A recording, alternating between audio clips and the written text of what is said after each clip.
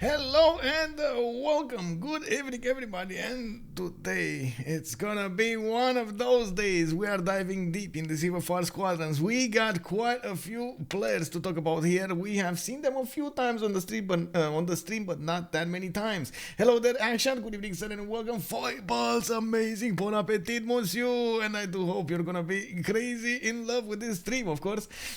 Miss Rock, good evening, sir, and welcome. Psycho Mike, hello, right on time. Yes, we do have also good shoot. Bonsoir, monsieur. Can't wait to see you at the LAN. Amazing. Oh my god, I'm still talking about getting all of the preparations done and so on for the LAN. Hopefully it's gonna be amazing. I hope you're gonna join us. Rafifi, hello there, sir, and welcome. Rewatch what happened. I really hope it's not gonna happen like yesterday. So yes.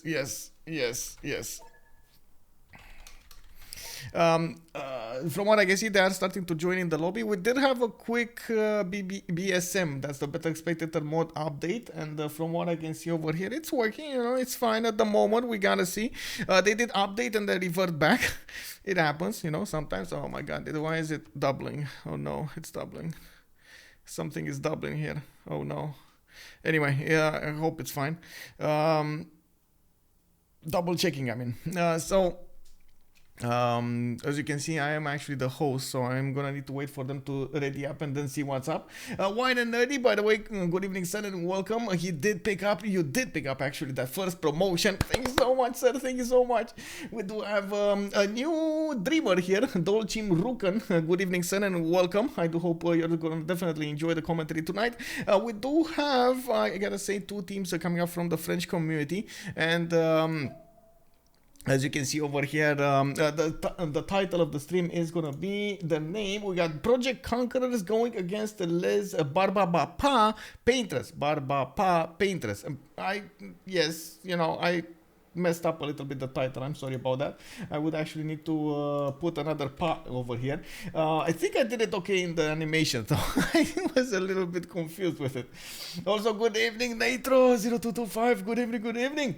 Making pizza for dinner. Oh, great. That's exactly what I had a few, a few minutes ago, 1 hour ago or something like that. Yeah. Okay, so coming back to this, this is a question or not? No. Okay, so what do we have here? We do have two maps banned for this week. It's gonna be Tilted Axis taken out of the rosters and 7 Seas taken out of the rosters. So they're gonna get to choose from the remaining map pool, and as you see over here, we got Highlands coming up here. Today it's gonna be quite a long one. Well, it's good, that I actually got some sleep right before the stream, and we got to play this. I gotta say, today was actually quite a weird one when it came to actually scheduling this stream, because initially, 2 days ago, I learned about the game. It was WCG going against SAS team, I believe, in the CPL Premier League. Amazing game. SAS Banana, WCG, both a very good game, very good teams. Today we heard that they will reschedule the game because there was some technical issue, something over there, and they couldn't make it. And I was like, oh my god, okay, what do I do now? What do I do now? I need to entertain. I need to actually get the word out there. Civ 6 is a great game, like everything else. Okay. So I asked, there was another game from Wildcard, but there was a little bit of a mix-up over there. A lot of private messaging between the teams and some streamers and so on and so forth. And instead of just bouncing through and trying to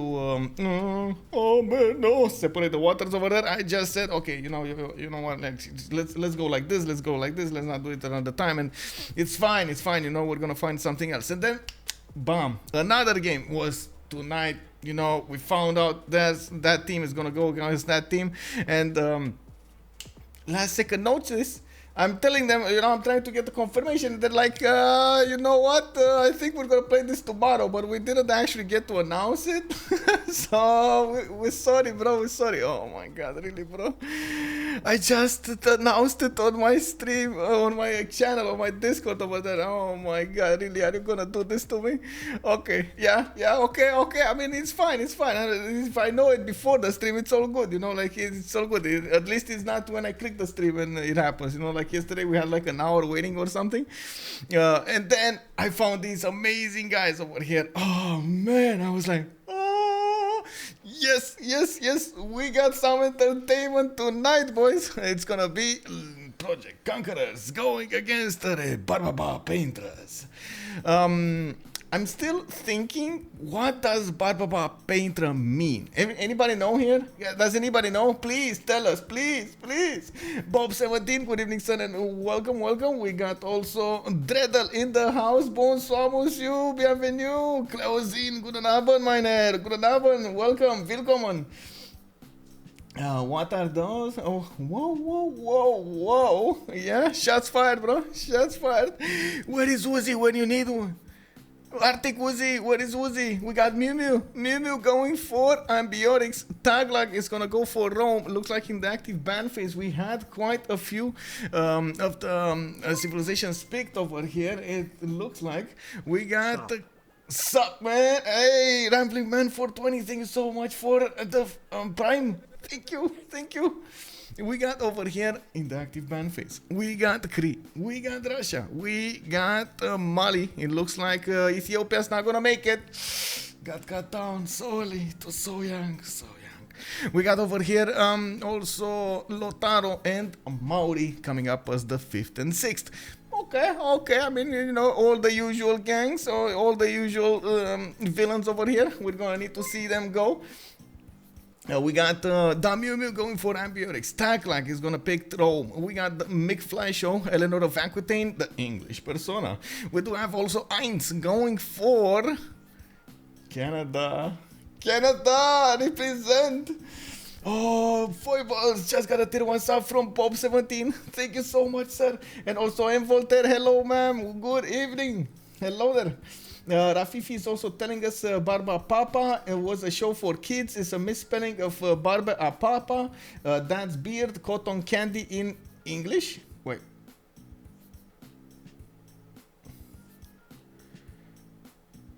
I'm a bit confused. Barbapapa. What is the cotton candy in English? Wait. Huh? Okay. I mean, it sounds great, but I'm a bit confused about the cotton candy in English. I got froze over there. Hell yeah, breakfast for dinner. Yeah, indeed. We got that. So beard stands for cotton candy in English. It's like seriously? Or Papa, it's cotton candy. That's actually how. Wait, really? Oh, that's actually what it means. What?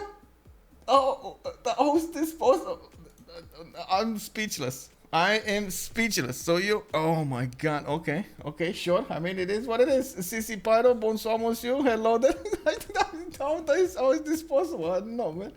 Yeah, it's very weird. But how do you give the kids the beard of your father? Like what? How? Anyway, it's fine. Now we do have over here 2 more civilizations banned. It looks like it is gonna be Teddy Rough Rider and Zulu coming up here, and I'm not so sure what they're talking about over here. taClaG is saying that with reversion or something, and then Aurum is pick already.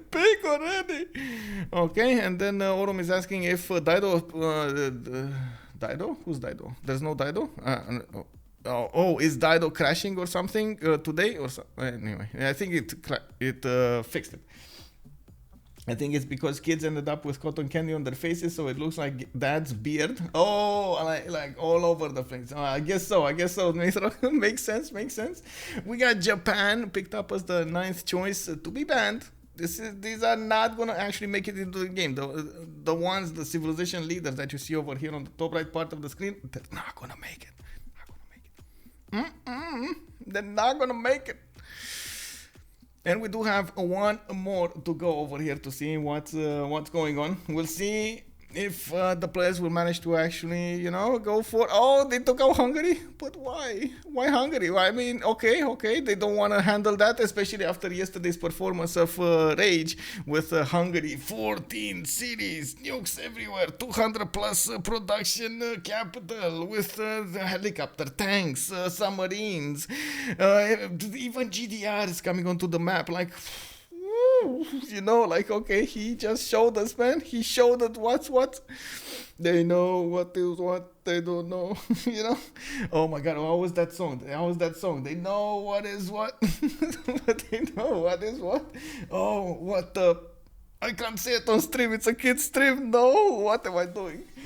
Did Hungary's team win yesterday? Yes, they did. They did manage to drop a nuke on Rome over there. And then they were like, no. I mean, you know what? We're going to hunt out that nuclear submarine. We're going to take care of it. But then they were like, you know what? Okay, you can have the game. It's fine. No, they were making a nuclear device in like 10 turns. It was, ooh, that's too much, man. What do we have over here? OTV Intaser Fear. Good evening, sir. Do I need to spell it differently? Georgia will be. Well, we're gonna definitely need to see how that works. Also, Akshat is commenting here. I thought Russia is auto-banned since war in Ukraine. Not really.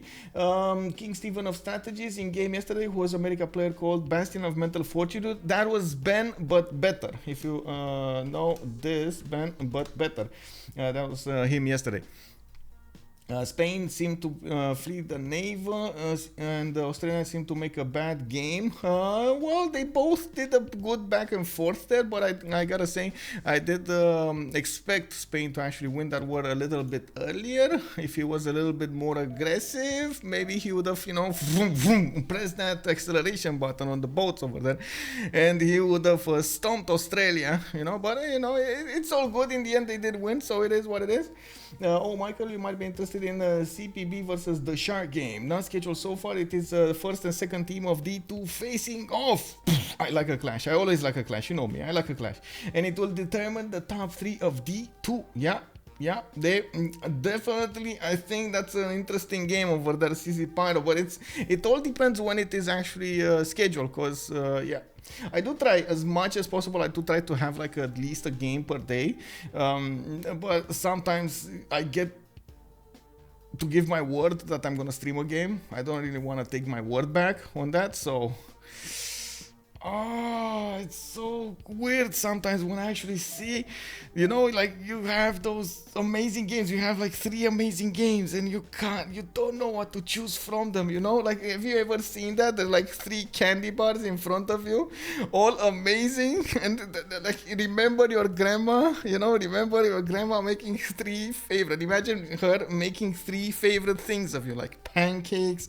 And they like, I don't want to say it. I don't want to go ahead of myself, but they're like 3 amazing things in front of you and you're made to choose from them, and you're like, I can't do it. Can I have like a little piece of all of them? Just a little tiny piece. We do have 4 more civilizations banned over here, picked over here. Looks like McFlyShow is gonna go for Kublai Khan China. We got Eins going for Philip II. Bevet is gonna be the one with Kublai Khan Mongolia, and then Picfix comes up with CDOC. I do think I need to actually get this. Give me a second. None over here. I think I needed to. Yeah, there we go. Open this up so we get to actually read the app and don't have that error with the thing. Okay, should be fine. Let me actually put my performance graphs on the right side so I actually see what's going on with my computer over here. Bing, bing, bing, boom, boom, boom, boom. It would be amazing if I actually had like a graph, one of those that actually prints, but anyway, it's fine. I'm getting ahead of myself over here. Fangario, good evening, sir, and welcome. Bob17, what no one told you about adulthood was that you can literally walk into a store and get 3 candy bars and eat them all. Oh man, no law against it and no need to wait for Halloween. But that's like, come on, that's not actually, like that's not what I'm talking about, bro. And I know I can walk into a store, but those custom made, cookies are not the same. They're not the same. They're better, stronger, faster. Custom made cookies, bro. Two Kublai Khans in one game. Well, it looks like we do have, the Kublai Khan Mongolia, and then we got the Kublai Khan China. They went for the Khans of Khans. Yeah. I don't know about that one, man. I don't know about that one. Also, got the Maratasu. Good evening, sir, and welcome. I gotta say, if you guys watched Gabriel Iglesias' last special, oh my god, that is just pure gold. That is just pure comedy gold. There is actually a passage in which he talks about what he did with his son during 2 Halloweens, and it's exactly what you're saying over there, Bob. It's exactly, you gotta watch that. You gotta watch it. It's amazing. Gabriel Iglesias, Unity Through Laughter or something like that on Netflix. It's unbelievable. I don't know if I can actually, talk everything about it. I don't want to spoil it for you, but it's amazing, man. It's amazing. I can't.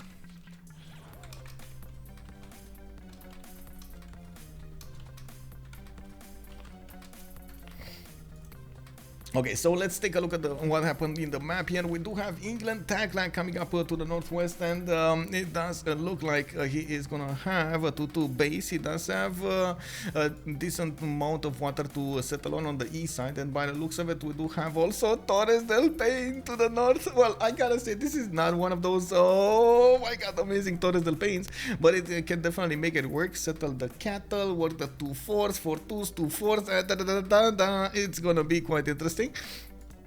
And he can go and settle it like second, third city maybe. I don't think. He can actually go for it second city. It's 1, 2, 3, 4, 5, 6, 7 turns to actually settle it. Then you're gonna get those turns back with all of the extra production and food. I approve this message. We do have also to the west side in Inland Sea, well, in one-tile lake, a few one-tile lakes with those rivers going between them. He's gonna actually end up not that far away from Spain. And looking at this, Spain and England are from different teams. The thing is, in this scenario, actually, I think Spain is going to be much more interesting than England when it comes to those units. Of course, we do know that Spain does benefit from conquistadors. Those actually hurt quite a bit if Spain gets all of his cards in. And I do believe Eins over here is going to try to benefit from the continent split. And what I do see actually, he's thinking on what continent he wants to be on. This is very important. So, there was a nerf indeed for the missions, the unique improvements of Spain. The nerf did take a little bit from its shine, but still it's much better to have the missions on a second continent, like on a different continent. So when you're talking about this, you do have to settle your capital on a continent, and you're thinking in this kind of scenario, okay, where am I gonna settle in? Where am I gonna expand in, so I can get those missions, so I can get double points from the trade routes and so on and so forth. So he's, by the looks of it, he's actually gonna go for this one. On the west side, he's gonna go for the green continent, Europe, and then he's gonna use your America to go for the other settlers. Interesting choice. It can work, definitely can work. The bad thing in this scenario is England is actually gonna be able to redcoat him. We got a nice Petra Desert. Wait, there's a Petra Desert somewhere? Oh, here. Oh my god, there's like a one tile over here for a Petra, and then all of that beautiful desert. Yes, you nailed it. And Sasu, good evening, sir. Woo, woo, woo. Yay, yay. Yeah, we're going. A flying kumquat. Hello there, sir. Actually, what is let me actually take a look. Every time, man. You're getting me every time. This is unbelievable. Ben, your name is amazing. Okay, so kumquat is a plant, and it says are a group of small fruit-bearing trees in the flowering plant family Rutaceae. They're taxon. Okay, interesting. So they're basically like oranges. Are they like oranges over there? Unbelievable. Can you imagine flying like? Oh my god. Orange things flying all over the place. Wait, did someone? Oh my god, did they not update the mods? Anyway, I guess it's fine. We do have the Gauls coming up over here on the right side. That looks south of England, and from what I can see, he can actually go for that 3 cattle tile. Also, from what I can see, he does have an amazing, oh my god, actually multiple amazing oppidums. One of the Gaysat over there is going to be a +6, a +7 actually when he's going to get the mines up. Another one to the south, another +4 here. Very, very good oppidums everywhere. I'm very surprised with, actually, there we go. We saw him think about it, because, I mean, that's not, you don't even need to think about it. You just plan that city and go with it, you know? Anyway, we do have the Meuhmeuh coming up with scouting 3 tons. He just settled next to one of those very, very nice and juicy tiki huts. You know, these people will treat him nicely. We got the tiki huts over here next to Aduatuca. They're gonna do well. It's all good, it's all good. We do have also Galapagos Islands coming up over here on the east side. Looks like Xanadu is gonna be Mongolia's capital city with a 2-1 base. He also has, from what I can see, a decent amount of that's not gonna be well. That's not gonna go well. I want to say good things about this, but I can't. At this point, I can't. It's just no. No. I mean, okay, sure, he's gonna get to settle a few cities on the coast, but he's not. Did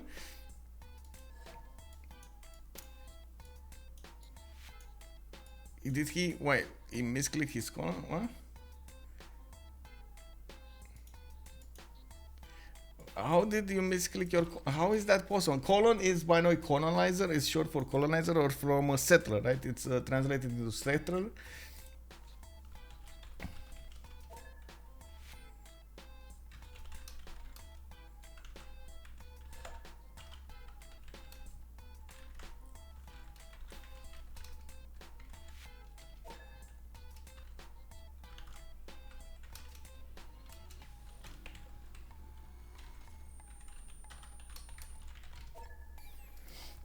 Colony settler, yes. Someone put his settler at the bad place. Let's see who it is.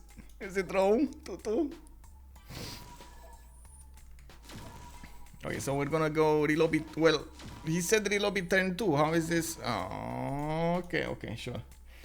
I stand connected. Okay, then we go. Yeah, okay. Let me actually go for this.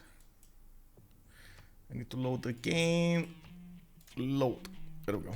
And then I need to refresh this page so I can actually get the link. Oh, not there. Oops.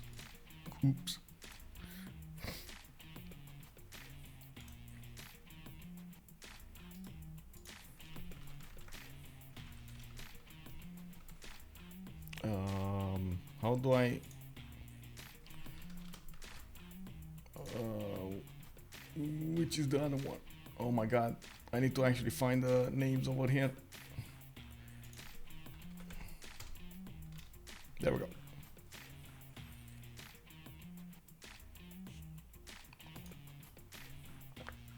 Okay.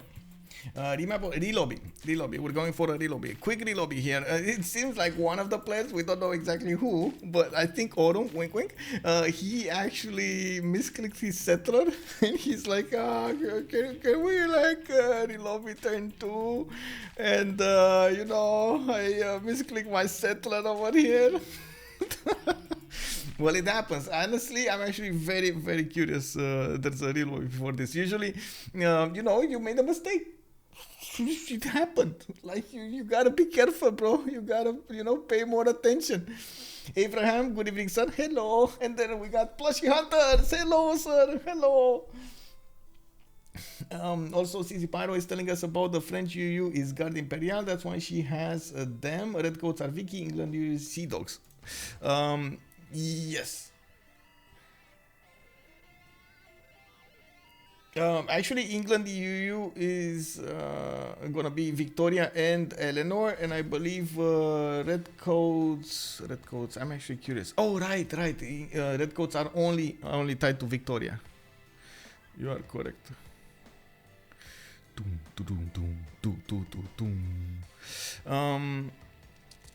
I think everybody's getting back into the lobby here, and I think I'm gonna need to actually go really quickly, not very, very fast, and get juice. I want to get some juice. I went to the store today and I got some juices for, you sometimes need some sugar. I don't know if you guys think that I'm talking too fast sometimes, but sugar rush is a sugar rush.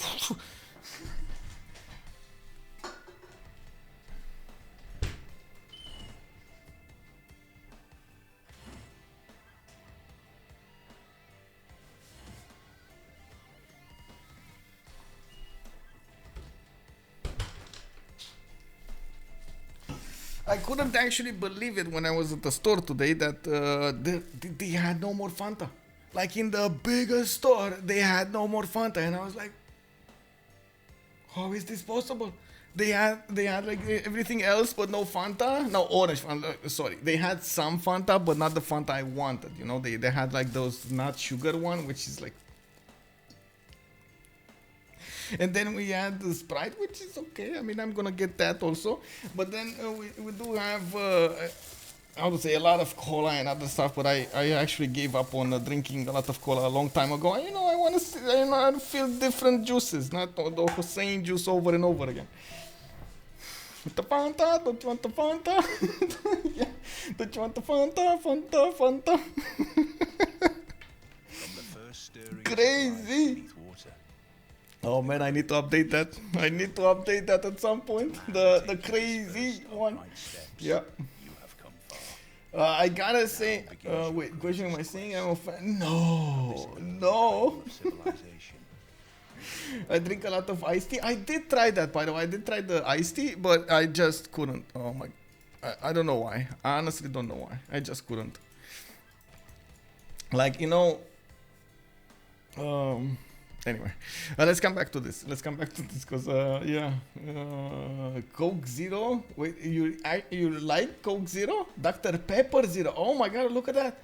We actually, like, I need to try those. Well, Coke Zero I know. Dr. Pepper Zero I don't know. Also, who made the mistake? That's a good one actually. Let's find out who made the mistake. Why is Korea? Oh, wait. Why is he non-fresh? Did he actually settle in place? Did he actually settle in place here? Oh my God, Picfix, bro. Also, I see something, by the way. Unfortunately, I think the computer, because I closed the computer, it's a little bit weird in the top screen. Big brain Korea. Well, he's gonna make it. The thing is, those Seons don't actually get bonuses from geothermals, as far as I know. Let me actually take a look. Once. Okay. That's how you say it, actually, with the right? That's how you pronounce it, with once. Let's see. OnSpot, thank you. Okay. I think that's an impression of what I said. That's what I said. Yeah. I think that's what I said, man. Great, it's good. Dr. Pepper Zero also tastes very similar to the original. Okay, interesting. I didn't know that. I'm gonna try them out. Let's see, we do have Xanadu coming up over here. Bevet is gonna get to place a city next to Galapagos Islands. Not gonna be good. Like this, okay, this, like looks, it shines because it has like some blue stuff on it. Not gonna be good. From what I can see, he does also need probably to go against the East, and Korea is going to be so close to him. I'm actually quite afraid for Korea here. I think if they find each other, they're probably going to want to remap this. Remember, they have remap tokens, so this is something that I actually managed to miss last time. Let's go for the who wants the remap, and let's go for 2 men. How many remaps? Paul, prediction really quickly. We got Highlands map coming up over here. 2 teams. We saw the first map. We got them going over here. This is turn 3, and we're going through the spawns. You guys get to use your channel points to get more channel points, or lose some channel points. It is what it is. And we're going to need to see who's going to get that. Okay, and we do have McFlyShow coming up to the north with Kublai, China. Looks like he's gonna get the scout out in 1, and by the looks of it, he's gonna get Pio Tahi to the west side. Not bad. A bit of a lack of fresh water over here everywhere to the south and to the north. These are inland seas. They're not gonna give him the fresh water. You see the whitish green over here is appearing. That means no fresh water, but it is still coast. You're still gonna get at least one housing. We do have him also with a decent amount of land to settle. To the southwest he has a lot of land, to the northwest has a lot of land. It's just the quality is not there. We do have also Korea coming up with 3 geothermals. He is gonna need to actually put really quickly his Seon and start generating that very nice and juicy science. Again, like I was saying, the geothermals don't actually give Korea over here any extra bonuses, which is unfortunate actually. Can you imagine a Seon with a +6? Oh my god, and another +2, that's 8, and then you put the mines out and then get some more. Oh my god, yes, this is better than a pancake, bro. Chocolate pancakes. Yes, you smelled it. Tolkien, 2 remaps. You think they're gonna go for 2 remaps? Well, we'll see. We got only 30 seconds to go. 30 seconds to go, guys. Let's go, let's go, let's go. Put the points in, put the points in. Let's go, let's go. Nobody actually voting for the 2 remaps. Wow, everybody's going for the 1 remap. Okay, I see how it is. I see how it is. Let's go for Rome over here. What do we have? We got the Djydd coming up over here with Rome between the mountains. He's gonna get a 1-3-1 ivory tile to work, and quite a few other 2-2s with a 2-2 base. He does have 2 scouts coming out. We're turn 7. This is the major thing, by the way. If these guys meet, I think it's automatic remap.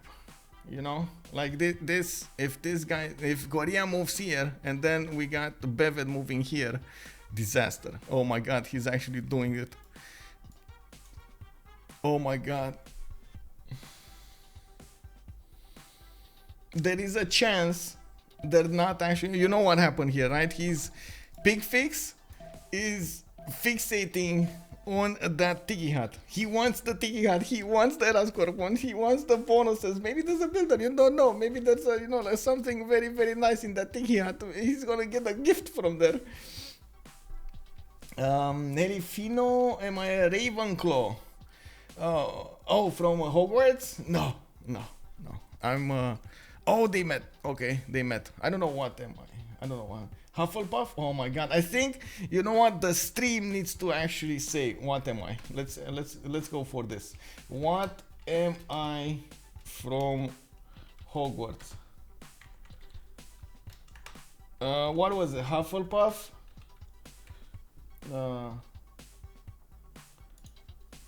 Ravenclaw. Wait, houses of Hogwarts. Gryffindor. Oh my god, I'm gonna miss this. Oh, wait.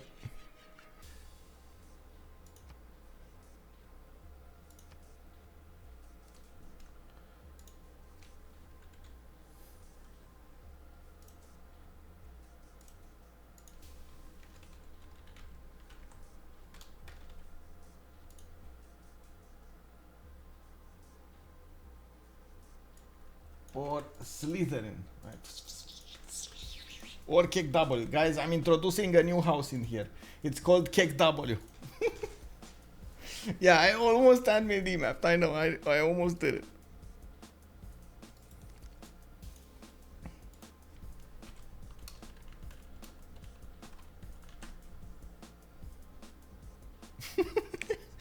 Wow, both of them wanted to remap. Okay.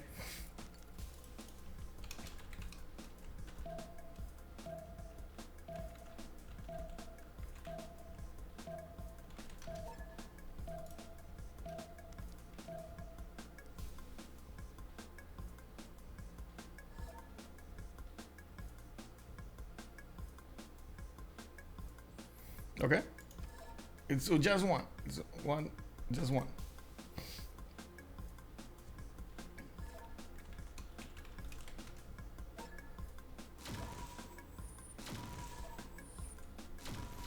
Yeah, I think I'm gonna go for a fresh lobby here. So what are you guys choosing here? We got, okay, you're making me a Hufflepuff.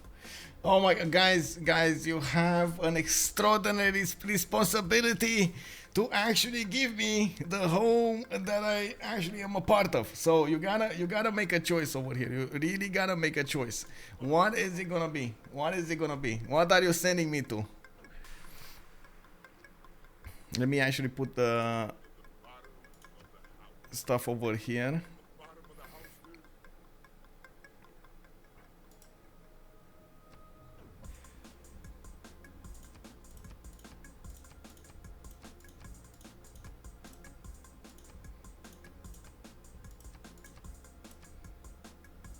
Wait, 1 2 2 1 2 2.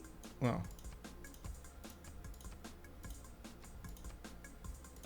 Okay, there we go.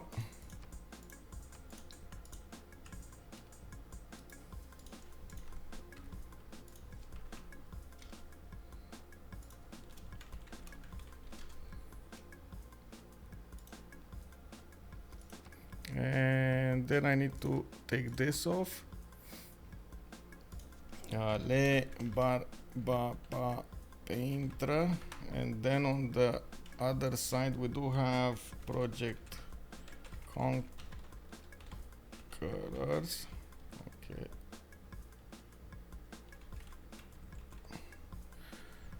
I think that's it. And then no barbs. Okay, no mappings, it's fine. This is gonna be Highlands.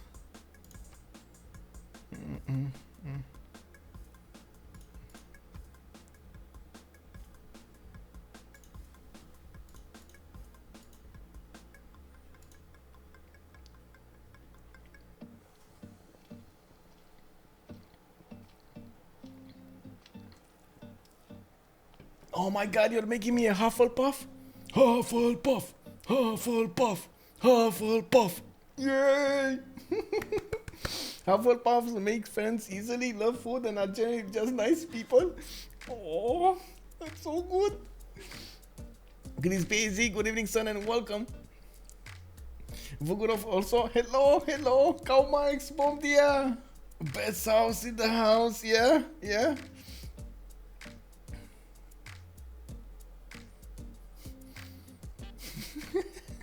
What do you mean I make? Do I think you're a... I meant that in the nicest way. In the nicest way possible. You know? Nicest way possible. Fairbanks is saying apparently because I have red hair, I'm automatically a Gryffindor. Yeah, I mean, yeah. You know, it is what it is. Literally is what the bad boys have.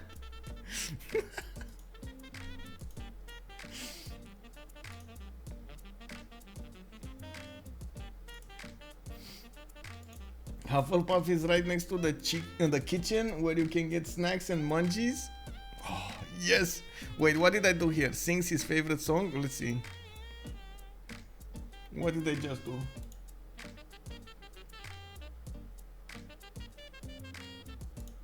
What is this, guys?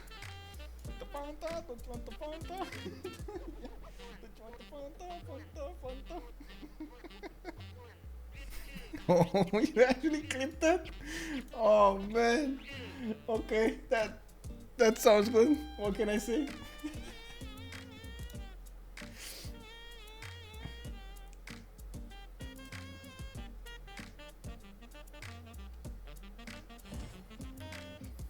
Barbapeintres did a remap. Was a display bug because of the name colors? Yes, it was only one remap. They did one of them remap.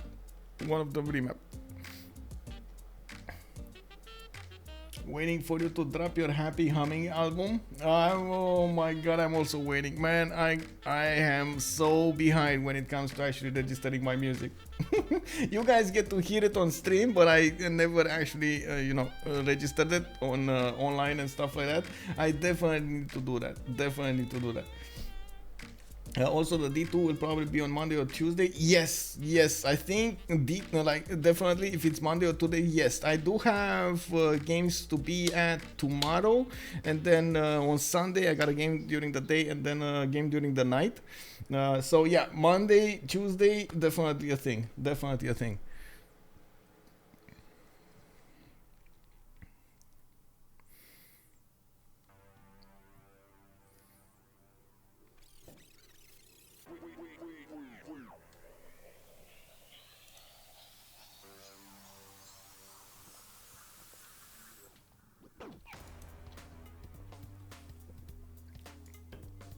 I call for for the Hufflepuff and Slytherin houses to better synergize their meat and snacking habits.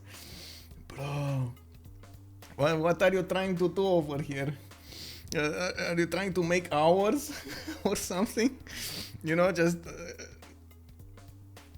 trickle down economics when it comes to snacking? What do you mean? You get like 3 picks of chips today, 2 picks of chips tomorrow, and so on and so forth. How is this? Only Mars bars on Tuesdays, and anything you can eat Wednesdays. Is that a thing? Can we actually do that? Is that a thing? Can we do that? Anything you can eat on Wednesdays? Maybe some crispy Fridays. I see how it is. Some crispy Fridays. Woo! That sounds dangerous. Yes. I can only imagine. Like during Monday and Tuesday, you're good, But then you hit Wednesday and you're like people fat over here with a lot of stuff in the belly.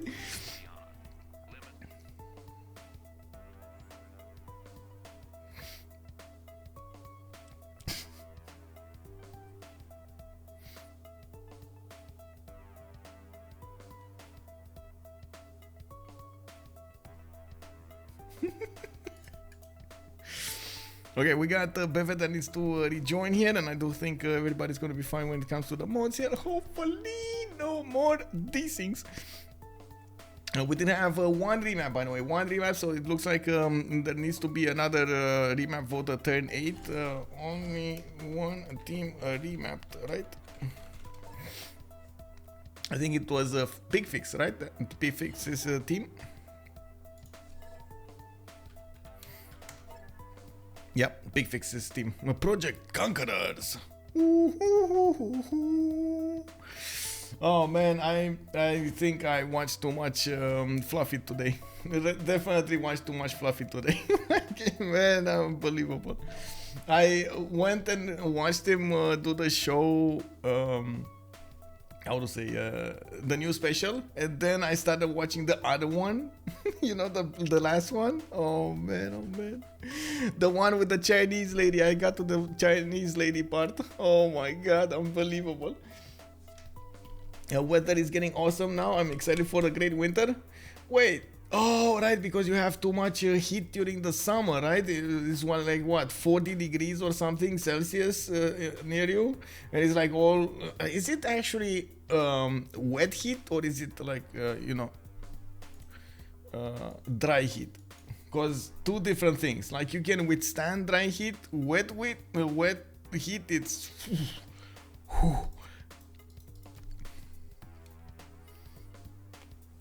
dry heat all summer. Okay. Hello, Project Cisco. Good evening, sir, and welcome.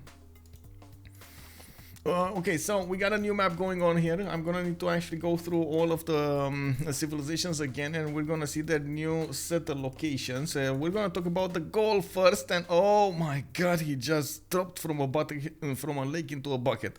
Look at this. We got the Meuhmeuh going for. Unfortunately, man, he only has like one single stone tile to the west side. That's it. That's it, bro. Oh, he gonna have some trouble. He not gonna like this, boys. We got the goals over here, of course, with some area to the northeast. He does have some fresh water from the rivers and from the lakes. This is a big lake, by the way. This one that you see over here, it's called Lake Neuchâtel, and from what I can see, he is gonna get a lot of fresh water from it. Not bad. That's actually quite good. We do have him with a decent amount of land to go for the northwest, the west, and the southeast. Again, not bad. The only problem I see is, of course, the lack of amazing oppidums in the capital, especially after we saw that +6 in the capital, +7 in the capital. You can't even compare +2 anymore, like you can't do it. You just can't do it, What do we have here? Gold Sadness. Yeah, Gold Sadness indeed. Let's take a look at the next one. What do we have? What do we have? Is there anything in the Tundra? No, nothing in the Tundra. Do we have anybody here? Oh my god, that's a long way for somebody else to be there. Okay, we got Spain coming up over here with a continent split. He's gonna be on the white continent, Colombia. And then we do have him with an option to actually go for a 2-1 ivory tile if he wants to. He can just jump over the river. Oh man, he just settled in place. Never mind. He could have jumped over the river and settle the ivory tile. Looks like he wants to have a stronger harbor, which is not bad, especially on Spain here. We do have him with a decent amount of inland sea to go for. He doesn't have anybody on this sea to trade with, which is a bit actually awkward, but it is what it is. And from what I can see, he's gonna have to settle on the other continent on the east side. Not bad, because he does have these tiles over here next to the 3-2 banana. He's gonna get the food, he's gonna get the hills, the production, and so on and so forth. That is gonna be amazing. Okay, there we go. Plus 5 amenity. Oh yeah, this one is gonna be awesome. This is gonna be awesome, by the way. This lake is gonna be unbelievable with the amenities. Let's take a look at the next one. What do we have? Namatol over here. We do have taClaG. taClaG is gonna be, of course, playing England, Victoria. And we do have, actually, wait, no, this is England Eleanor. This is England Eleanor. I don't know why. Oh, yeah, because it's white. That's why. Because I see white and I'm thinking Victoria. But it's actually Eleanor. No. Anyway, we got the scouts coming up in 3. It looks like he is going to get this inland sea to settle on. Not that big though. He's only gonna have like maybe 2 cities and that's about it. And from what I can see is kind of lacking even 1 tile lakes to settle on. He's probably gonna be forced to go north over here and settle some cities, which is gonna open up the way for Spain to go against Spain. You can see they're not that far apart, and again Spain is gonna have an opportunity to go with those conquistadors against the poor old Eleanor here. I do believe Eleanor taClaG is going to have a bit of a challenge during the mid to late game, but we're going to need to see how he's going to plan out his districts, how he's going to get those extra points coming up from his great works, and so on and so forth. All triangle, hello there, sir, and good evening. No, caught the beginning of this time. Yay! Welcome. To the northeast, we do have Canada, and it looks like he's gonna have a 3-1 base. He does have a builder coming out from that city center, and he's gonna have 1 and 2 deer tiles to the west side. I do also notice he's gonna have 2 more cities, 1 to the north, 1 to the west, but this is not that big of a tundra here. He's gonna have more tundra on the east side. Not doesn't have a lot of fresh water though, and he's gonna go dangerously close to Sunduk, and that's gonna be the Korean Empire played by Picfix, with Mount Roraima between them. We do need to see how Aurum is going to want to play this. He does have an interesting setup to the south. 3 silk tiles in the same city? Oh my god, that's very nice. That's a lot of culture right off the bat over there. Well, the moment, of course, he's probably going to want to go for the Gods of the Hunt Pantheon. He does have 2 deer tiles in the capital, but unfortunately, I can't really say I want to see this because he doesn't have any other anywhere else. Like 2 deer tiles in the capital for 1 Pantheon doesn't seem like it's going to be enough of a trade. So he's going to need to make sure this is going to give him the necessary points later on in the game. I doubt it. I said I doubt it. Have a good one, Foibles. Have a good one, and of course I hope you enjoyed your lunch. Thanks for letting me hang out. With much pleasure, sir. Always an honor to have you here on the stream. Oh wait, what is that anomaly? What are those yellow hills above Ottawa? Yeah, that's BBS. That's just BBS things. BBS does what BBS wants. You know, like it's BBS. Whatever they were looking at belong the land before time. BBS actually removing 4 production from. Yeah. It did.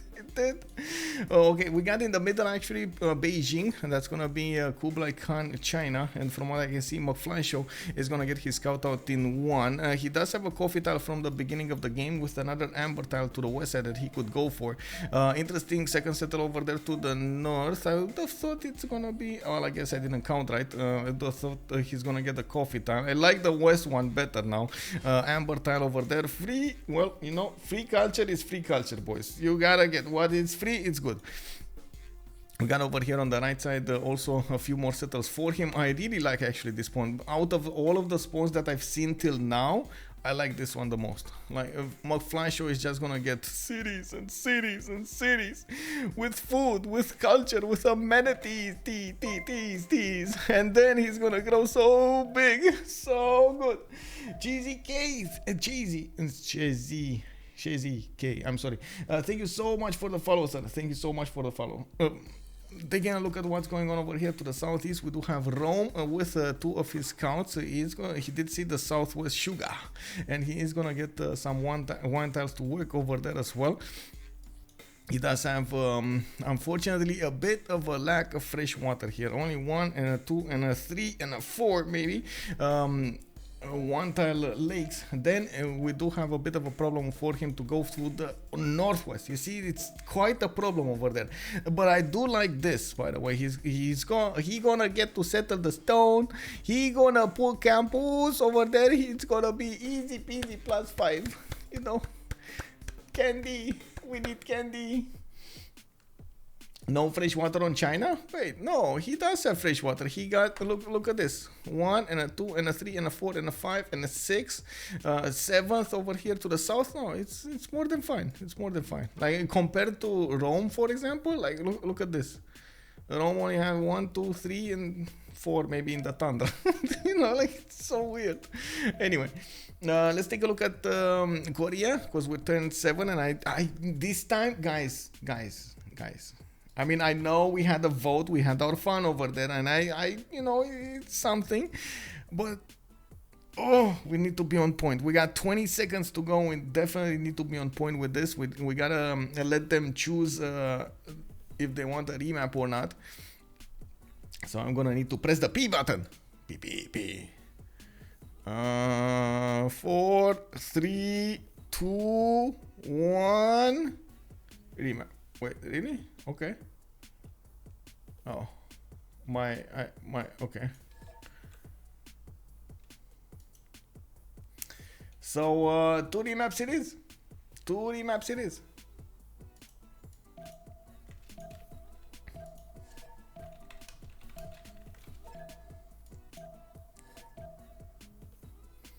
Canada is kind of by themselves up there. Yeah. Okay. Let's put a helper.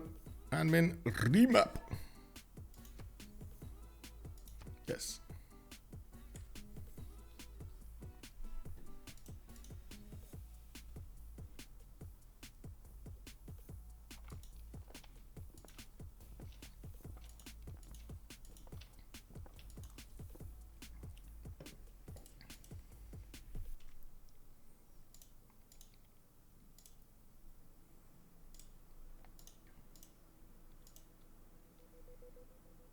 Hello?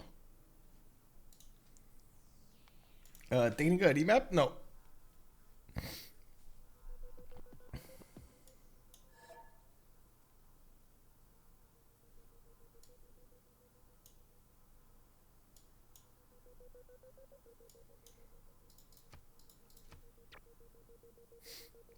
Oh, I did put the...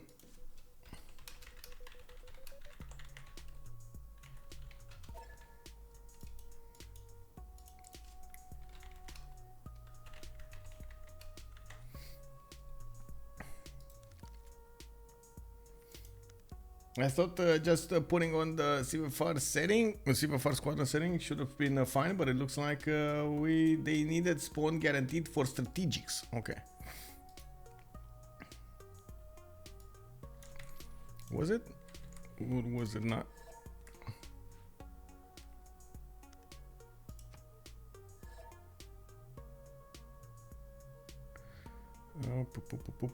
Yeah, it's standard. Okay.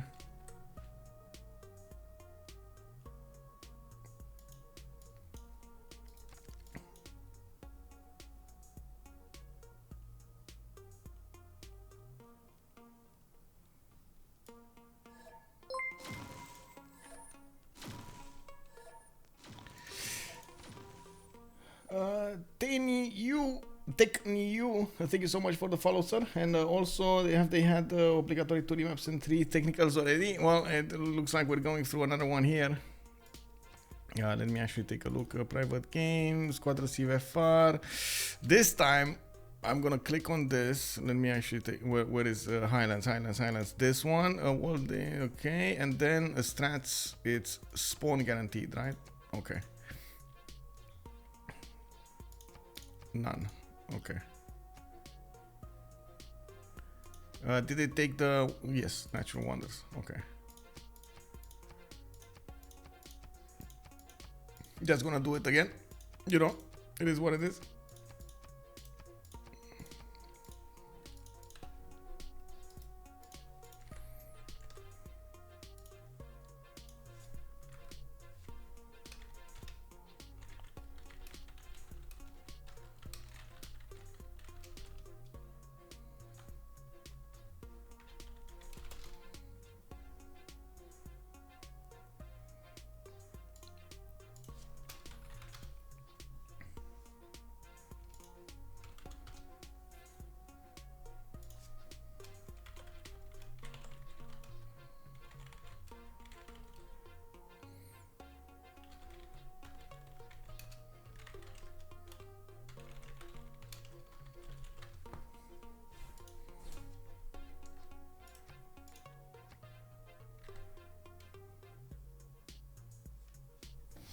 We do have a few changes over here. Yeah, Matt. Oh, right. Thank you.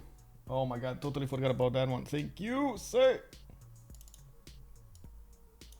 Let's see. Hi, Alan. Yes, I'm the host over here. Let me actually take a look. Send the players the links. I guess they don't have the link, so they can't click on the link. Let me see. There we go.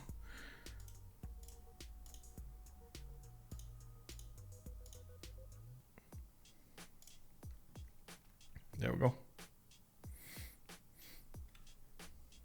Where my cats at? I think they're downstairs. As far as I know, one of them was around my bed. The other one was hunting meat around my grandma. He's like, are you gonna drop some meat? Are you gonna drop some meat? Like, I'm here. Hello, you can see me. I eat meat. He's like, oh my God, all over the place. Whenever my grandma makes food and she deals with meat around the table, he's like, meat. You know. Can you name the team too? Yes, sir. Yes. Let me actually go for the teams as well. Team 1, you know.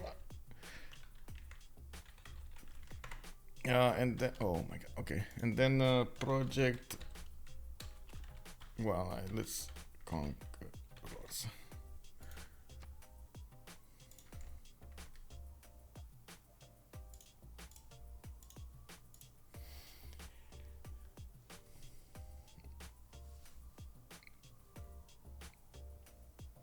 Also, good evening, Monkey Mazaru. Calling out the Rome Easy Aqueduct. Yeah. It seems like it will be an easy would have been an easy aqueduct. Now I gotta say I double checked, so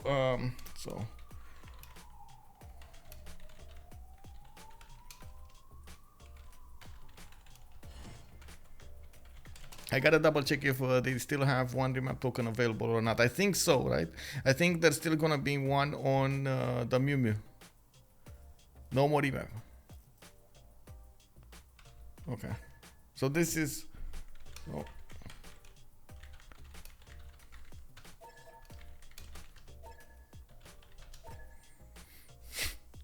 Whatever happens. This is gonna be the map.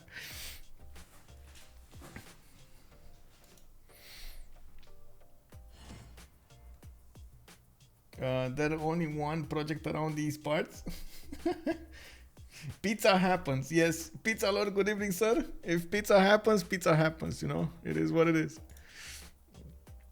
They do need to choose right now. Oh my God, Kublai Khan Mongolia. Like if he ends up next to somebody like Ambiorix from the beginning of the game, ooh, that's gonna be a big problem. That's gonna be a big problem. Pizza is gonna happen tomorrow for me. Oh, nice.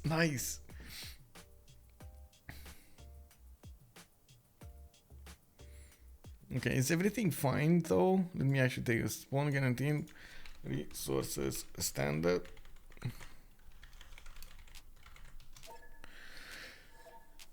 Just wanna, I don't know, with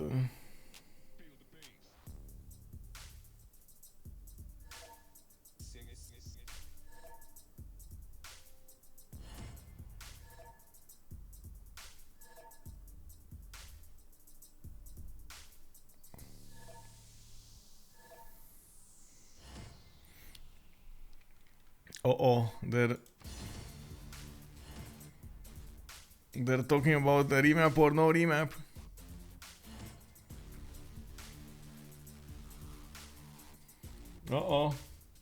You don't know what's gonna happen here.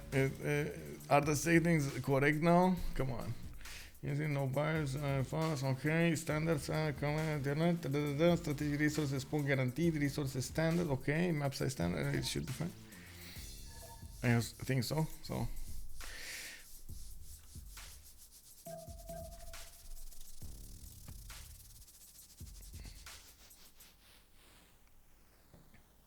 So pizza in Civ will be a hexagon. Yes, exactly. You need to cut it on 6 sides.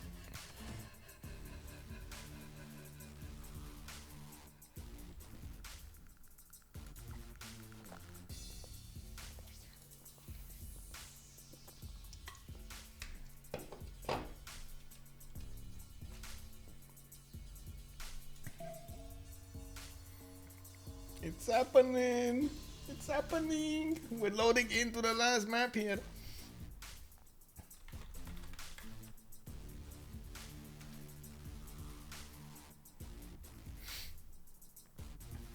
Just waiting for the map to load, and we're gonna go in and see what's up, what's going on, what did they spawn with, how is this gonna happen?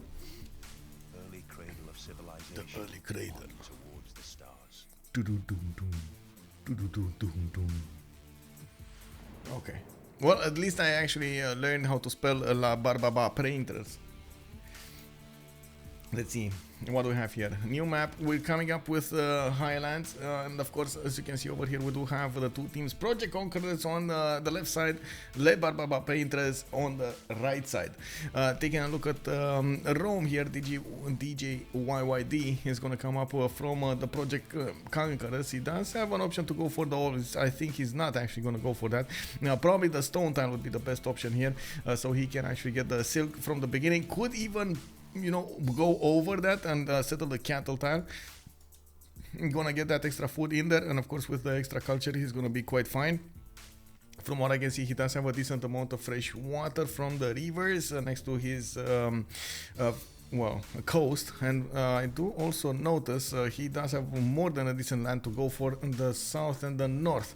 A bit of an issue here with the Gauls coming up to the east side. He's gonna have to fight at some point the middle with the Gaul starting up on a 2-2 base. He does have a possible +4 Oppidum, +4, and that's about it. Does he have some more? No, but still a +4 Oppidum is gonna be quite nice, and by the looks of it, he is gonna get multiple settles with those +4 bonuses. He does have more stone tiles to the southwest, more stone tiles to the north and to the west side.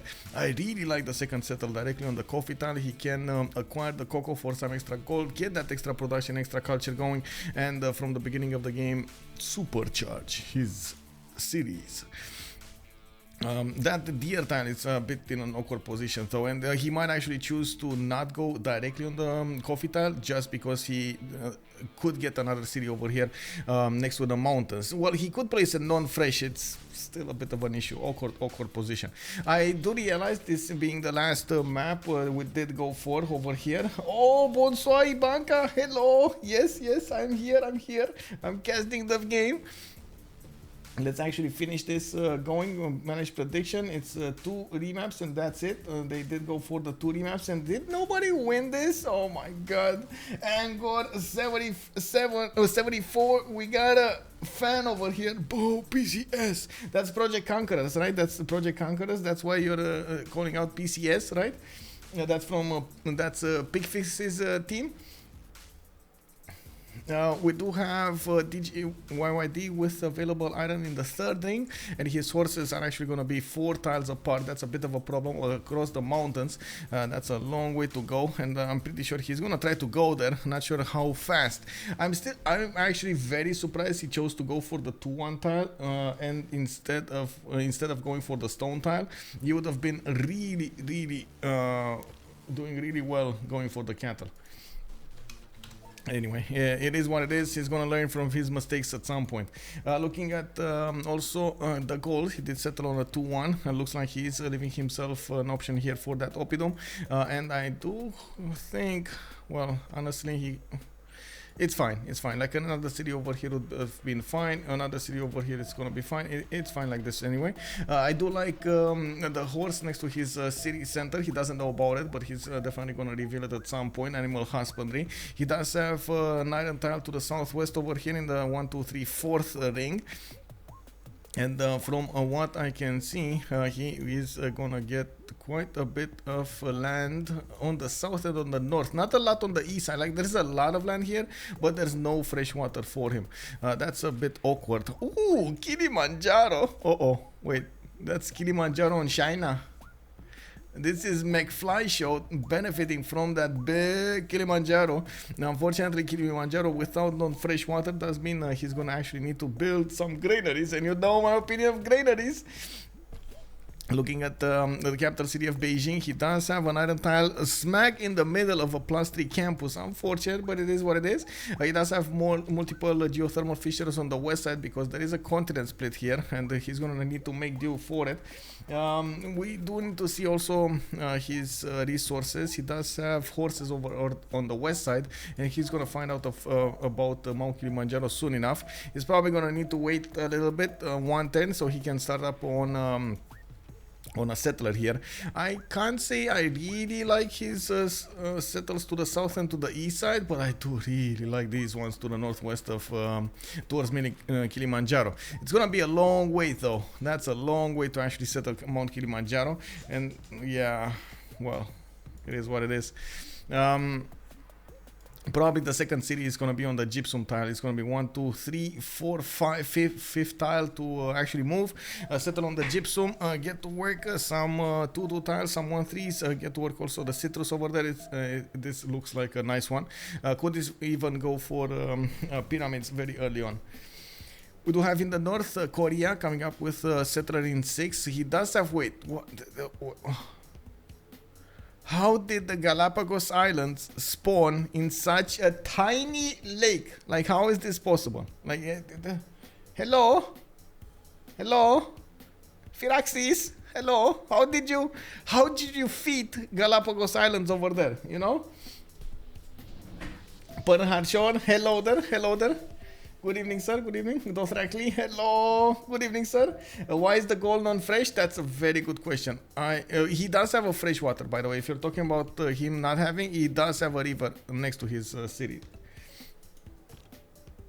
We do have Gyeongju coming up with a settler in 410s, and from what I can see, he is gonna get quite a few hills to settle those seons. He does also have a decent amount of fresh water coming up from the rivers on the east side, and I do see he has a few one-tile lakes, not a lot of them, but definitely a few of them. And he does have a lot of space between him and his opponents, which is good. He's gonna get to sim to his win over here, and I do believe this is gonna be an advantage. That's a strong mausoleum city. Oh, can you imagine? Mausoleum at Halikarnassus in the tundra for Galapagos Islands. Oh man. Look, I'm gonna put it closer. Yes, screenshot this. But don't put it anywhere. Like, if you put it somewhere, maybe in my how to say, maybe in my Discord, or I don't know, Reddit or something, because I don't want to give any information to the teams, so be careful not to give the information to the teams. We got Spain over here coming up with, oh wait, whoa, Korea does have access to iron, 4 tiles apart to the south, and I do see a clear lack of horses in the first rings. He does have a horse tile to the northeast over here, but he's gonna need to actually settle for it. A bit unfortunate though, he doesn't have those strategic resources at hand, and he's gonna have to do something to work it. Wait, what's happening here?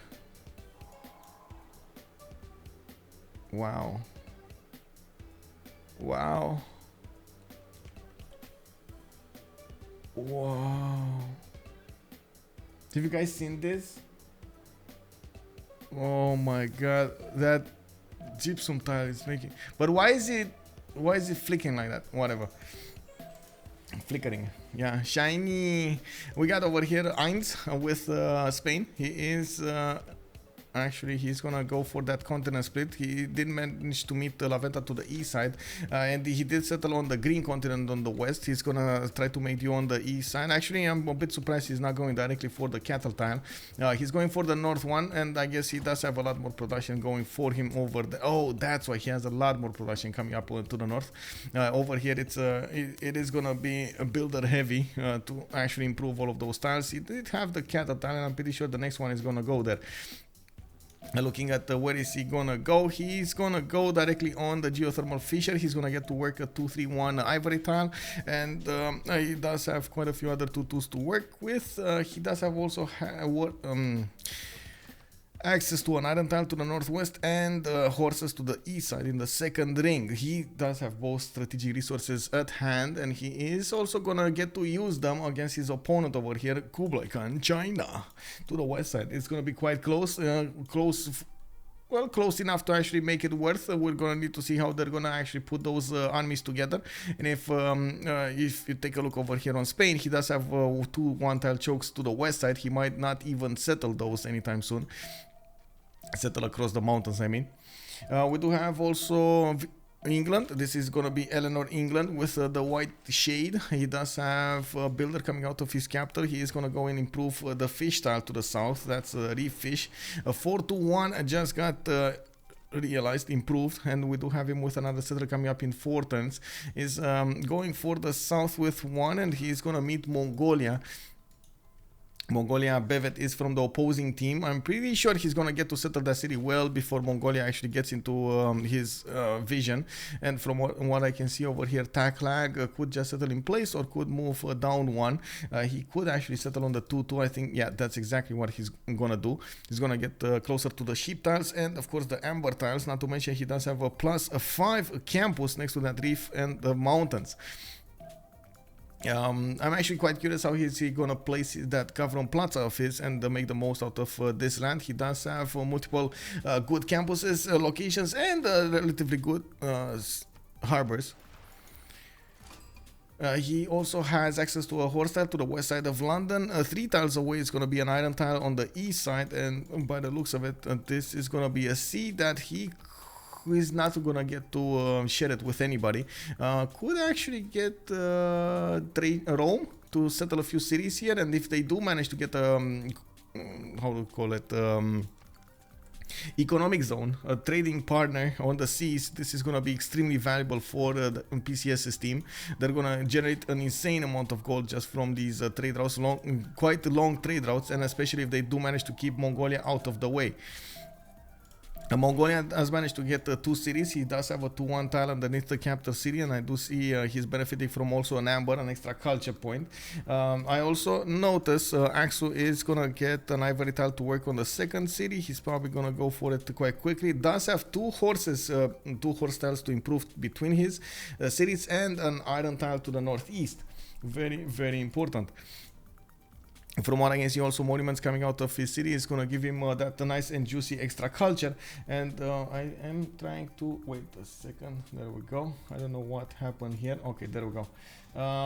We do need to see if Mongolia is going to try to go against somebody from an early stage of the game. Of course, Kublai Khan Mongolia, well, I can't really say is well known for those Keshik attacks, but he can definitely make them work.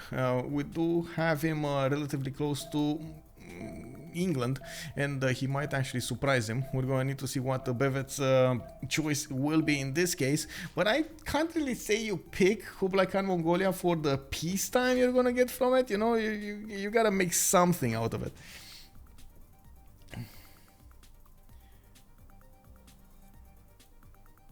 give me a second. I was looking for something. Okay. Well, taking a look at the game over here, we're turn 15. We do have the second settlers of the players. We do know the strategic resources, and we got the opening moves. Looks like that city center did go quite close to the deer tiles. Did not acquire the coffee tile for some extra culture, but he's working the coffee tile. He's working the cocoa for the extra gold, and from what I can see, he just bought a builder. Gonna start improving his tiles over here to the southeast. Oh, Canada. We didn't see Canada. Yeah, this is the first time we get to see Canada. Canada, okay. Canada is gonna get his city on the northeast. Interesting choice to actually go for out of the tundra here. Can't say I really blame him. He does already have 2 deer tiles improved in the capital with a 1-4 mine.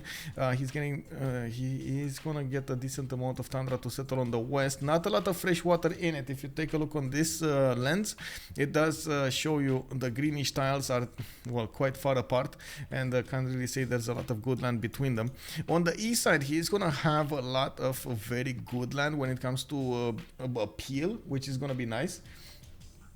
Good shot asking us if he can see the CS. Yes. Can you steal a worker with a worker? Nope. Nope, you can't.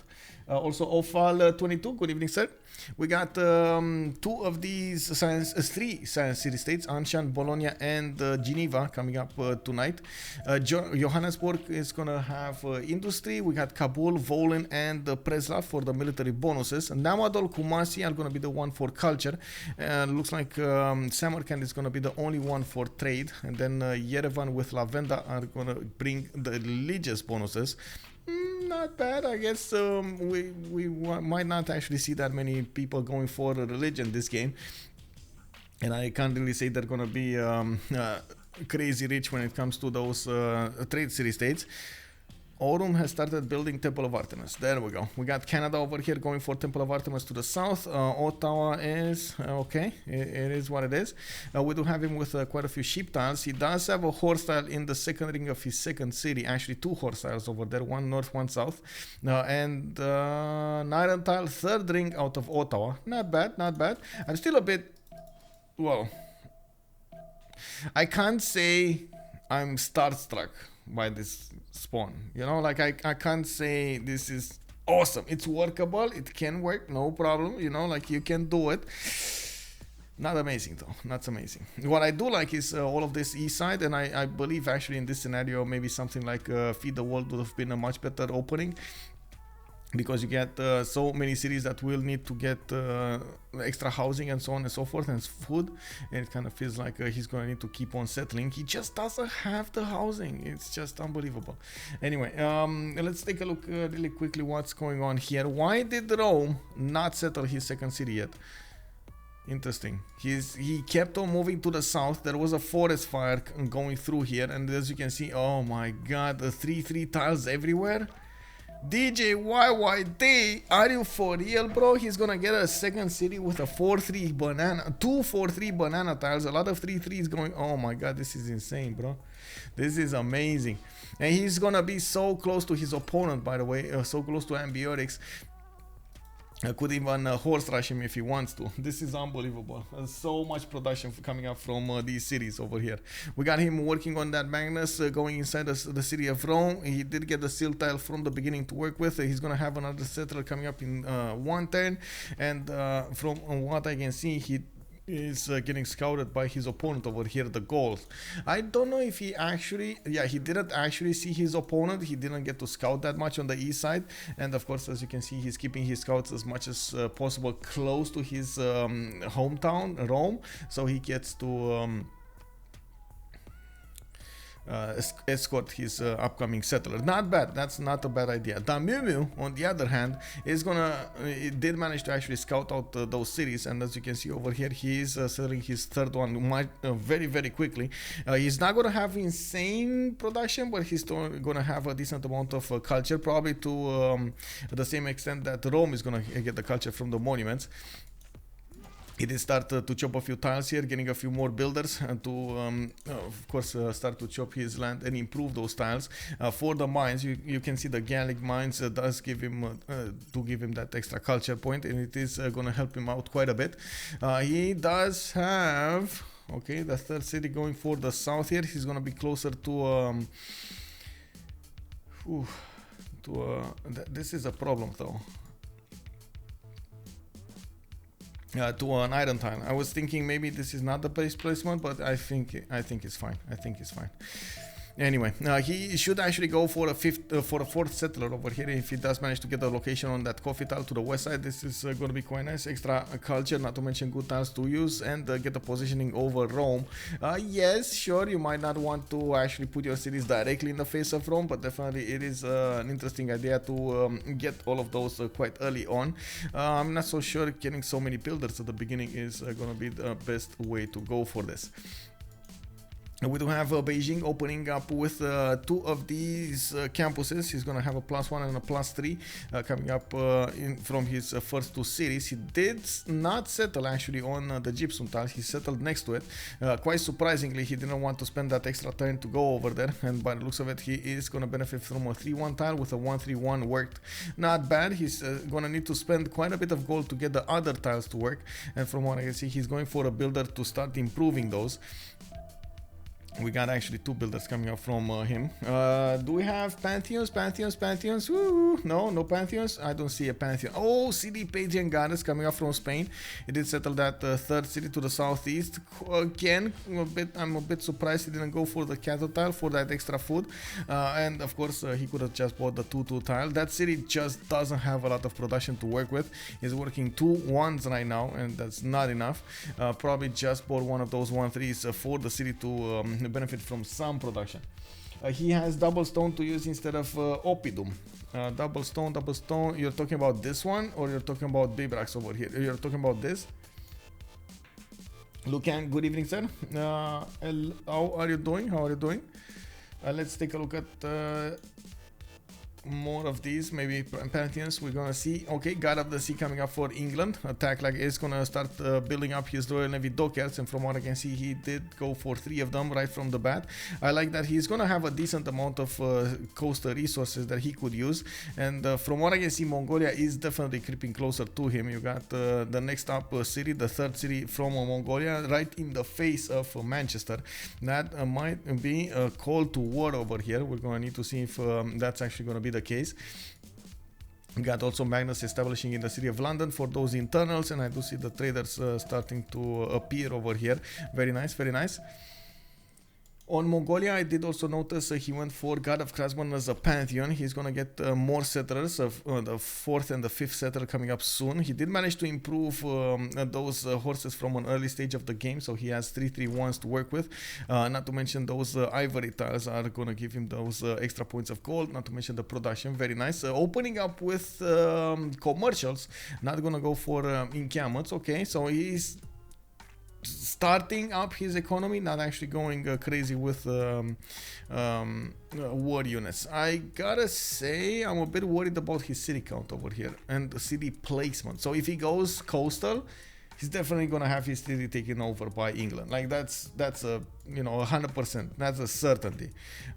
He has another city to go for to the south of Ulaanbaatar. Maybe he can cram 2 of them over there. Maybe like one on the iron tile, one over here on the other side. But it's not gonna be ideal. He's gonna make some sacrifices. Then in the south of Aksu, he does have 2 more that he could go for at least, and that's about it. Like these ones, for example, over here, not really amazing. He can make work this one to the southeast of Aksu, this one to the southwest of Aksu, and I guess another one here. So it's 1, 2, 3, 4, 5, 6, 7, 8 cities. I'm very worried about the total city count that Mongolia could actually benefit from in a closed space. Sure, you can settle cities like 20 tiles away from your capital, but let's be real about this. You actually have to defend somehow your cities, guarantee the defense for your cities, and sometimes it's hard even if they're 4 tiles away from your capital, let alone 20 tiles away from your capital. So yeah, definitely worried about this. Let's take a look at Rome. He did go for religious settlements as a Pantheon, and interestingly enough, he's not going crazy with settlers right now. I believe this is a mistake. You gotta actually benefit from the beginning of the game for religious settlements, especially if you're Rome. So I gotta say this: if you're Rome, you get those free monuments, you get the roads really quickly between your new city and your capital. it does help you out quite a bit. And if you do manage to get religious settlements, it's much better to just take that time and get the settlers from an early stage of the game, expand much faster, and try to get the bonuses. Sure, you can, definitely you can pre-place districts. That's something that a lot of the players have been doing here. Nice Roman forest fire. Yes, this is amazing. Actually, I'm extremely curious, why is he not chopping horses right now or something? It's unbelievable. That production, he should be able to like one turn horses from Kume, like keep on building them like there's no tomorrow. Anyway, this is just me wanting the war over here from an early stage. I'm sorry. I know he's thinking about the future. He's thinking about the, happiness of his people and so on and so forth. But let's be honest about this. We're on the stream. Like on the stream, you want to see some boomsy, right? You want to see some boom boom. I like land wars more than sea wars. Yeah. They're also mentioning with 2 meteors in your land, so early it's easy to defend. Meteors in the land. Oh, you're talking about this one with this yeah, 2 meteors in your land. Yeah. This is why I thought I might vote for 330 for you. Wait, really? I mean, come on, no, come on. I do try not to actually influence the game, but let's be real. Come on, let's be honest with ourselves over here. Nobody wants to start looking at, oh, he got a +6 campus instead of a +2 campus. Wow. But then when we see, oh, scout goes in, last moves, and takes settler, yeah, and the crowd goes wild. Whoa. Definitely. Can you imagine the nukes? Oh my god. Wait, bro. Mongolia declared war? No, somebody declared war. I don't know if Mongolia did declare war, but somebody did. Hey, anonymous gifter, thank you so much for the tier 1 sub. Just became a dreamer. Hello. I don't know why Kublai, China and Rome go for discount campuses with Korea on the team. Better to go hub and Magnus internals faster. Well, they're trying to, what can I say? They're trying to discount themselves over here. Make gold for carry, Korea and English. I do believe they do need to make a lot of gold. Yes, I do have to second that. They do need to make a lot of gold for Korea. I don't think Korea is in a good position to make use of that gold early on.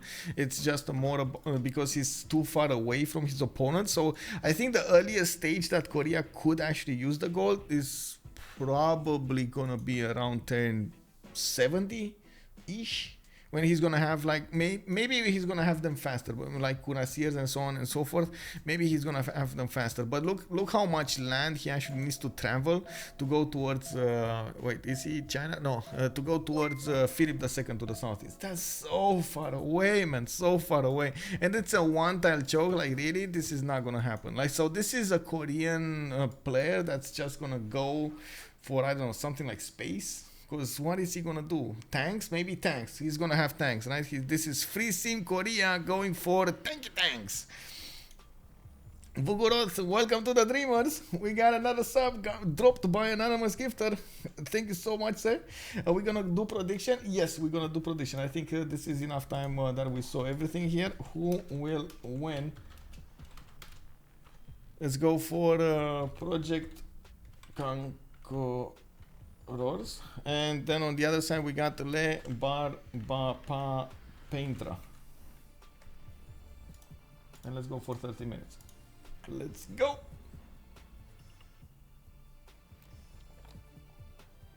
Oh, we got the Korean helicopters. Yeah, we might have it. Night Demon 549 actually. Welcome to the Dreamer, sir. Anonymous gifter just dropped another sub over here. Thank you so much, man. Thank you so much. Welcome back. What about the golden situation? Good Shoot is asking us about the golden situation. What do we have? Alexander 921. Hello there, sir, and welcome. Thank you so much for the follow. We got over here 31, 24, 25, 23. All of the Project Conquerors PCS team did manage to go for it. Bevet is 15 out of 19. What's happening over here? What is he struggling with? Uh-oh.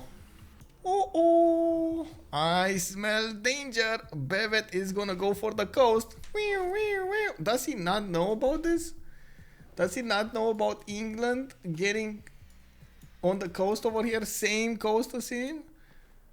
Uh-oh. Yes, he does. He must know. I mean, man,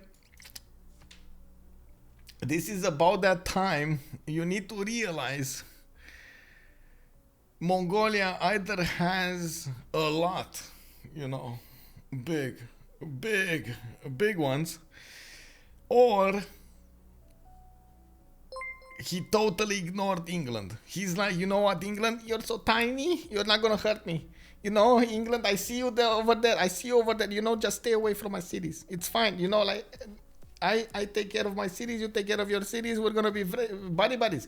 If you come against my cities, I'm gonna send some K-shakes to you. You're not gonna like it. Be very careful.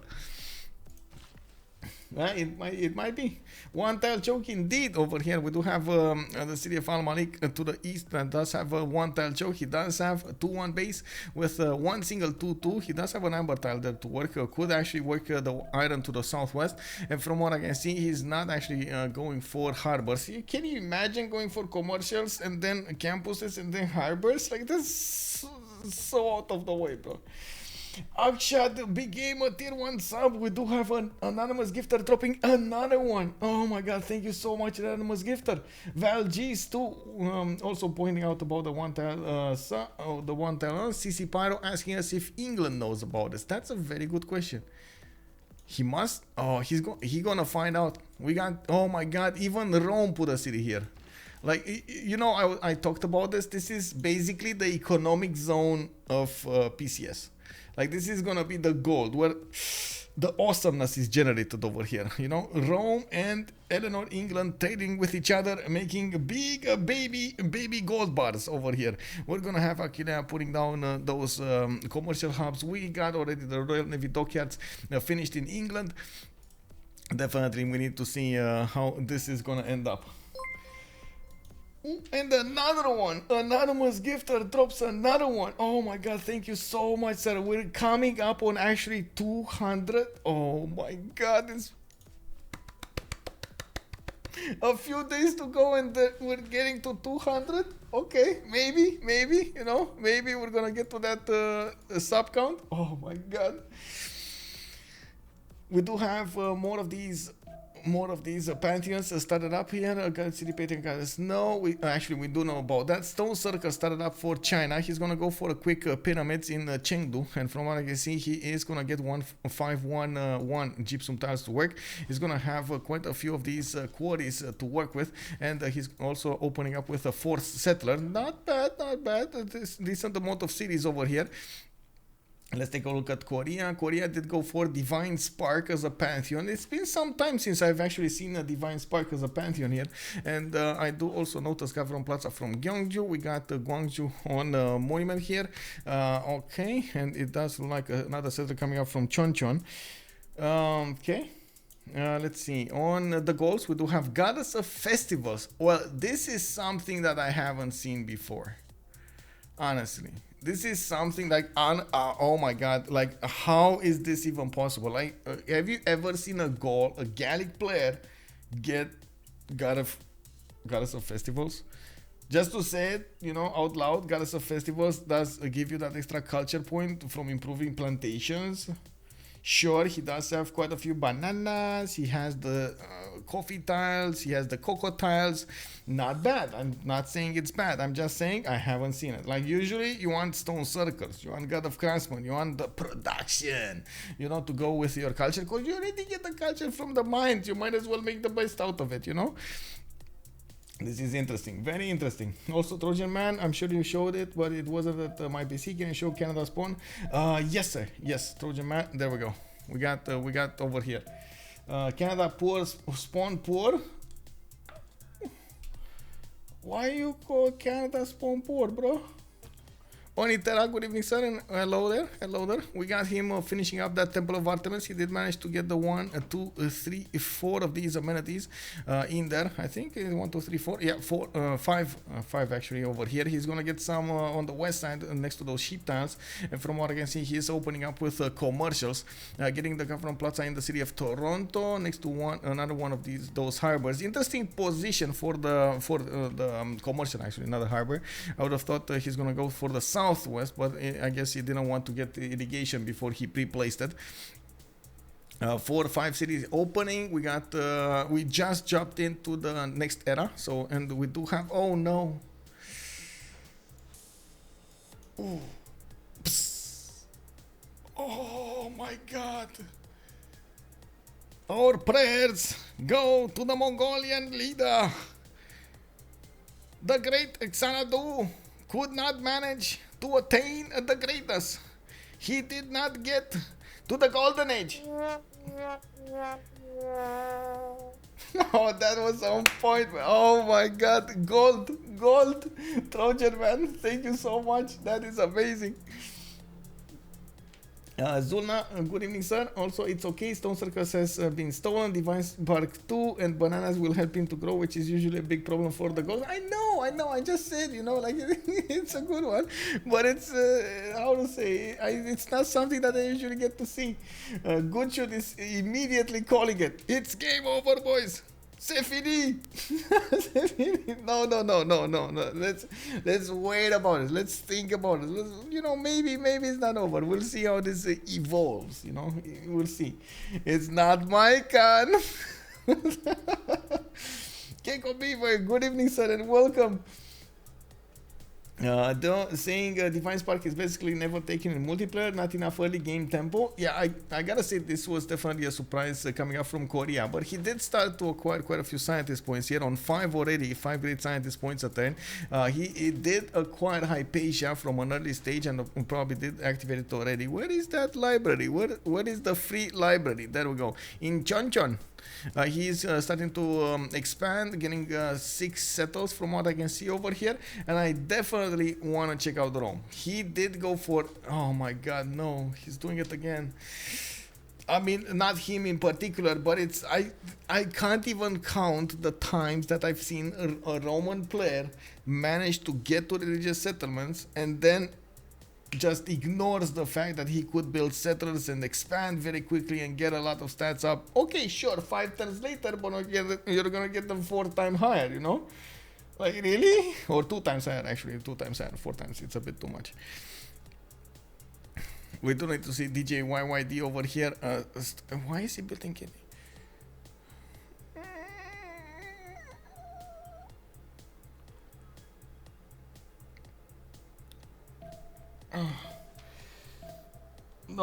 No, I cannot watch this.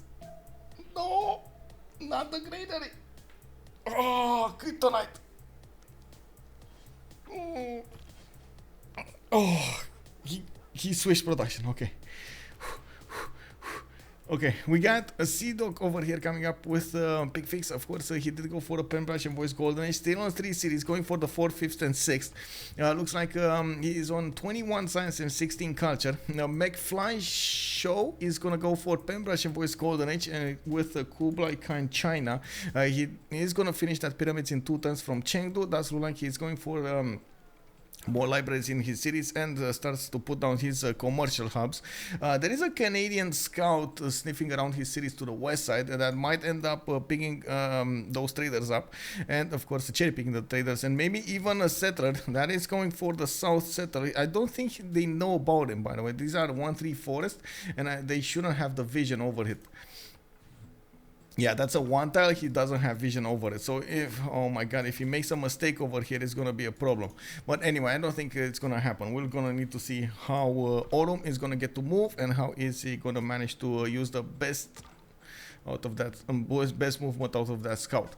We do have taClaG coming up with a pen brush and voice golden age on English Eleanor. Has 3 series going for the 4th and the 5th, and of course I do see here 6th actually. I see 3 more settlers getting into production queues, going for internal trade routes. He does have already 2 of them. Doesn't have a continent split to work. Well, I guess he doesn't get any anyway. Doesn't get those anyway. And we do have builders coming up over here. Looks like Royal Navy Dockers did finish, and he did start to acquire the admirals. Got the Gaius Dulius first, and he's on grade 6 great admiral points a turn. With God of the Sea, he's gonna get a decent amount of production from those tiles. Where did he move? Nowhere. Okay, now we got Rome coming up with a pen brush and voice also, with 16 science and 18 culture. Still on 3 cities. This is extremely surprising, especially since his next door neighbor here, Gaul, does have 5 of them, for example. Now we do have DJY1D starting to get a few builders up, going for his commercials to start being competitive with the merchant points. And from what I can see over here, he is on a 13 gold a turn. Not that big, I gotta say, not that big. Granary before settler, yeah. Also, these are in the top team, right? So they don't push the curve as hard as you expect from now. No. But I'm trying, I'm doing my best over here to try to dramatize the situation as much as possible. So, everybody understands. I think I'm, I don't want to, don't get me wrong, this is a big disclaimer. I don't want to make fun of anything, by the way. Don't get me wrong on this one. I just want to dramatize, exaggerate a little bit.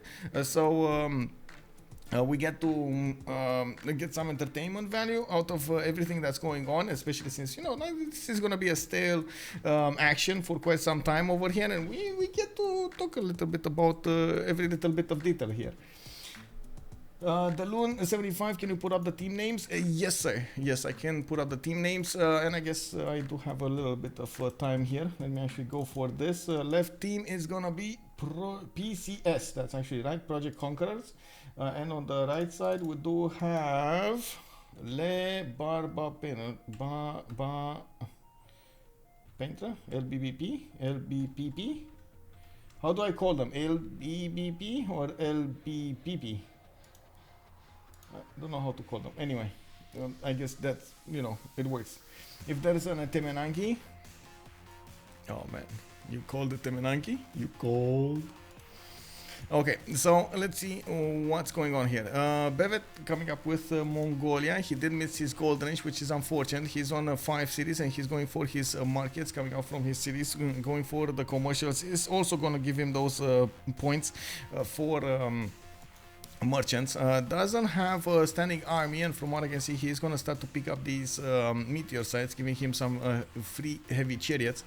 He also unfortunately actually put a city on the coast over here, and England is gonna scout it out relatively quickly in a few turns. He's gonna know that he has a city to go against with units. That might be a problem. I'm just saying, you don't want to antagonize your enemy like that, especially if it's in his own element, we do have also Eins, pen brush and voice golden age on Philip II. He does have 4 series, starting to put down his campuses, getting the +3 mountains, and I do see he has quite a few commercials between his cities. More settlers going for the south. He's getting his government plaza from Madrid. Interesting location for the government plaza.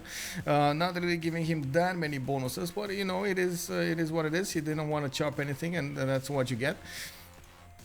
We do have Meuhmeuh going for the 16 science, 20 culture. I do see pen brush and voice coming up for the Gauls. He's on 5 cities, getting his oppidums to work, and he does have a +5 oppidum here, another +2 oppidum over here. Interesting location, by the way, for the oppidum. I would have thought, well, I guess that's actually the best that he could do. Is that a oppidum from the north city? I don't think it's Durecorteron, right? Yeah, that's from the north city.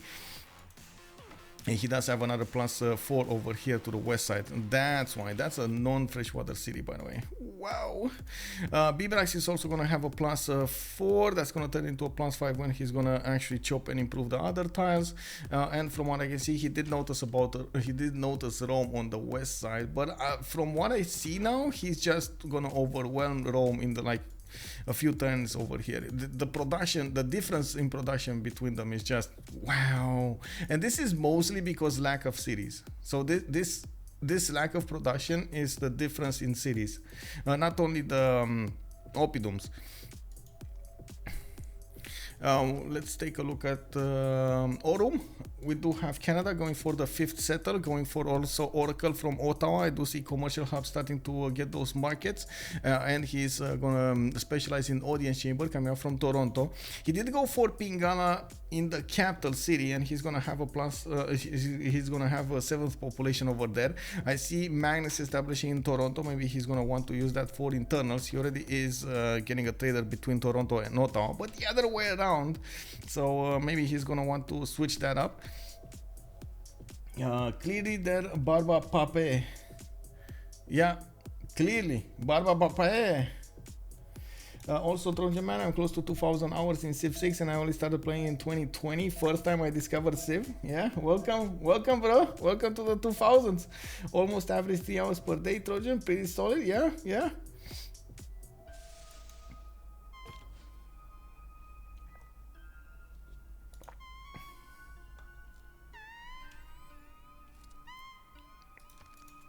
Okay, so we do need to take a look at a little bit at Korea. He's gonna go for the eastern settler with a settler. Yeah. Oh, that's actually very far away. Why is he going that far away from his land? Since he did clearly have the May style much closer to him.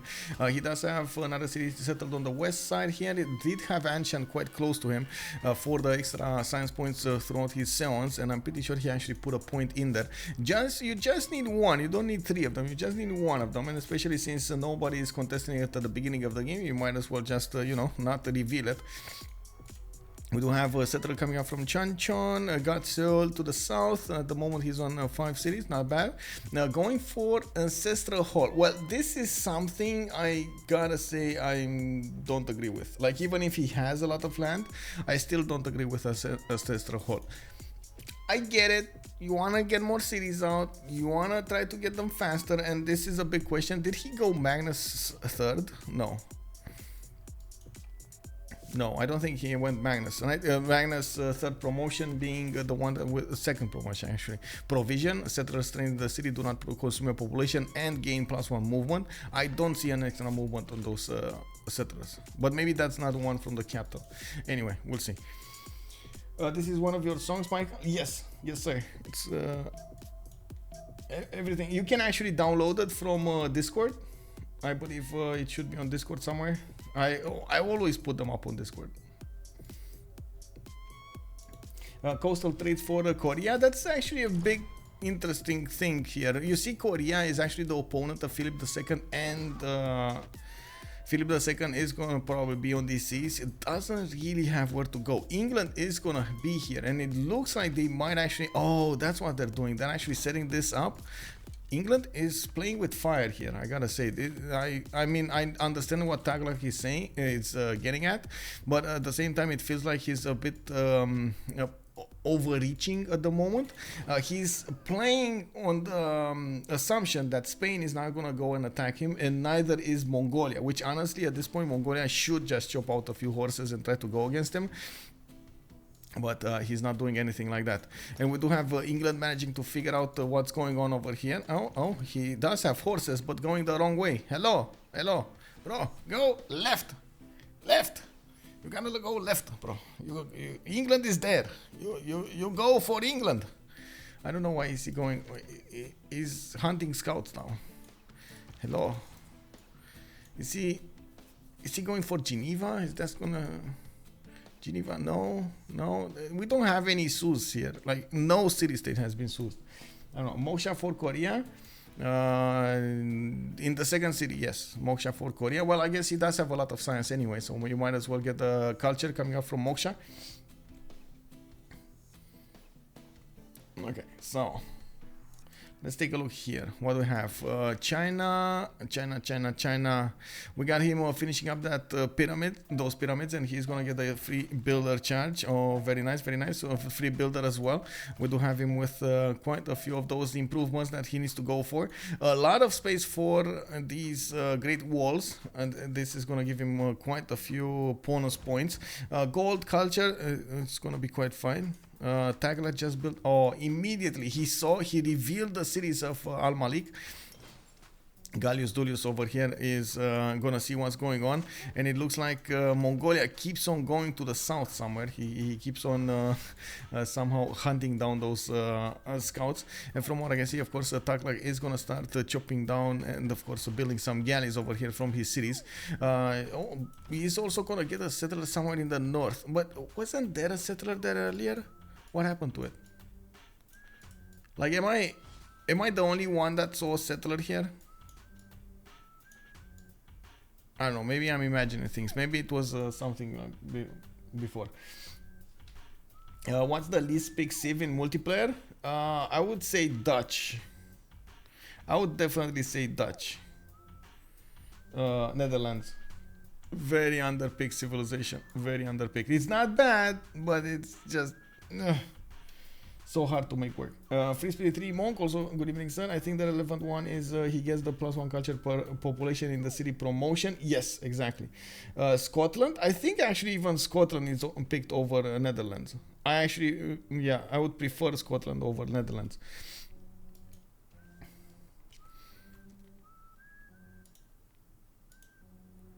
Let me see. Check this out. I'm gonna quickly go into the ranked reporting channel, and I'm gonna try to search for both of those. Let's see how many times. Netherlands, or no, it's actually Dutch, right? Dutch.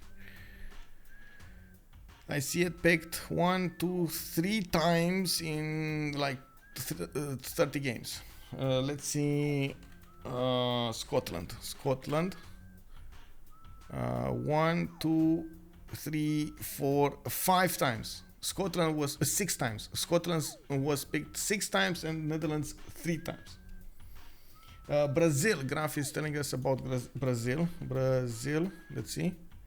Brazil 1, 2, 3, 4, 5 times.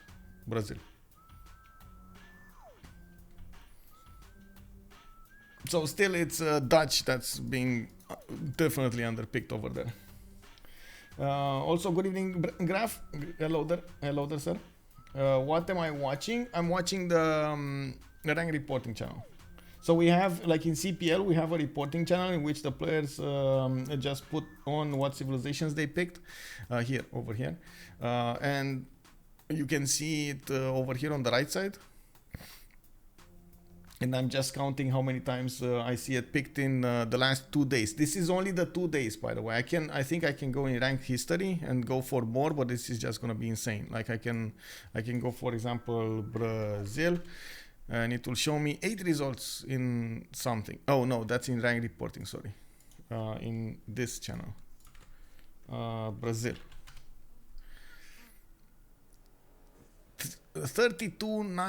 3,294 results. We can go for Dutch. 6 results. Oh man, bro.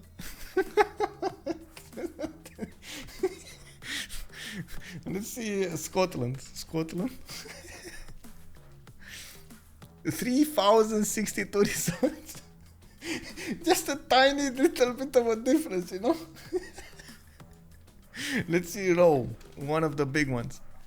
9,628 times. It was played 9,628 times. Chandra Gupta, because this is another one of those underpicked ones, right? Still 2,025 results. Yeah. I know, right? Like, how is this? I don't know. This is the first time. Can you check the third France? Oh, right. Actually, give me a second. Yes. Which is, I don't know how to spell it though.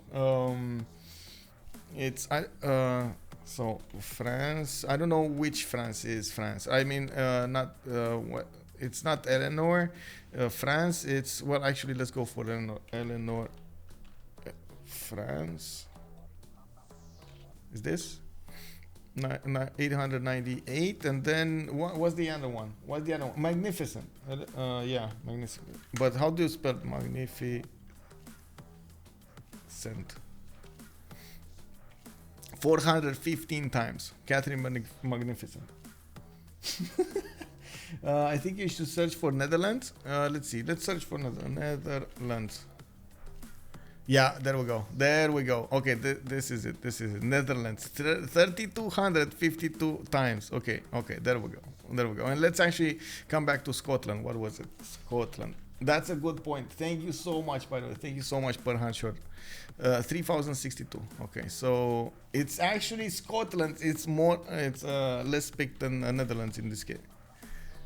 Yeah, with 200. Okay, there we go. There we go. Yeah, 6 was indeed a bit suspicious. Oh man, but and actually, out of these ones, what was it? Chandragupta. There was 300. I think Chandragupta gets the prize here, right? No, 2025. Okay, it's still lower. There was one of them that FR. Yeah, there we go. Eleanor, France is actually the least picked one, 898. Okay, so what did happen throughout the game over here? We had a few more settlers coming up from each of the players. Actually, Canada stayed on 5 cities. He's now getting his next settlers up. I do see Toronto did get to the 7th population, and with Audience Chamber, he's getting some more food in there. Also, I see campuses coming out from the Gauls, from the Meuhmeuh.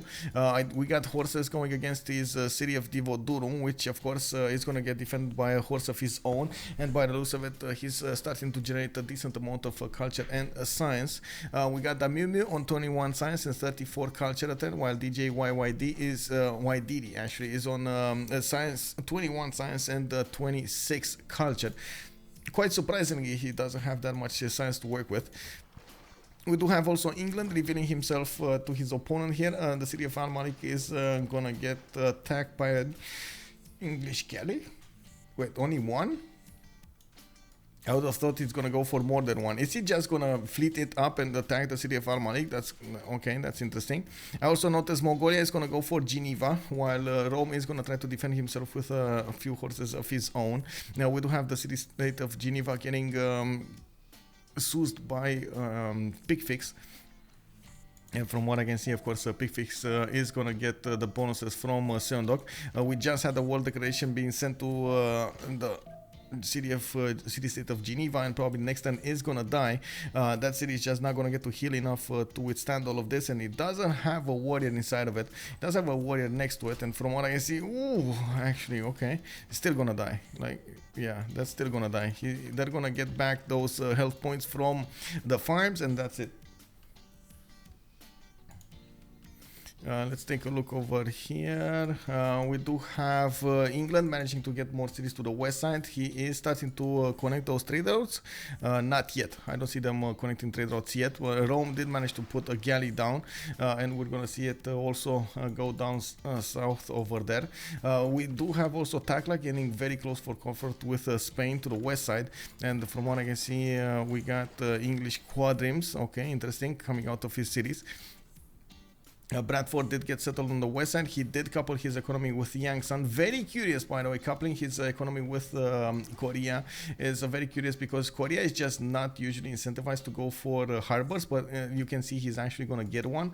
Probably going to put something like Reina in there and try to make as much gold as possible from those trade routes. Not bad, actually, not bad. That will probably give him a decent economy here. See, he is just on 2 gold a turn, so you can imagine he wants to make the most out of the least amount of commercials or harbors or whatever he's gonna go for. We do have Spain coming up with a lot of campuses now.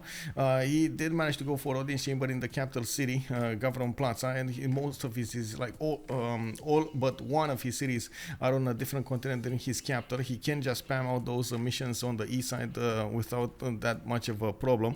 Going for an entertainment complex coming up from Toledo. We do have a campus coming up from Cordoba. That's going to be a +2. I see more settlers also getting built here, trained. And he's getting the traders coming up from his cities. We're starting to get to that point of the game with a lot of them getting to feudalism, and we get to see a lot of pre-builds, builders, the switching of the cards, and so on and so forth.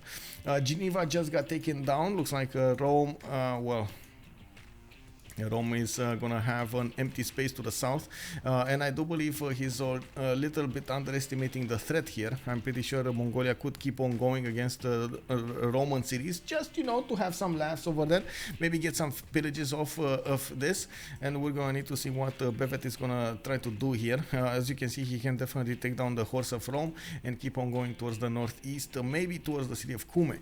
Durum was getting under attack earlier by the Romans.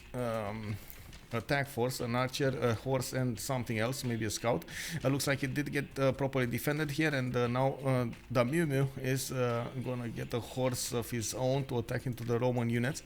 We do have him going for hanging gardens, and the Gaul over here is more interested in simming rather than anything else. He's just barely getting that +5 oppidum from Dure Corteron, while he did work on getting a few more settlers going. The fact that he's getting hanging gardens from the capital does mean he's going to get that extra housing throughout his empire here in the 6-tile radius or something like that. Hanging gardens, the 6-tile radius, you get the +1 housing in all other cities and the +2 housing in the city you build it. Not to mention you do get 15% extra growth. McFlyShow. Oh, well. Who's gonna get it now? It looks like McFly is gonna get it, right? The Gaul is gonna be 1 turn late on it, even actually 2 turns late, because McFly over here is on point with this. He has a build ready to chop that. Very nice, very nice.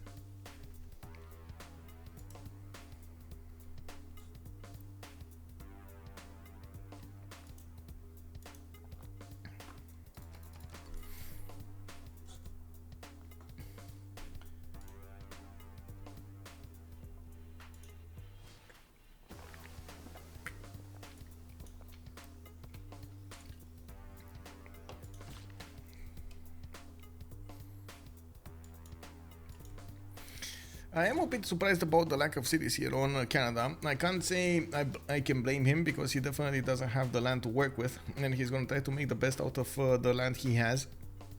He does have a lot of commercials coming out of his cities. He did manage to finish that nice and juicy oracle in the city of Ottawa. He's using Governor Pingana probably double, and now he's starting to acquire a lot of great writer points. He's on 6.9 great writer points a turn, while he's just finishing up those merchants. Mongolia is on, for example, 9.2. We do have Spain on 10.3, Rome on 5, Canada on 4.6. In the Great General scene, we do have England working the card with a 2.3 Great General points a turn. Mongolia on 0. He did work the card for a few turns, got a few points, and then switched out, while Spain is also getting one. Very interesting that we do have England actually working a general, and by the looks of it, he's starting to put into the bill queues a few horses to defend his land. He's going for a mausoleum at Halicarnassus from the city of London, while he's putting a few more campuses down on the map here. Interesting choices. We do have him managing. He's staying away from actually attacking into the city of Al Malik, especially since that city's 28 strength doesn't have a lot of strong units to work with. And oh my god, Mongolia is going against Rome, and Rome just is ignoring the threat over here. I can't, but I honestly cannot believe this. Okay, so I think this is talk time. I understand sometimes you want to pick religious settlements to deny your opponent. Totally get it. I understand sometimes the situation in front of your face, in front of your screen, in front of your empire and your choices is not going to be the ideal one to go for a lot of cities if you pick religious settlements. Totally get it. But at the same time, there's a lot of tempo that you lose at the beginning of the game, and I'm talking about between turn 15 to turn 35. If you go for more settlers, the tempo that you lose, then you quickly get back up in the upcoming turns, in the next cycle of 20-30 turns over there. So if you go with religious settlements and you jump from 3 cities, 4 cities maybe, to 7, 8, 9 cities, because you can do that actually really quickly, especially you have like Meuhmeuh, for example. It's unbelievably strong city. You can have a lot of amazing stats coming out of your empire, just because you have a lot of population, you have a lot of tiles worked, which is very important, by the way. It's one thing to have 4 cities working, let's say 20 tiles. That's what, an average of 5 population per city, versus having 7 cities working an average of 5 tiles, right? You can see how quickly that expands.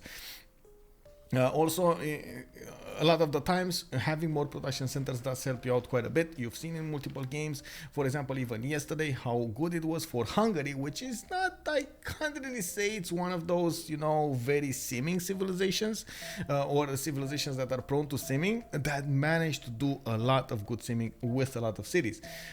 He did have an advantage, and this is something that we didn't actually check. He did have the advantage of actually, I would say, benefiting from multiple from multiple continents, and that means a lot of amenities. Medicine 017 is definitely pointing out the good stuff over here.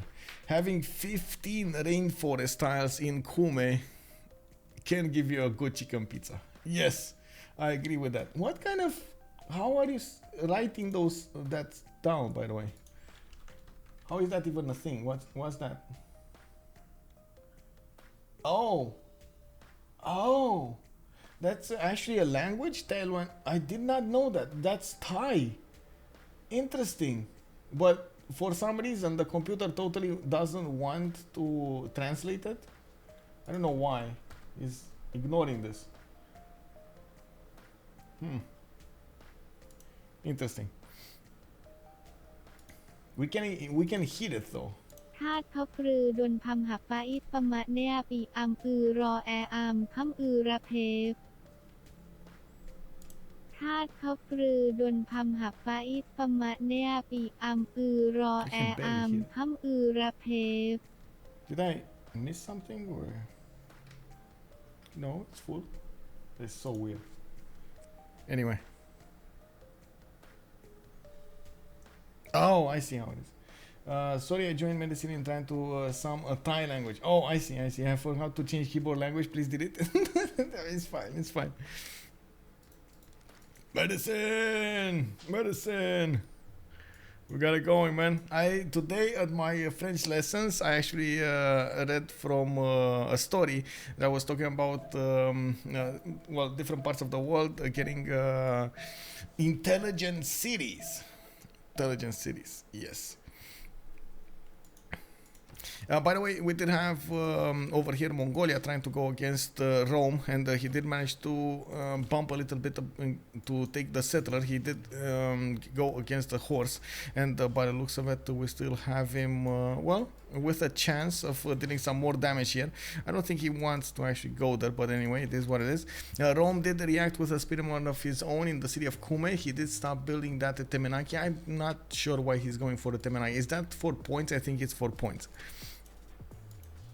Anyway, we got Tapadana coming up from Adoatuka. Meuhmeuh is gonna, I hope he's not actually gonna use the great library to get that going. The great engineer to get that going. We do have him expanding to the north a little bit, and he did manage to improve a lot of his tiles for the extra culture, for the extra production. Another Opidum coming up from Lutetia. Very interesting position. Okay, I guess it's fine. Still gonna get the points coming up from the iron and the mines around it. It's still gonna be a good one. Now we do have Noviodunum also settled. That puts the goals at a total of 2, 4, 6, 7 cities. Gonna be 8 cities over here to the north, and that's a decent amount of cities to go for the next part of the game. We are coming very close to the medieval era. We got 6 more turns into this classical era, and by the looks of it, we do need to see what the players are gonna get us in terms of points. It's quite important to go from a golden age to another, and I'm still very surprised we don't actually have somebody punishing Mongolia for putting a city right on the coast. Let's see, Picfix is gonna be 49 out of 52, and it looks like he did manage to settle quite a few cities here of his own, 2, 4, 6, 7. Trying to go for Apadana from the capital, that's not gonna happen. And he's trying to also go for Etemenangi from Gwangju. Again, probably not gonna happen, especially because of Rome. That is probably gonna get it anyway. Even if he keeps on fighting here, he does have a builder that could chop some more things. I'm thinking probably units. We got Kublai Khan China, 8 points away from getting there, 48 out of 56. Oh, Mongolia. Look at Mongolia go, man. He's hunting down the settler. I smell settler. Roman settler. Yeah. And he started pillaging a few times over here. So you see, there's still a way to come back into the game even if you didn't get a golden age. It's just much better if you are in a golden age. We do have taClaG going for 52 out of 59 points. He's on 7 points away from a golden age. And I do believe he did finish a mausoleum with Halikarnassus. He does have a few more points. Doesn't have a lot of tiles acquired by the city of London, though, that he could actually get that extra culture, extra science, extra faith in. I also see he's going for more encampment training projects. He did get an encampment out. Interesting.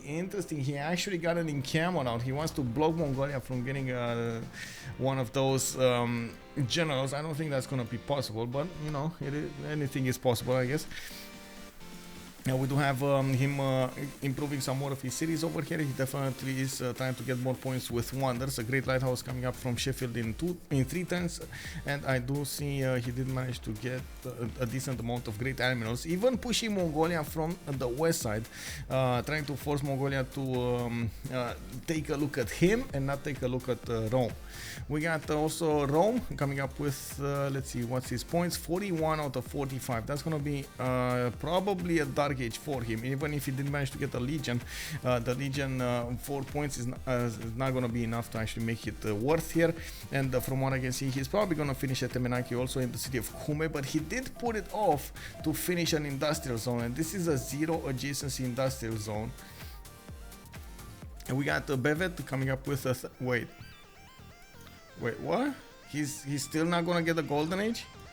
Ce n'est pas possible! C'est catastrophe! Oh no! Okay, well, he is on 33 points out of 41, and of course we do have him trying to go for more libraries, getting the science, getting the culture from those marble tiles improved. He definitely is using Moksha for that extra culture in the second city, going for Pingala for a bit more extra science. He's on 26 and 35, but you can see the difference between him, for example, and Picfix. Just free simming over there. Sendog did manage to acquire 101 science and 42 culture. We do have Bevet though with 135 production. That is very good in my book. Why is he keeping away from getting the meteor sites? Is he just, does he want free knights or something? Okay, there we go. He wants free knights. That's what it is. Okay, that's what it is. It's fine. It is fine. Okay. We got Spain coming up with 36 out of 39. He's also going to have a problem going for the golden age. He's trying to get a few more projects in, and I do see him getting more of these campuses. Did get an entertainment complex from the city of Toledo, but the one tile he could have actually placed Colosseum does have a campus going in it. Okay, we do have Theater Square coming up from Madrid. That was a +3 when it actually activated. Unfortunately, it wasn't enough to push him towards Golden Age. We do have him with 2, 4, 6, 7 cities, getting a lot of science coming out of those cities. And of course, with 36, 75, he's going to be in a good position to actually go and tackle a little bit England. Probably one of the reasons that England 100% wants more generals here. We got a Meuhmeuh with 28 science and 54 culture, going for 38 out of 43 points. He does definitely need a lot more. Did finish at Doatuk as Apadana, and is going for swordsman, trying to get a great path from Divodurum, even using Isodor over there to get it faster. A lot of points. I just got a lot of points from discovering the remaining wonders. He did even get a galley here. He's trying his best to get as many points as possible to go for the golden age here. Maybe it's a little bit too late, you know, like I'm just saying it how it is. It feels like it might be a bit too late. We'll see. Maybe he can actually do some magic over here and get it going. We do have also Aurum, 46 out of 51 points, 5 points away from getting a golden age. Is also trying to get us as many points as he possibly can from the land he has. He did also manage to acquire a lot of great writers from the beginning stages of the game. I think he probably got all of the first ones, or almost all of the first ones. Let's check it out. 1 and 2, and that's it. You only got 2? 3. Okay, never mind. 1, 2.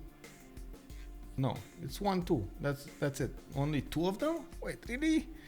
He's on. Oh, okay, well, I guess he didn't actually get. Oh my god, he just needed an amphitheater and he would have just exploded.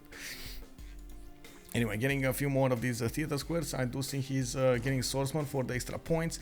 He could probably need to get a boat here. I don't think I ever saw a boat from him, and that would require him getting the technology. And they're also starting to get the divine right. That's going to give them some extra era score points from discovering that, and at the same time getting monarchy is going to be quite important. Sometimes this actually makes the difference between getting the golden age or not. Well, going feudalism, going civil service is going to get you the extra era score points from discovering that the next era civic, and then divine right is going to give you the monarchy.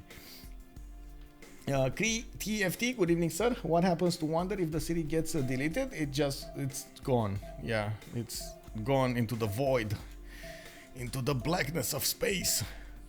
Nobody gonna get that. Schmog, good evening, sir. That Galapagos, yes. Actually, we had a lot of pictures over here taken from the beginning. Ching, ching, ching, ching, ching, ching, ching. People were like, oh, Galapagos, Galapagos. Yeah, definitely.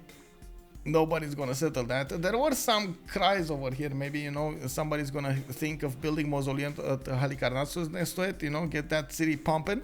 But yeah, that never happened. We got knights coming around from Mongolia going against England, and as you can see, even if England does have a great general with him, the knights are gonna be strong enough to push through that one horse. Pikemen immediately going into the bill queues of Manchester to get that extra defense in the wine tile chokes. I'm pretty sure Mongolia does know he's probably not ever going to push that properly with first of all the English nation having the ability to build a fleet, and at the same time closing down one tile chokes is not going to be that hard for him. England doesn't actually have an ability to go against Al Malik anymore because he didn't want to go early. He didn't want to aggress early. Because he didn't want to aggress early, the city's strength went higher and higher with the arrival of the knight over there, and now it's just not going to be a possibility. We will probably need to see Eleanor England try to get something like frigates over here, maybe some caravels to work that city down.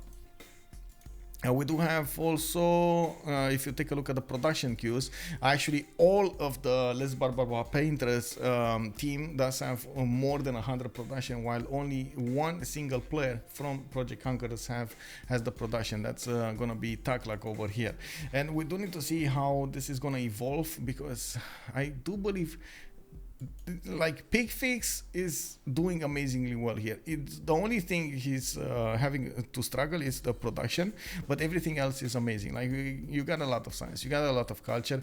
The economy is going to start pumping out when he's going to start to get the trade routes connected with England and so on. So this seems like it's on the good path. But when you're talking about the overall team, they do need a lot more cities to work with. China did make a very good opening, stop building cities, and this might be because of the land. He just didn't have a lot of good land to work with, but I'm pretty sure he could have kept expanding. Oh, there we go, 2 more cities north of Taiwan, another city over here southeast of Changsha, and this is the moment he's choosing to expand. So we do have him needing to, the next maybe 20 to 30 turns to actually get all of those cities starting to pump out some points. On taClaG though, well, he's kind of forced between a rock and a hard place, because he's between Spain and at the same time Mongolia. And you've seen Spain is getting close to him, he's getting close to Spain. We do have Mongolia getting knights over here, getting stronger cities, and even if he did lose his first golden age, he did manage to keep keep up quite well with the necessary production and stats. That's quite a bit of a challenge. Rome, though, I gotta say, with this spawn, Rome, I think should have been at least seven cities. He's on 5 cities right now. Definitely 7 cities was at the minimum. What I do think is, he lost a settler.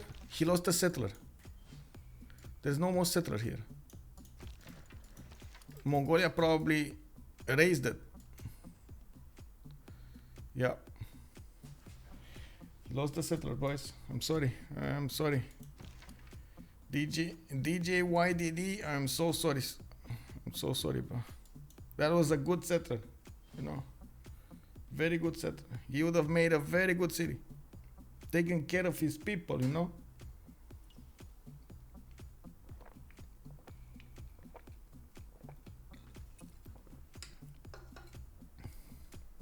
Yeah, rip settler.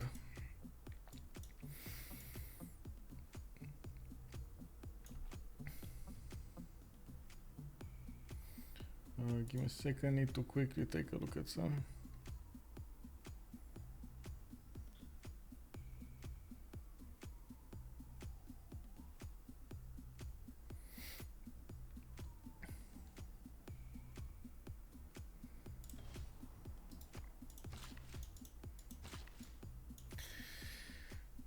Okay, so we just entered the medieval era, and we can actually see who got the gold and who got the dark. It's actually, 7 players got a golden age. Only Djydd didn't manage to go for the dark age this time. I'm very, very impressed about this. Very nice, very nice. So the players did manage to get the era score points right at the end over there. Very nice, very nice. We got Picfix going for a second pen brush and voice golden age with 2, 4, 6, 8 cities coming up from Korea. We got the McFlyShow coming up with 45 science and 62 culture, going for a lot more cities at the moment. And you do see he's starting to get those extra scores, points coming up from his walls. X100 Gar vibes. Wow, bro. 26 months. Thank you so much. Groovy. Yes, we got it going. Yay. How was the meat? Man, yesterday I was watching, you weren't on the stream, you were probably eating and drooling at the same time. Bro, I was watching those pictures after the stream with the food, just, you put them one and then another and then another, and you got the meat and you got the potatoes, and I was like, bro, I'm streaming. And like a little bit of drool just came around my mouth over here, and I was like, oh, take it back. I need to be serious over here. Definitely. Thank you so much, man. Thank you so much. I hope it was amazing. We do have over here taClaG going for a second pen brush and voice golden age with England, going for a pikeman. He did manage to get his army behind the choke points, behind the forest, and he does have a few pikemen of of his own to actually defend against anything that Mongolia throws at him. We do have also Djydd going for a dark age. Unfortunately, he did manage to get to 60 science and 35 production, I guess, 35 culture. 1 second, need to put something here. I guess this. I'm gonna get this, and I'm gonna go for this. Okay.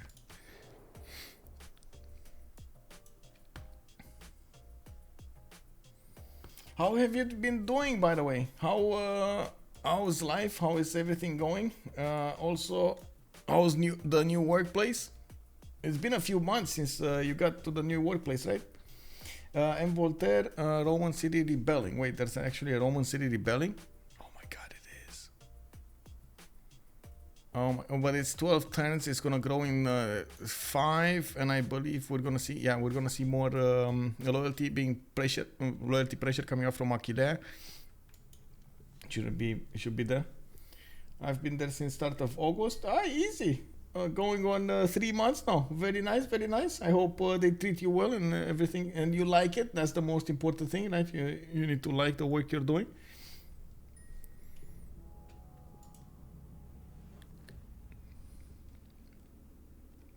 This time Kublai Khan China did manage to get a golden age. Kublai Khan Mongolia, sorry, did manage to get a golden age, and he's starting to put down Keshiks on the field.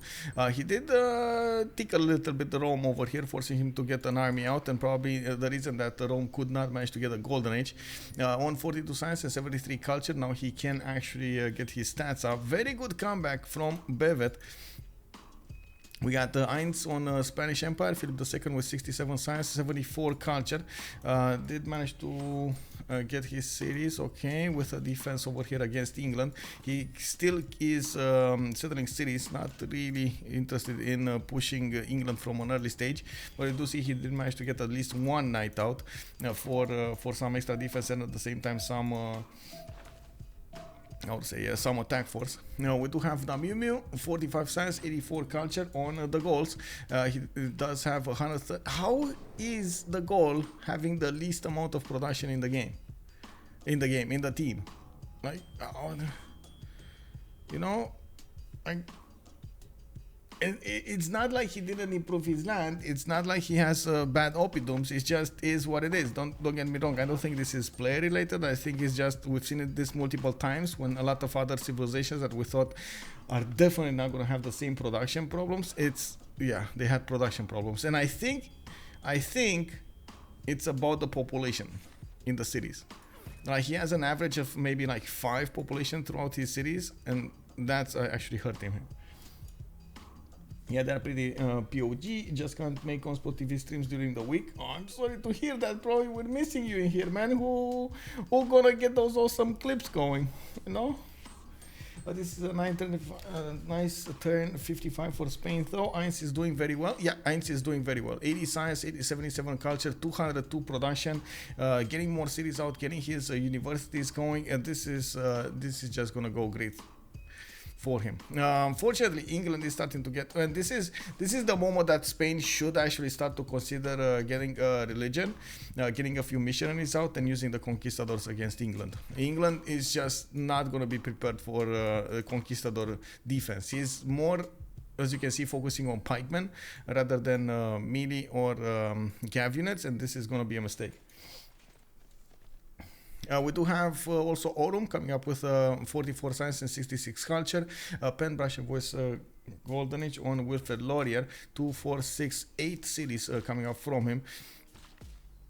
Foreign Ministry coming up in 7 from Toronto. We do have markets coming out, and he's starting to actually touch borders with Mongolia with his ally. Not bad. They could actually start to trade on the water, even though it's only going to be like 4 tiles, 5 tiles.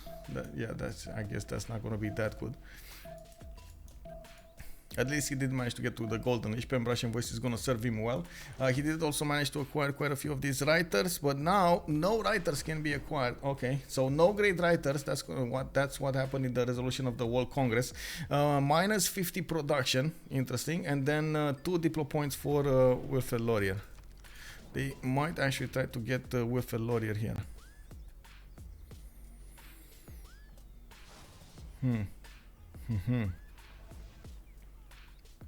What was the total here?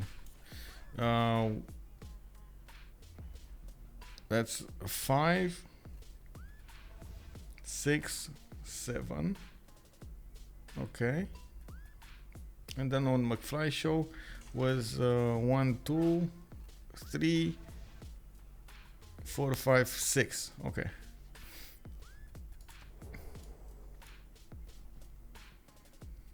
Interesting.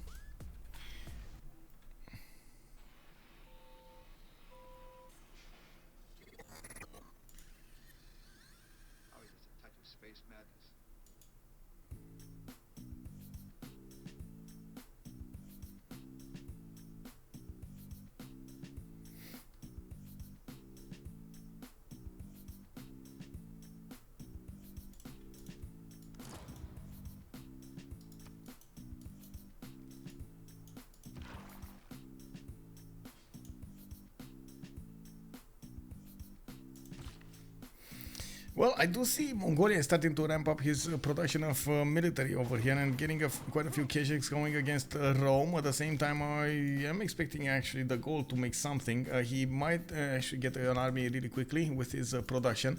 And of course, if Bevet is putting a lot of KSHs towards Rome, they might actually break Rome in half. I think they found a weak spot over here, and this is the weak link in the chain.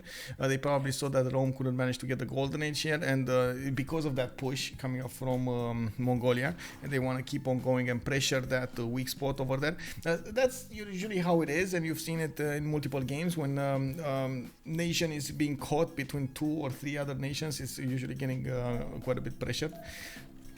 We do have Mongolia starting up his terracotta army. I do see also intelligence agency coming up from Xanadu.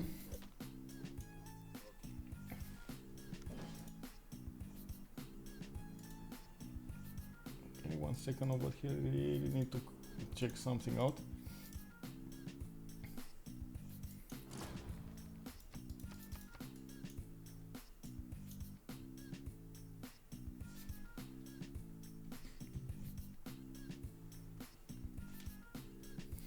Why is it? Okay, there we go. I'm really curious how China is going to evolve in the next part of the game. He definitely is realizing he can actually set a lot of cities, trying to get them now. And looking at what's going on here, Chengdu and Changsha are building those. He does need a lot of builders also to start to get those great wall points. And you do see, for example, in Taiwan, he did manage to get a lot of culture going from that city center, working Reina in it. And that's actually quite a surprise. We don't see another 2 cities at least on the north side. Does also have Mount Kilimanjaro to work with on the northwest towards the Gaul, which is probably not going to get to attack until he's going to get either coursers or maybe tanks and with military engineers and so on and so forth to actually get the roads going there. We got him specializing in foreign ministry in the city of Beijing for those extra influence points, and we do need to see what and when he's gonna get. Very curious that Spain is still ignoring the fact that he could actually push England over here. England, as you can see, he's still defending with just anti-cav units. Those are going to be pikemen at this point in the game, and we do have a few horses over there next to the city of Newcastle upon Tyne, where there is Governor Victor establishing in the city. Eins is banking on the fact that he's going to have more science than his opponent. He's on 62 science, 91 culture before he's going to finish his universities. Definitely going to be on the good part of this. You do see how sad, by the way, these missions are. Oh my god, they're just not viable anymore. This is just, you get a mission for +4 era score and that's it. This is just so sad. I'm sorry. I'm even sorry I brought it up as an idea. This is so bad. Like, this mission is so bad, bro. Ew. What did they do to the missions? Oh my god. They're just nasty. Anyway, I do like what Eins is doing with his industrial zones with aqueduct production between Cordoba and Zaragoza. He's gonna get very good production tiles over there with the industry, and he is he's gonna need to build a lot more army to work with this. I'm actually quite curious how Mongolia is going to want to do this. Of course, yes, getting Kesheks against your opponent is going to be an interesting thing. The problem is you do also need to get melee units to work with, and definitely Knights is probably going to be the best choice here. He does need to take down his opponent's units, cities, and the city strength, and then get the Knights going. Oh my god, he's one-turning Kesheks from all over the place. He only has one single... No, two encampments actually, not more. That's a bit concerning, because most of the time when you do want to go on the offense with Mongolia, you do want the Ordus for the extra movement on the Kesheks that you're gonna get on the Kesheks. I don't see... well, I guess I will see some of the great general bonuses, but the encampment I think was built from Al Malik, and he's just not getting Kesheks from there. Interesting position. China looked good earlier after they had the pyramids and good yields, but they did not curve as much. They stopped expanding. So he went tall when he should have gone wide, and because of that, he just he's out of the tempo. He's out of the sync with everybody else. We do have Korea managing to snatch a builder from Spain. He did sneak in one of those horses, and you do see that unfortunately Spain could not put a fast unit over there to stop this from happening. We do have a horse from Korea managing to keep in the choke, and I do see a knight being built in Madrid, finishing up next turn. He's probably going to move it as quick as possible to plug that choke and keep away Korea from moving forward. Korea did manage to get to 136 science on 49 culture though, and that's not that big when it comes to that, and he still is getting a few more builders to go for. Did go for Ancestral Hall, and I gotta point this out. I think I mentioned it at the beginning, but I gotta point this out. Ancestral Hall here is not paying off. So Ancestral Hall, the only way that Ancestral Hall is gonna pay off, and not even then it's kind of a stretch, is if you're gonna have like 10, 12, 14 cities, like plus 10 cities. Anything less, Audience Chamber is more than enough, because you're gonna get the extra amenity that you're gonna get, the extra food that you're gonna get is gonna be much better than the builder that you're gonna get from settling a few cities, like 2, 3, 4 cities. And then how to say, having happier citizens in those cities is also gonna be amazing. CC Pyro telling me that Djydd played Ancestral Hall Korea on yesterday on Highlands. Well, okay, sure. How many cities did he have? Did he go for 10 plus? Because that's the trick part here, right? It pays off if you go wide as an empire. Doesn't pay off if you're gonna go tall. That's basically how the specializing building works. Oh, you think a Picfix just saw Djydd's play and okay, I see what you're saying. Yeah, that's I gotta say sometimes that's a very hard one to emulate another player, because I gotta say this, every map is different. You're gonna need to adapt most of the time to the land you have, and even if some things are the same, like you're gonna want to go 3 to 4 cities opening, then maybe go another expansion phase after that, and so on and so forth. You're still going to need to adapt to your land as much as possible. And Voltaire, got to go to sleep, have fun. Thank you so much for being here, and of course I do hope you enjoy the show as you stayed. Have a good night's sleep.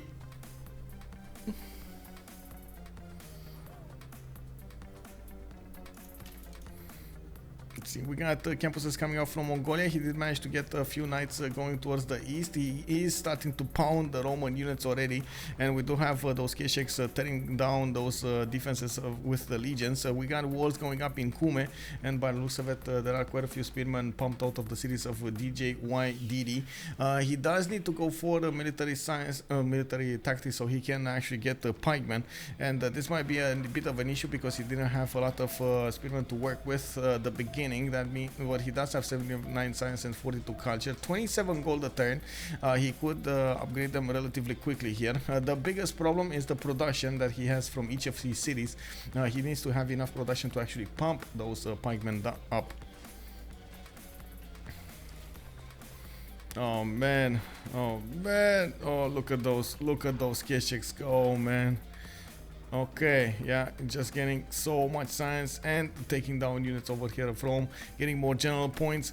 We do have ancient walls coming up next turn in Meuhmeuh. I don't think that's actually going to stop these Kesheks from tearing down those cities' defenses. We do have the pikemen started up in the city of Meuhmeuh, and from what I can see, still those Kesheks do the damage.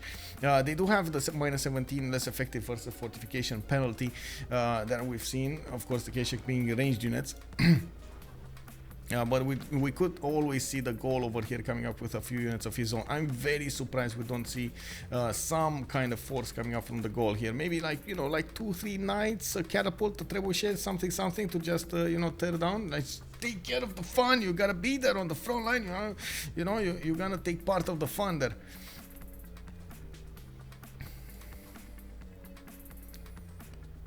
Let me see. It's still going on, by the way.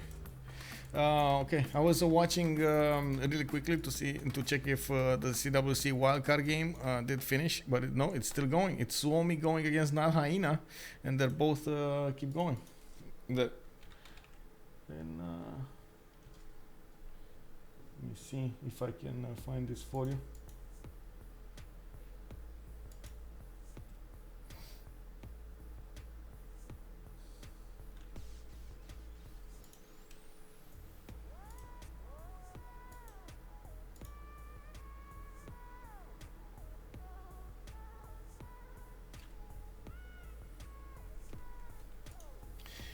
Okay.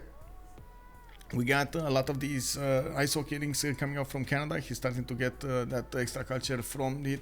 Aurum is on 120 culture with 47 science. He did manage to get earlier the Diplo points, and as you can see over here, he does have 4 out of 20. Definitely needs to get more from the wonders, and we do see him starting up to go for a little bit more science, getting the libraries in the Toronto City and Quebec City. I do also notice he's trying to get a bit more economy, and I do want to keep an eye on what's going on here. Now that the walls are up, we can actually see the damage counters. Rome just, oh my god, the pikeman comes out to bite one of the Kesheks. Oh man, that was a hard bite. And of course it died in one turn. We do need to see Mongolia start to shoot back and see what he's gonna do against this.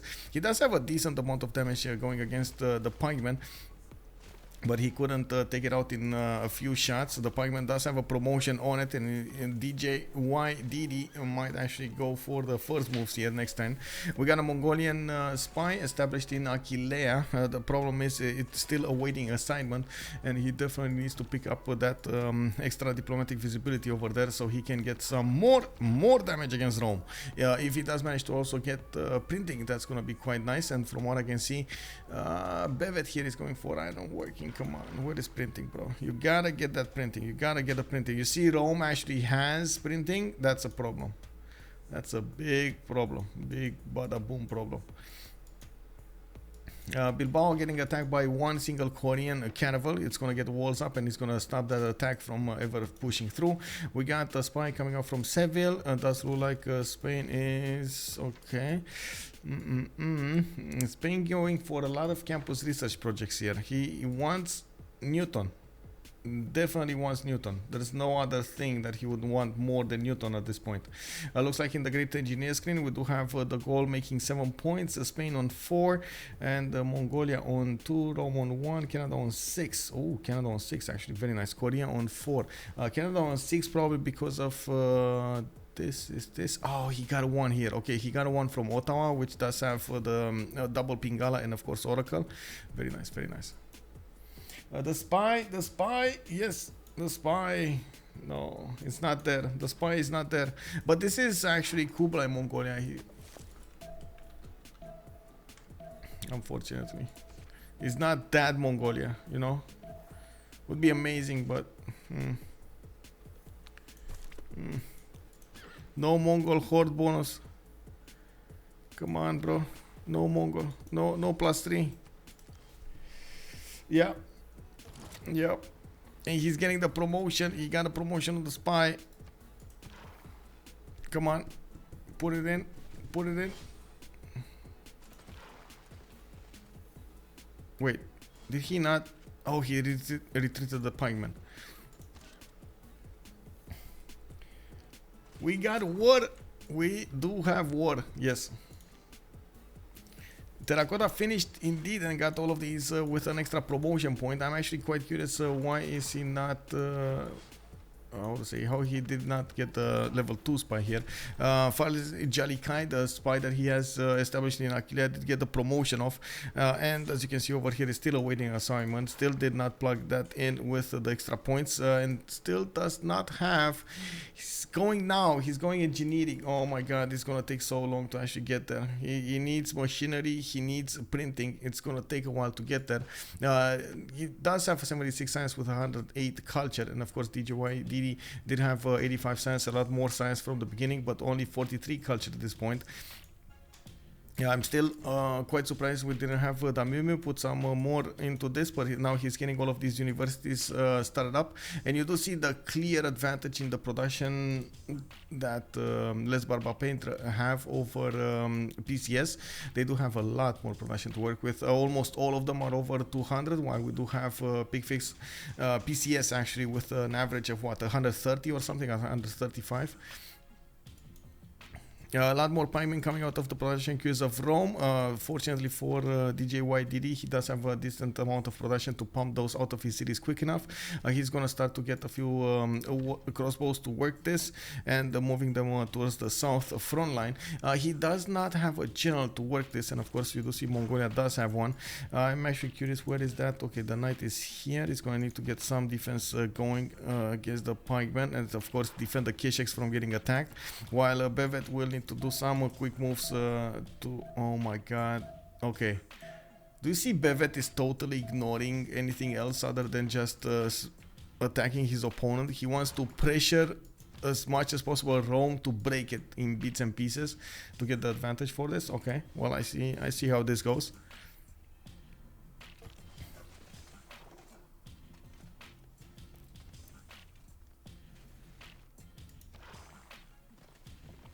Ooh, that was yeah, that's a Keshek that's starting to get, those are Kesheks that are starting to get promotions here, and these are gonna get extremely strong. If they start to get the second, third promotions, this is the first and second promotion is gonna be quite a problem for Rome. As you can see over here, the pikemen are even the pikemen are having a bit of an issue to defend against this. And most I gotta say this, usually you can hold with pikemen against Kesheks. It's more of a problem of how many you have at what point in time. If you do have them with enough defense and you put them enough support bonus around them and so on, you most of the time can hold Kesheks without a problem. In this particular case, Mongolia's army was a lot faster than the pikemen were able to get fortified. So yeah, Mongolia has an advantage here, a little bit of an advantage, not a lot, a little bit. I do see England getting one Sea Dog from Newcastle upon Tyne. Interesting location, by the way. I would have expected him to get one on the east side, so he could actually start attacking to the city of Almeric. I don't know how the city of Almeric is still alive. Your guess is as good as mine. I don't know how the city is still alive. Yeah, we do have Spain coming up with knights. He did manage to push back that Korean horse out of his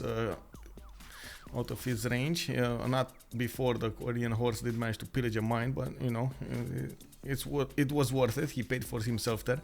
A builder and a mine, it's worth for a horse. We got the intelligence agency coming up from Madrid.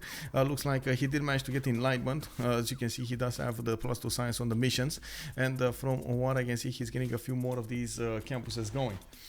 Medicine asking why he attacked Rome, not Eleanor. Should be perfect pincer for Spain. It's more about the chokes. For example, England has one-tile chokes to defend, and it's going to be much easier for England to just plug those chokes and get some more boats on the water and so on, and keep Mongolia out, while Rome just has so much open space. And this is exactly where you want to get those Mongolian units on, because you need a lot of them to sometimes attack into one unit. You need like 4, 5, 6 to take down a unit, and you want to encircle it as much as possible and keep on shooting.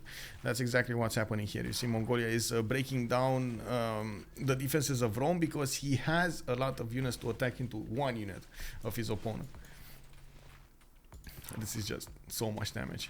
Why is he... Bro, get the promotions going. Anyway, I guess it's fine. Just keeps on attacking as many units as possible, poking and prodding from all sides.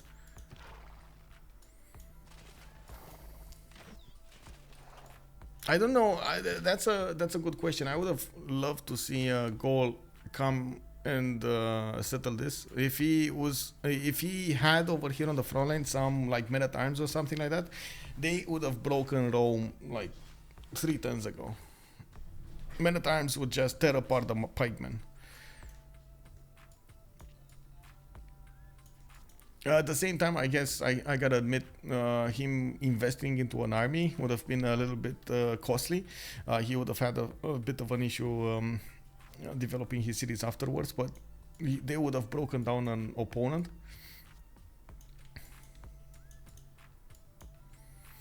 We got commercial hub investments coming out from China. A great scientist screen. Spain still gets a lot of points. He did start to pass those scientists, so he's definitely wanting to reach for the stars over there for Newton. We got 10 more turns until the new era, until the Renaissance era, and from what I can see over here, Korea is starting to get his production going, very far away from actually attacking anybody, getting his third expansion phase going. I see settlers coming out from Jinju and Seoul and Gwangju. He did also finish at Temenanki in that northern city. Very interesting that he actually got a Temenanki in this situation. Doesn't look like he actually has a lot of floodboard terrain tiles. But oh my god, he's gonna settle Galapagos. He's actually gonna settle Galapagos. Wow, okay. I have a wonderful electronic invention I want you to see. Okay, Ulaanbaatar.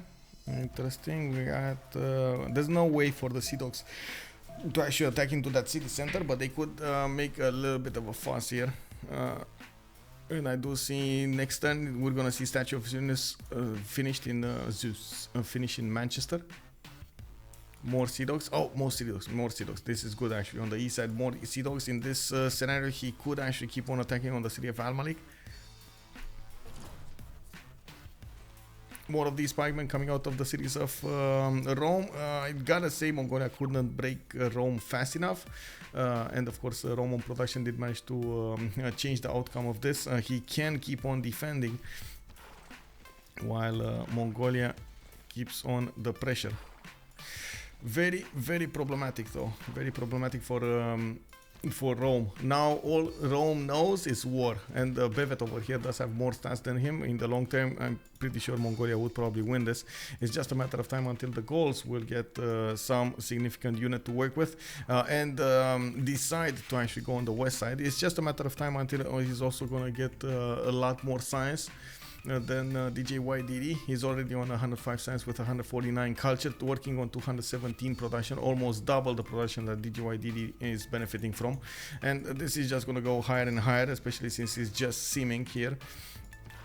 Mongolia putting up the pressure is quite important. I'm very surprised about about the lack of action, but I guess it is what it is. We do have Canada coming up with the south. He's getting his Theatre Square festivals, probably once one of the first musicians.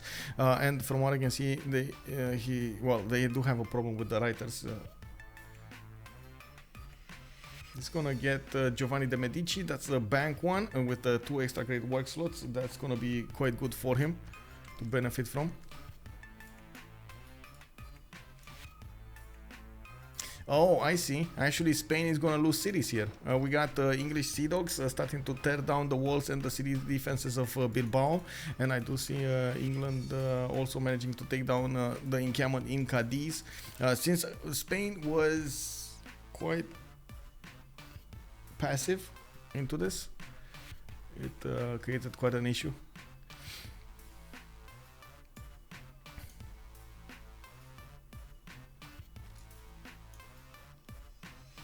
Wait, is this a flat tile?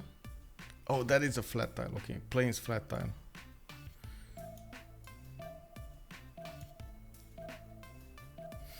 Oh, this does look like a decent mission, by the way. This definitely looks like a decent mission. This one, very bad. Very bad. Just don't want to have that, right?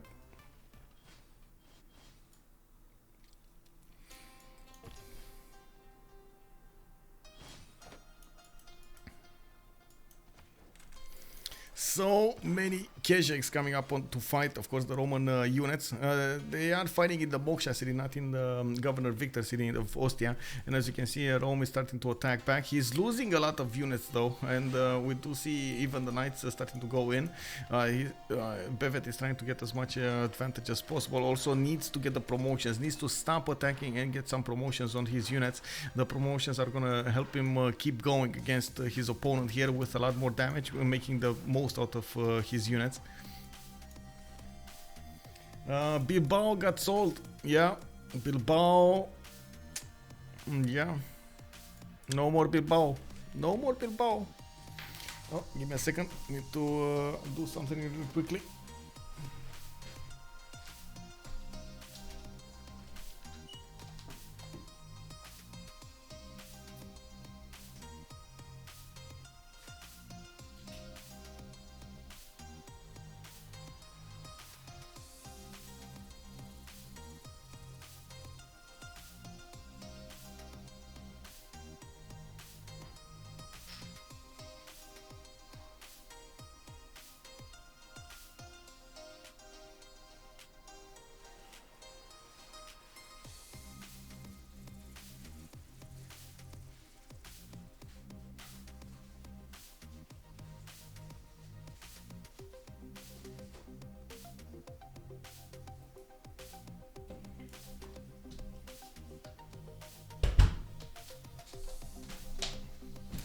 I totally forgot today to actually take some of those small water bottles with me, you know, that I usually drink from, and I only got one of these two little ones next to.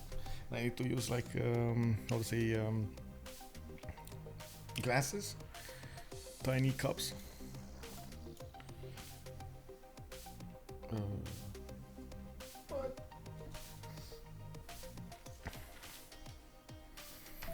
Okay, so we got a train of units still going against Rome, while he keeps one-turning these pikemen from his cities. He's trying to bring some more from the north. Unfortunately, he's fully focused on the defense here and can't really see him anymore. We do have the new era starting up in 7 to 8 turns, and from what I can see, we do have China managing to get quite a few of these industrial zones. Did also settle a few more cities. He's now on 2, 4, 6, 8, 9 cities, and from what I can see, he's getting a decent amount of builders with those cities. Going for the wall over here, the Great Wall is going to be quite an advantage. He does also manage to get another city towards the Kilimanjaro. Why is he not going on? Well, I guess he does want the fresh water and of course the silk, but certainly going to Kilimanjaro would have been quite a thing there. We got Korea also expanding to the east side. He's getting a few more universities to work with. That's going to be a decent amount of science for him. Unfortunately, it does look like PCS still is having a decent amount, few issues with the production. They did start to catch back up in this and in this scenario, and from what I can see, they're around 145, around 150 when it comes to the average. Production still need to get more points, but they're getting there. We do have Mongolia managing to breach the defenses of the east side with a lot of Kesheks tearing down those pikemen line, while also in the middle they do manage to deal so much damage against the pikemen. If they're getting one turn, they still die in that one turn.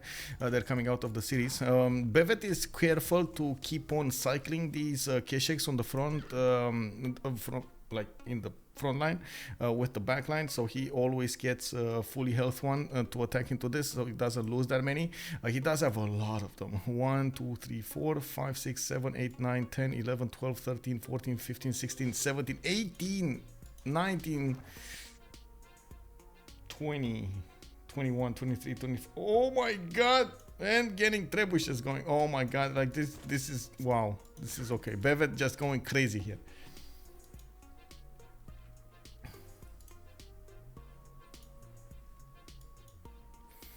We do have theater squares coming off from the Gauls. He did manage to get to his universities from what I can see, and he did also jump to 120 science and 155 culture. Definitely going for the next part of the game. I would think he would have gone at least 2 more cities, but he did stop expanding. It's not like he has a lot of cities to work with. When we're talking about the city-states, we do have Anshan being held by Picfix. That's Korea. We do have Bologna being held by Aurum, and of course Geneva did die, getting taken over by Mongolia at an early stage of the game. Namadol is also being kept by the Meuhmeuh. The Meuhmeuh with the goals here, even if he doesn't have that much culture to work with from Namadol, he's keeping a hold of that, keeping it away from his opponent from England. We do need to see also, actually, yeah, from England. We do have Eins Preslav. Okay, Picfix is keeping a hold of Yerevan also. Laventa is the Meuhmeuh, and Kabul is taClaG. taClaG is Eleanor of Aquitaine. Interesting. Okay. James of St. George getting the walls. It would have been amazing if he would have managed to get the walls here in Bilbao, but it was too late. The Sea Dogs would have, well, needed a lot more time to chew through those medieval walls. We do have privateers getting next to the city of Al Malik. England is going to try to tear those city walls down.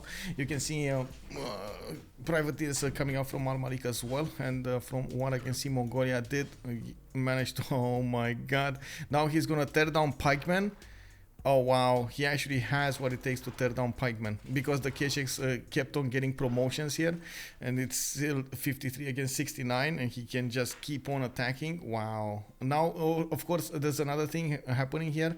Rome has a problem with the production. He just doesn't. He's gonna need to spend more production, more time to actually get piking shots instead of getting pikemen. I'm very curious how much time it takes him, for example, to build one in Kume. Is it 2 turns? Is it 3 turns? Is it 1 turn? Like, what's the queue here? What's the bottom line?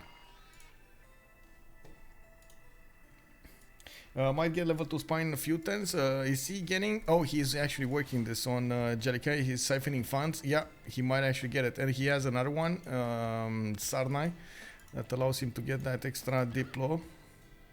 They're actually equal on the diplo from what I can see. They don't have any advantages. Both of them have a spine inside of each other's land, and both of them have printing.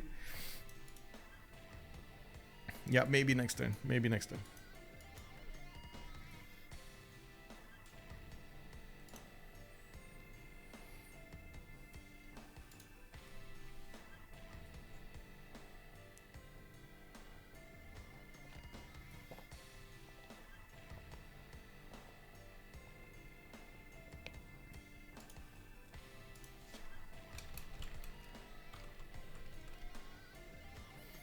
Oh my god.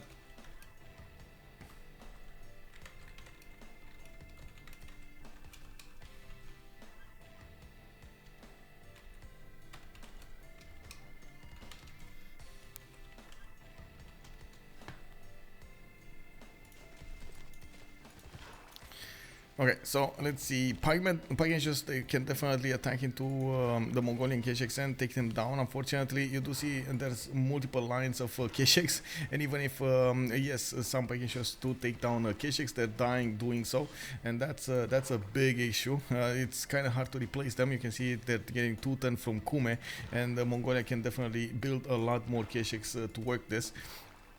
He has a lot more being resupplied now, let alone not dying. We do need to see, of course, how fast the Mongolia can actually go against this, and what will the Meuhmeuh story be on the east side of this. Taking a look at what was the other one over here. The war between England and Al Malik did settle down. Looks like that one single privateer did manage to tear down the walls significantly, but couldn't take them down entirely.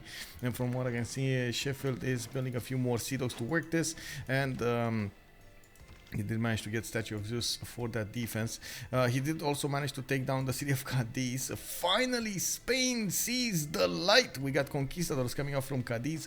He is going to need to get a holy site somewhere. I gotta point out, usually the conquistadors do benefit mostly from how to say, from that extra +5 from the missionary around them. You gotta do something to get that missionary, and usually, of course, the easiest way to get a missionary is holy site.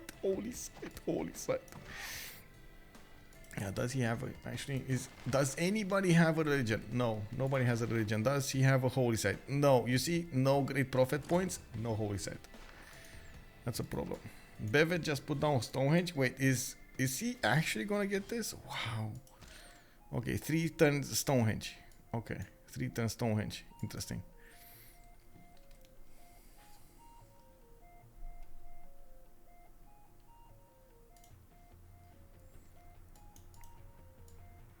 Oh my god, we got so many Keshiks.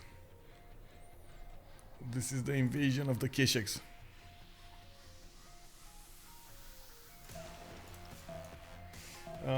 Che? What?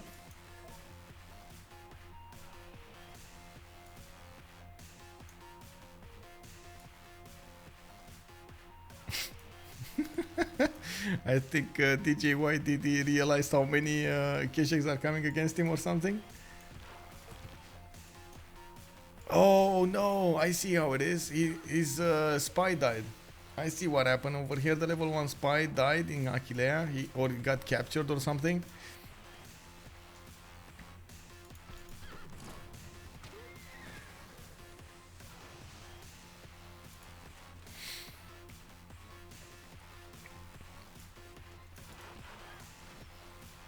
Okay, I'm actually a bit confused. Why is he not keeping up, like focusing on a single target? But oh well, I guess he just wants to deal as much damage as possible, keep Djydd from doing anything else other than defend. We do need to see over here Spain's units getting a few more conquistadors. Is going to allow him to attack into the men-at-arms line and of course the pikeman line that England has. This would have been such a good attack if it was like 10 turns earlier. Now I believe he did have the science necessary to go for this. He just totally ignored the fact that he has those units, and now he's starting up to do so. Spain over here is going to try to get some campus research projects. He was trying to get Newton. Newton still didn't get revealed or picked. They kept on passing this great scientist, and of course Spain does have the most points. Korea coming up next. Gaul is gonna have 166 out of 196 points. Chief, hello there, sir. How are you doing? Good evening, good evening. Yep. If you want to take a look at the mods over here, cpl.gg/mods is the best way to go. We do have also the Gauls starting to get their amphitheaters going. Alhambra from Divo Durum starting to get a spy going from Dure Corteron, and he definitely needs to get his encampments going. I do see he's setting his empire up for tanks. Getting those encampments with the buildings in them is going to be extremely important, especially with the military academies. We got Canada over here with fertility rights as a pantheon. By the way, this is something that I didn't mention earlier in the game. We do have him working quite a few scouts in his cities, trying to work the retainers cards, and I do see art museums coming up from him. They couldn't get the writers. They did stop Canada from getting that much tourism, but they couldn't stop him from getting the culture. 237 culture at the moment from Aurum with 82 science. That also puts him quite low when it comes to the tourism. He's on 36 tourism per turn, but this is not when actually Canada shines. We're gonna see Canada shine when he's gonna get those national parks, and he's not that far away from getting those. He needs to keep on settling the east side if he wants to get all of those nice and juicy national parks going. Let's see what's happening over here. A few of these pike shots did start to die. I do notice. Come on, keep shooting. No, focus. Oh my god, he's not focusing. Come on, keep shooting, bro. Like, shoot at one, not at more, just one.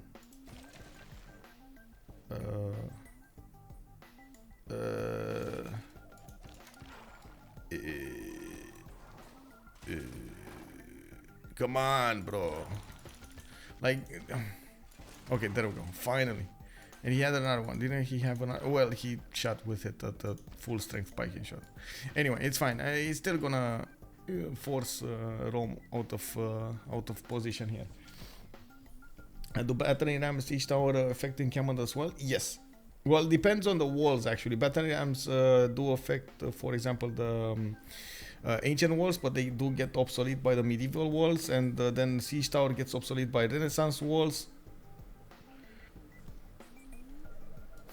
If you wanna keep on attacking into something, you better use siege units like catapults, trebuchets, and so on and so forth, like the bombards.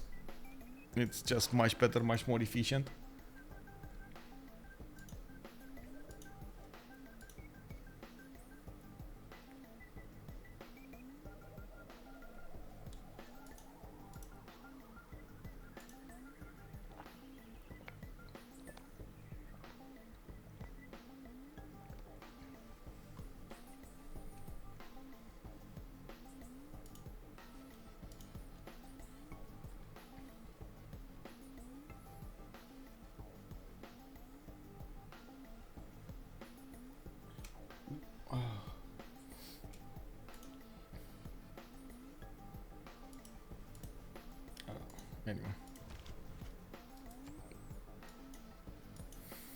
I was looking. I just received an email that I should lock something ads, and I'm like, no.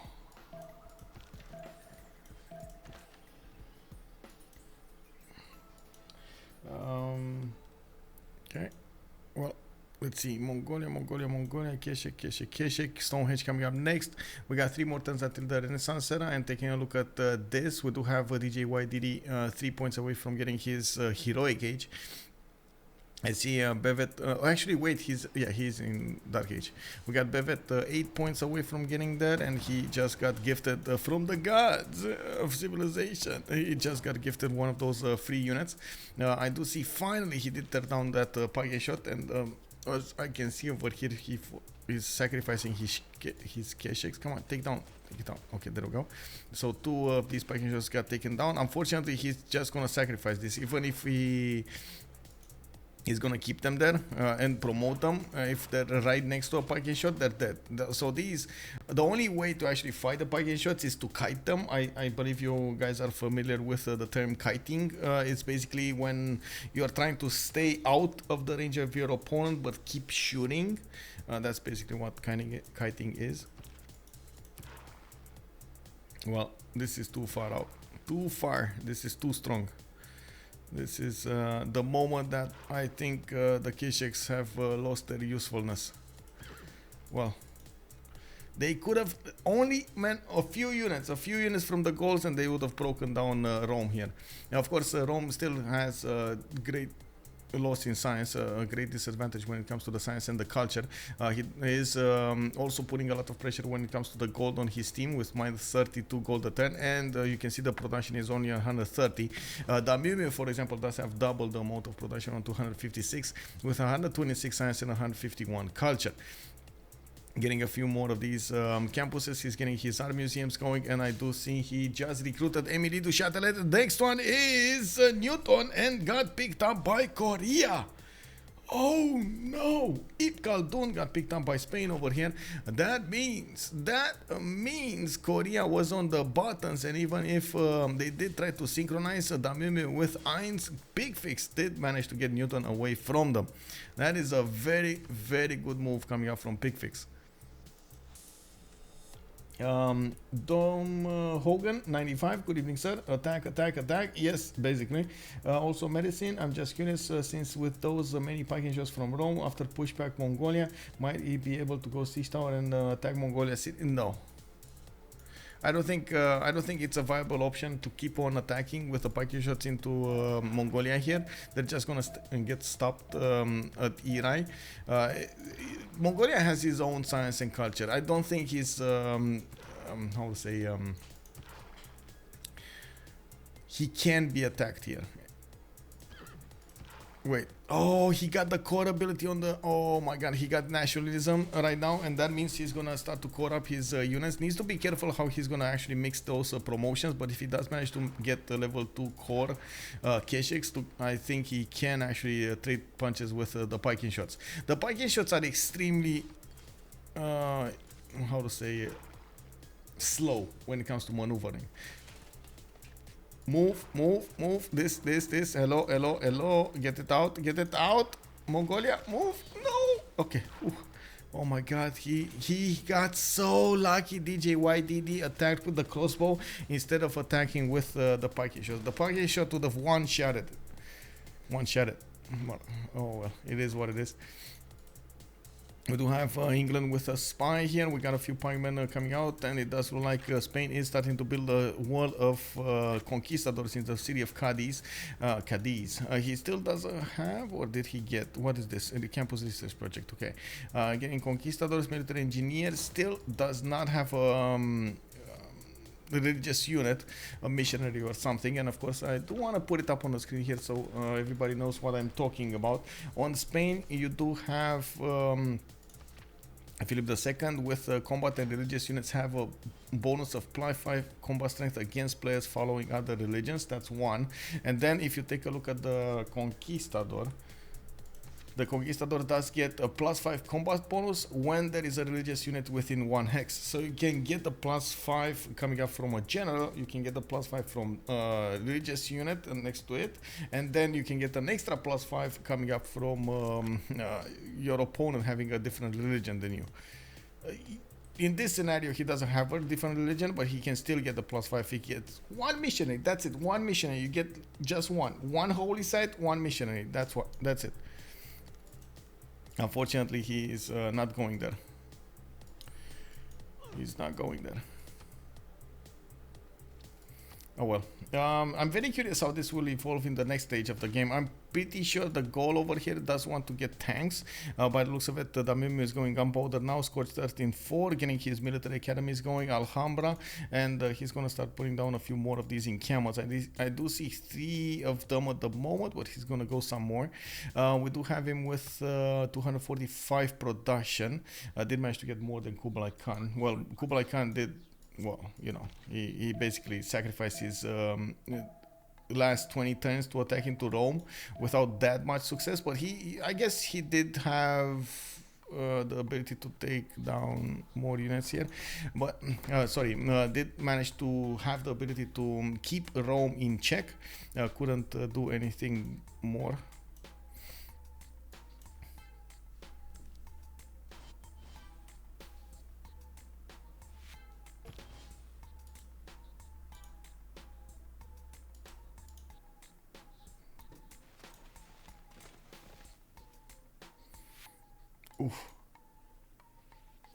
Oof.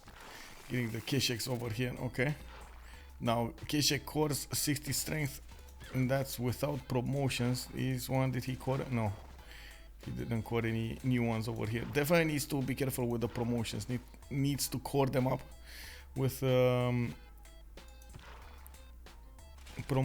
promoted unit with non-promoted unit, so he still keeps the promotion.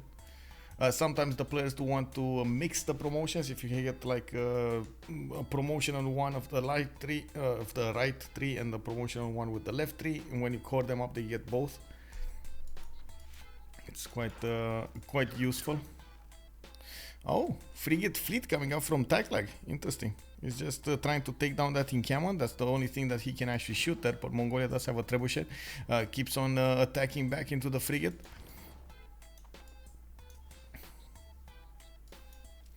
On China, we do have factories starting to come online, art museums also, with an arena coming up from Chengdu. Very surprising, we didn't have anybody going for Colosseum at this point.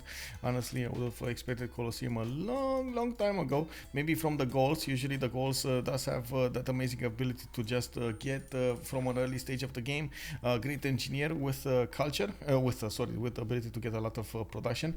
And as you can see over here, Gustav Eiffel is one of the next ones. But anyway, he did manage to get Isodor from an early stage. That would have been quite amazing. We did jump into the next era, into the Renaissance era, and we got only one single nation in Heroic Age, or Golden Age. What is it? Is it a Golden Age? Reformed the coinage on Kublai Khan, China.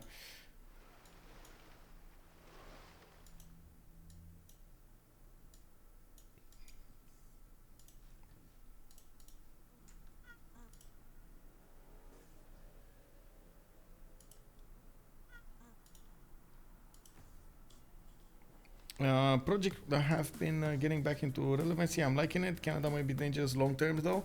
Yeah, they're getting back. Oh, of course, Canada over here long term, I think, has 2 options. First, to go for a diplomatic victory. That's exactly what he's doing. And second, which I believe is the most dangerous one, is that culture victory. He can get a culture victory. Let's go for me.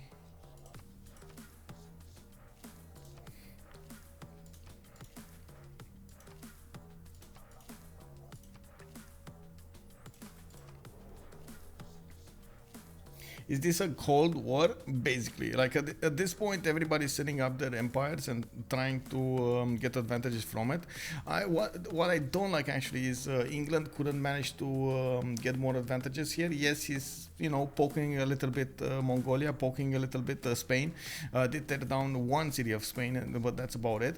And from what I can see, he didn't settle more cities. I think it would have been very important to settle a few more cities here, 1, 2, 3, 4 at least, that he could have settled to the northwest. Would have given him a good and decent advantage coming up in this era, not the last one, but in this era, he would have needed those cities.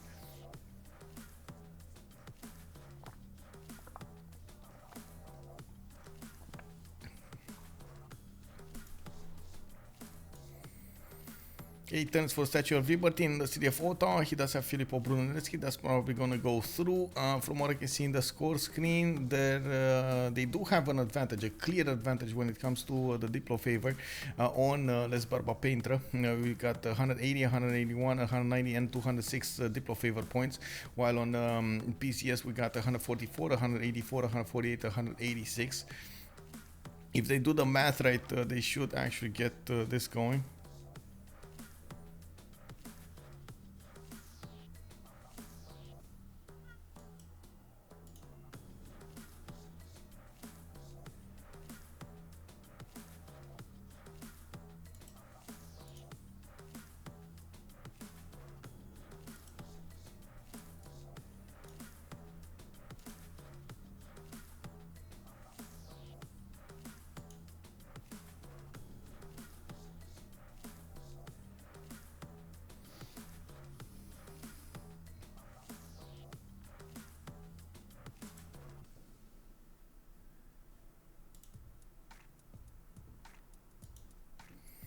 Okay, let's see what happened in the Congress. Okay, 2 more Diplo points on the Welfare Lawyer, encampment 100% production. Oh, okay.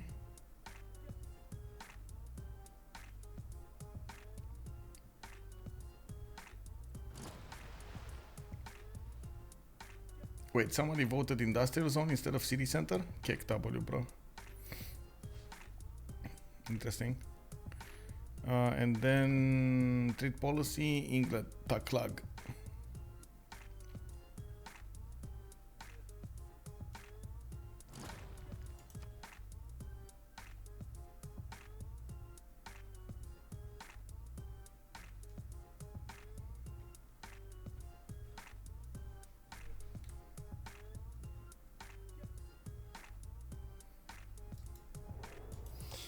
Canada might be okay. There we go. Let's take a look at what's going on. Oh, somebody did put down Colosseum. Was that China? No. Who did put down Colosseum? I think I just saw it with the corner of my eye. Oh, there we go. It's actually Korea. Korea benefiting from a lot more culture is going to be quite good. He's only on 47 culture, lost that pen brush and voice extra culture going, and of course Colosseum is going to be very, very good for him. We do have him getting the builders going, and of course 23 turns is going to be a long time. Industrial Zone Logistics coming up from Gyeongju. We do have Mimar Sinan here, and by the looks of it, Canada, it did start finally to get those grade writer points back. 27 grade writer points a turn. Very nice, very nice. China on 7. We do have a Gaul on 8, Spain on 2. And that's going to be a lot of culture generated from those when of course Canada is going to start to acquire them. At the moment Canada does have only 36 tourism per turn with 221 culture. He is going to jump up very high in the sky when he is going to get those Mounties. We do have him colonialism in 2 turns, in 1 turn, and square digging in 1 as well. With O'Kali coming up from Halifax, I guess that's just a wonder for a wonder. Doesn't look like he's going to get that many amenities, nor is he going to get even adjacency towards one of his theater squares. He did start to settle a few more cities on the west side, and from what I can see, he's going to have a decent amount of them. Really curious to see on the east, why is he not settling the east? He definitely should settle the east. You can see over here the breathtaking tiles are amazing, right? You got so many of them. Oh. Well, the good appeal tiles, not breathtaking, good appeal tiles. We do have also packing shots coming up from England. Of course, you do see Spain has a few night cores here, starting to Conquistador cores, bro. Why are you building night cores? Okay, Conquistador course, Conquistador course, Conquistador course. I like this. I'm not sure why he's building the other stuff. Anyway, everybody's gonna get military academies at this point, and they're gonna put down as many of these encampments as possible. They're gonna start to prepare for the tank attacks. We do have also Rome starting to push out of his territory. The second he gets out of the Governor Victor range, he's going to lose the extra defense he was benefiting from, and you do see he's cannot one-shot the Keshex anymore with these piking shots. He's also gonna get in range of a lot of these piking shot cores that start to deal decent amount of damage against the piking shots, and of course they did start to kite them. Very important to core them up and move back, shoot, and so on and so forth until they dwindle down the numbers. Immediately Rome actually went into trying to sim a little bit, and this will eat into his numbers going against his opponent here. Even though he does have a strong army at this point, this is just a matter of time until he's going to lose most of his units. How did they fix that though? Reloading? Wait, what? Not so. Would it be hilarious if they vote for preserve, get a tie and win because Michael vote preserve? Yeah, not. I mean, I wouldn't want that to happen, bro. Yeah. I mean, even in this one, I'm sweating a little bit because it got passed via the tiebreaker. Somebody did vote wrong from them, but I don't think it makes that much of a difference. Like they voted instead of going full city centers, so one of them. Oh, kick W. Actually, look at this. Kublai, like McFlyShow, this is why they didn't, they got the A. Like this is why they actually got into the tie, because Kublai Khan, instead of going for the B, and they go for the A in city center. Oh well, not my fault, bro. Not my fault. I'm sorry.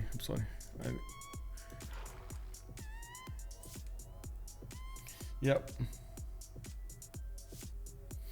No, we basically most of the time we just so yes, sometimes congresses can affect things, but most of the time it's not going to come back to a tiebreaker. Like most of the time it's not going to be that close to call. You do have to put a lot of preparation into getting your Diplo quarter going, getting a lot of influence points and so on and so forth, which does allow you to get the win in the Gaul Congress. So preparation is much better than going for ties.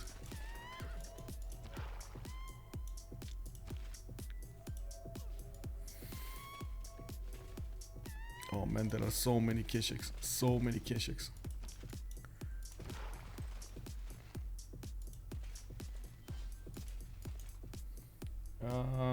This is the reason you usually do spectators. Yes, this is the reason we usually do spectators. At the beginning of the stream, I did ask them if they want to go for AI plus me. AI, if we put an AI, it will always vote A. Like whatever happens, the AI will vote A. So I could just vote B, and that's it. I nullify the votes. It doesn't matter in what we vote. We just need to vote A or B. That's it.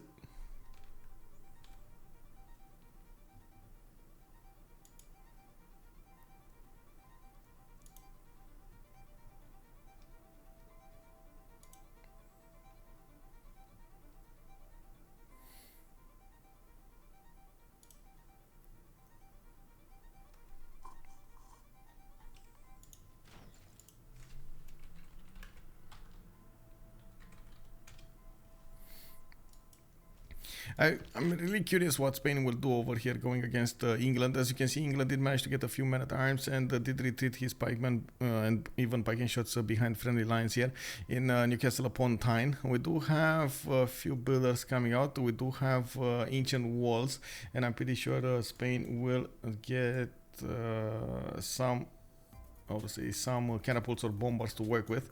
He does have military academies coming out. Cuirassier corps are also coming out on the front line. These aren't strong enough to go against the pikemen or the men-at-arms, but I'm pretty sure the conquistadors should have enough strength to start bumping against that encampment without caring about the result. the counter attack.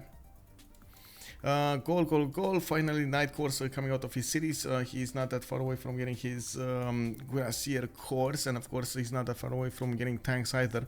The Meuhmeuh is on abilities in 1, scores 13-1. He's gonna need to get a few more encampments if he wants to keep on printing those tanks coming out of his cities. But he does need to get a decent amount of them to upgrade fast into tanks here and attack into Rome. I do believe Mongolia did his job to basically erase Rome. Why is he, bro? Keep on shooting. Why are you waiting? DJ, hello. I'm okay. I'm so.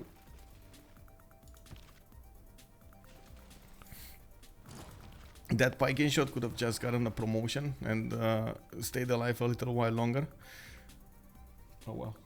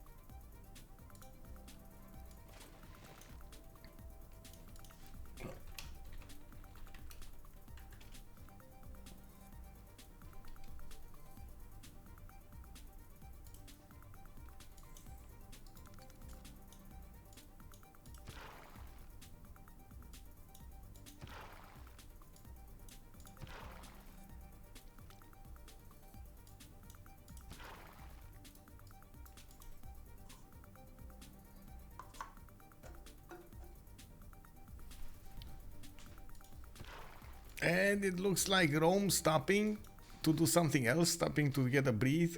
It looks like he lost his army. Yes, he still has a few Viking shots, but now he's getting pushed back, and it wasn't even 3-4 times out of his empire, and that's it. We do have to see, of course, when the Gaul will join the war, if he's going to manage to push through. You can see the knights are just not going to do enough damage against the Viking shots, and I'm pretty sure the cuirassiers have the same problem, even if they're cuirassier corps.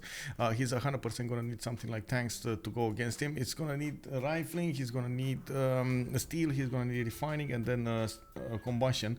And that's probably enough time to start getting some pre-builds for artilleries, and at the same time getting some more pre-builds for tanks, get the military engineers to start getting the infrastructure going towards his opponent, and of course allow Mongolia over here to keep on taking down these Viking shots slowly but surely.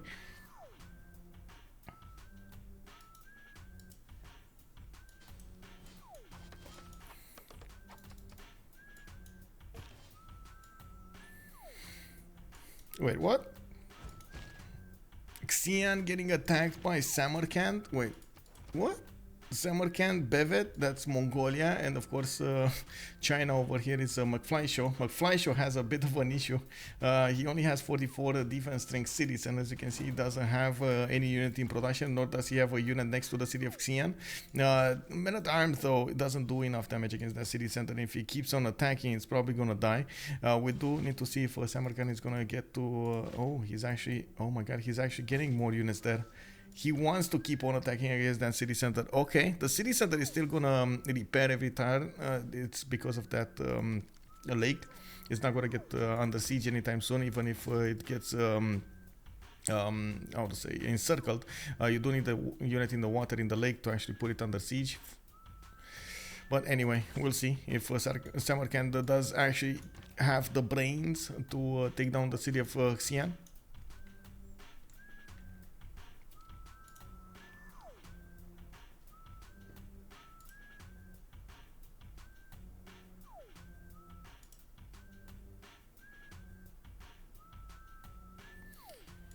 We do have Korea settling a lot more cities, and he did manage to get to, let's actually take a look at his city count. Where was it? Erascore? Yeah, Erascore. 14 cities at the count here. He's actually 3 more than Aurum on Canada. Now we do have him starting to get his economy going. Did finish that Colosseum, allowing him to get 20 more culture on 64 at the moment with 351 science. He did pop that Newton, and of course you do see how much it does impact his empire. We do have Him also settling the city to the north, Gongju, and starting to get a sale from it. That's only a city for Samera score, not that big of a thing. It also managed to get to 387 production. He's actually the most productive nation out of the game here. Even 2 more production points compared to Eins. That's Philip II on 385. On Eins, by the way, he did start to go against England. England finally managed to get to field cannons, and these are gonna have an issue to counterattack into the conquistadors. The parking shots are going to try to keep the line going, and of course we do have unfortunately the conquistadors still needing those missionary points. Unbelievable that we don't see a holy site. One holy site would have been enough to give him the ability to buy a lot of missionaries. He does have a decent faith generation coming up from his missions, so well, you didn't need that much the adjacency. Just put it down and work it. I think we did have a religion at some point, right? We did have Mongolia getting the first religion in the game, Catholicism, Jesuit education, and holy waters. Interesting. Oh, flood takes the day. Oh my god, okay. Interesting. We do have Mongolia also getting out with a privateer in the middle of the seas here. He is going to start tearing down the economic zone between England and Rome. From what I can see, they didn't actually get that many of those, but he does have one. Oh my god, he has a lot of them. 1, 2, 3, 4, 5 of these are going through the city of Aquilea. That's a lot of them. Very surprising we didn't have actually Reina put into that city. That's so much gold that could have been generated there. And very surprising he didn't use Korea, but I guess Korean cities are just not good, even with Reina in and harbors here. Just not good. He needs to get Gwangju, the capital city, with harbor. That's exactly what he's doing. Bevet is saying bad. Well, what is that? What is he doing now?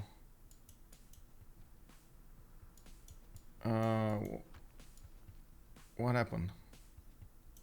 Something happened here. Bevet is Mongolia, so something happened. Did he lose his spy? No, he still has one. Did he Did he not get the general or something? Oh, they're passing on the generals, okay. Okay. I don't think that's reason enough to say that, though.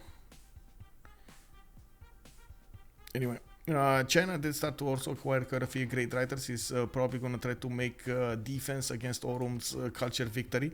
We do have the moment China on. Let's see, what is it? China is on 63 internals. And of course, Aurum would need to get 64 externals to actually get there. From what I can see, domestics versus whatever they're called, visiting versus domestics. We do need to see also if they're gonna get. Okay, they just pushed the scientist to Alfred Nobel. That's gonna take a long time.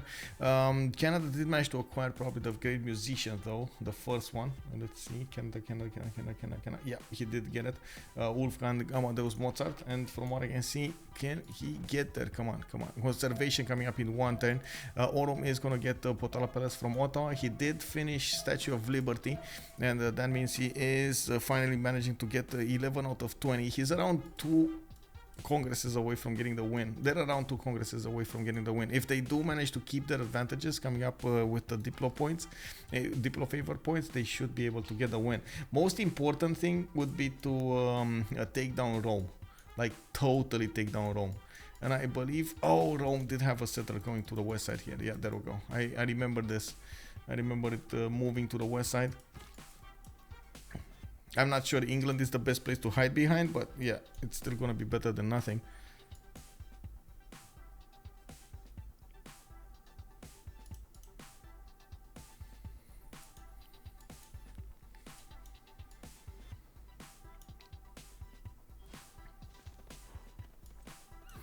We do have Gaul finally managing to get his bombard cores online. We do have quite a few military engineers going towards Kume and building up the infrastructure.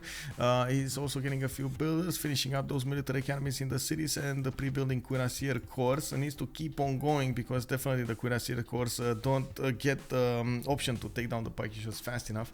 He does need tanks, and he does need a lot of them, not to mention artilleries. Gaul, the Meuhmeuh did manage to get to 160 science and 145 culture, while Djydd is on 125 and 43. Lacks a lot of that culture, which is quite surprising on Rome. He's gonna try to get some field cannons here to help him defend against this army, while Mongolia is starting to creep back closer with Keshek corps.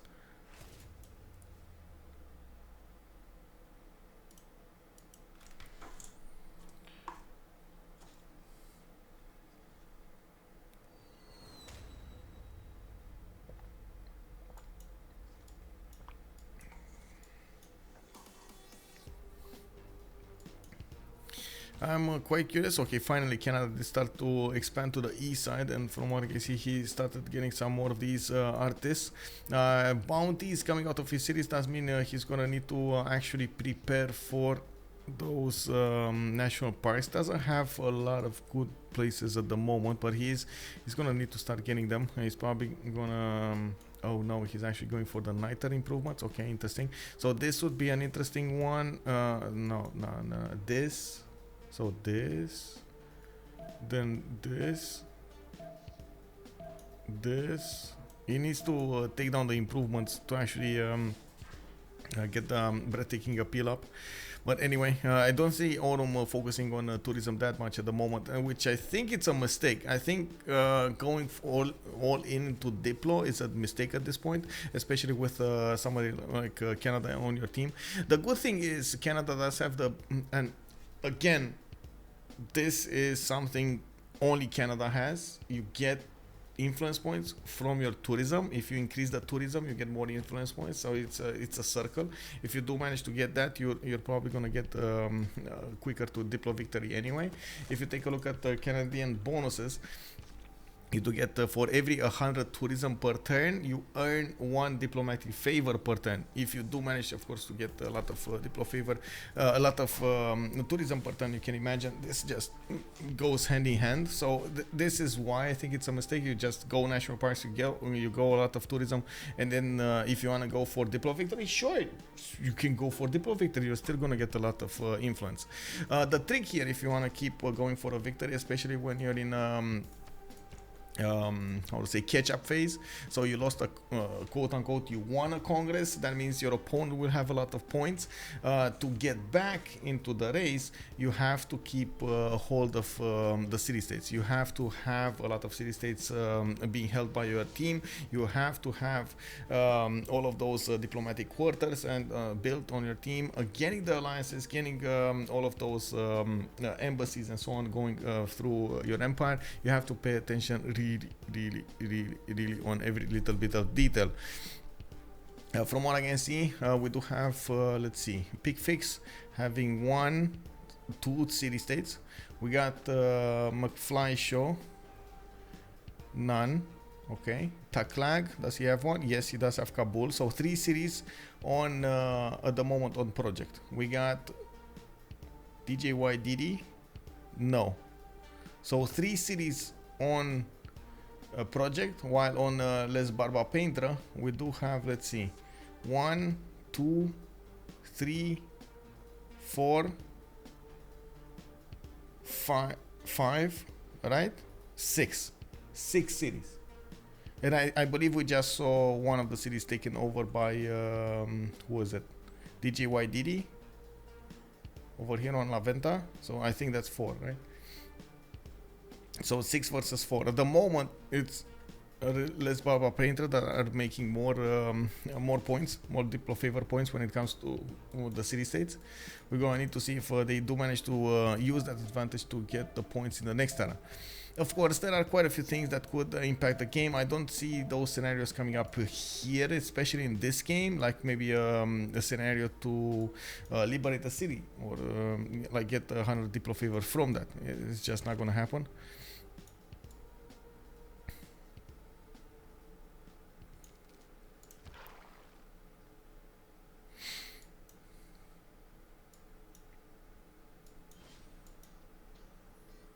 La venta for Djydd. Yes, Djydd, thank you. Pretty big win condition threat. Yeah, he's getting very big here. I would love to see a lot more builders though. Like he's at the moment, the only thing that Aurum is lacking is builders. That's it. He doesn't need that many mounties. He needs like maybe 4 mounties, but so many builders. You need the builders to plant the woods. You need the builders to improve the tiles, and you need to get so many of those. Not to mention later on in the game, for some extra tourism, you do also want to get all of those. How do you call them? The ski resorts, I believe they're called, in the mountains.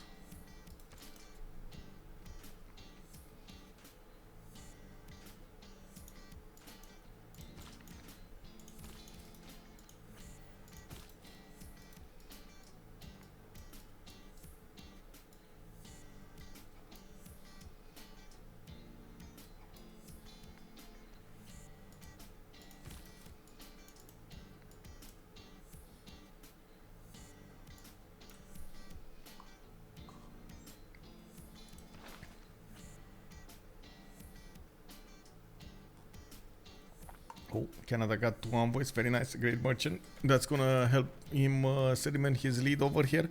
Not sure if they're gonna get it or not, we'll see.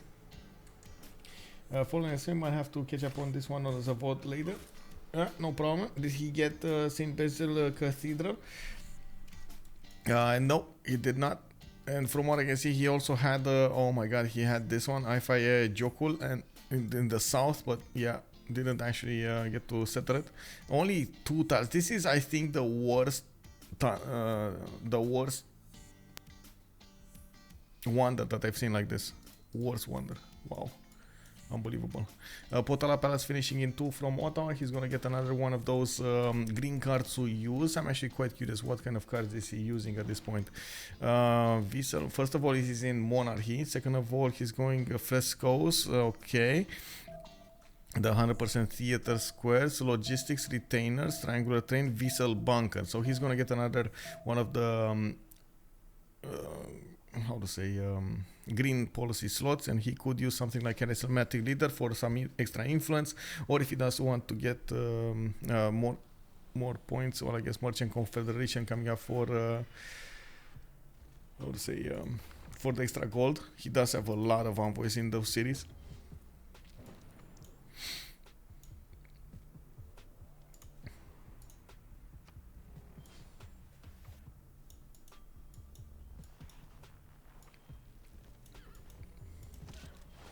Okay, the big attack is going to come from the Meuhmeuh going against Rome, and from what I can see, he still needs to build a lot of his army up.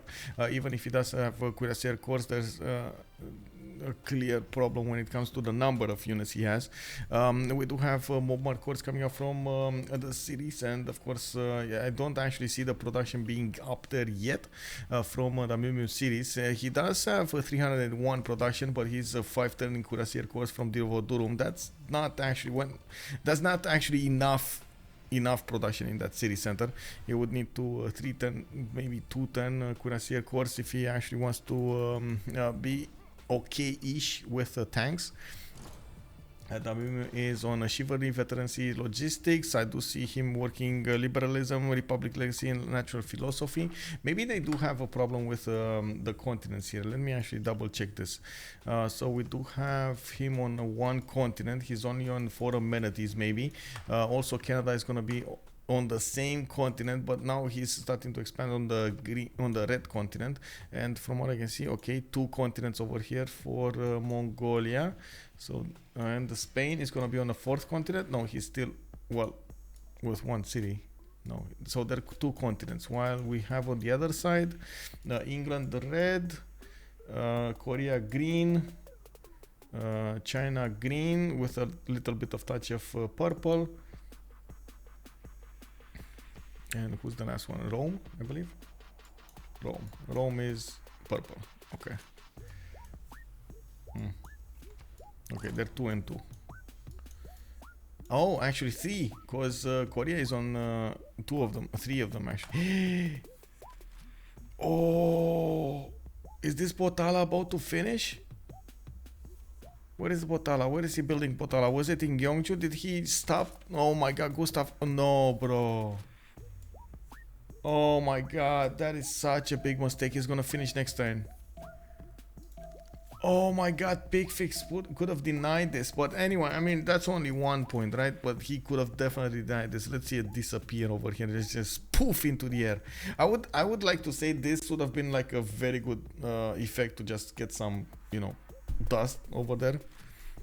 Or maybe just go, you know, tear it down. Not really just disappear. Just make some kind of effect. Yeah. You see how it just poofs out of the air? Man, and Gustav Eiffel also put an action into it. Wow. Okay. What went wrong with England sim? Not enough cities. That's, in a nutshell, not enough cities. He had the opportunity a long time ago to get 4 or 5 more cities. He never did that. And because he never did that, his sim is just not on par with everybody else.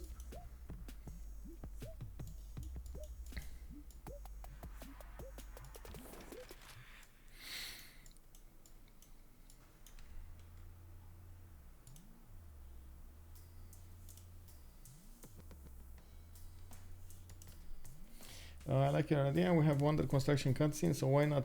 I know, right? Exactly. Like you had, what goes up must go down, you know. 52 culture England is sad to see. Well, yeah. Well, oh my god! And this is Eleanor, England.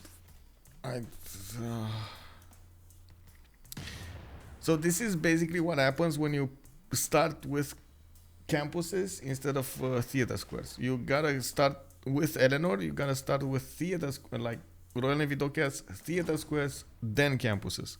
Unfortunately, he didn't go this way, so he couldn't get all of the bonus points from it. Okay, what's happening here? Mahaburi Temple. Oh, finally somebody is getting religion over here. Holy site. Oh my god, second religion. Divine Inspiration and Pilgrimage. Canada is gonna start expanding. Okay, very nice, very nice. What kind of building did he get in his government plaza? I think it was Foreign Ministry. Yeah, it was Foreign Ministry. So okay, but it's fine. It's fine. He's still gonna get the option to go for how to say a lot of religious tourism. You know, it's still good. It's still good. 7 out of 72 at the moment. 10%. 10%. 135 tourism per turn. So now he's gaining an extra point of Diplo favor per turn. Let's see in the score tab. Actually, we do have them catching up. We're halfway through this era, and we do have a lot of Diplo favor coming up from Les Barbapeintres. Les Barbapeintres. And we do need to see a lot more coming up from okay, there we go. We got Canada starting to put down all of those forests here. He's starting to prepare his land for national parks. Where is it? So 1, 2.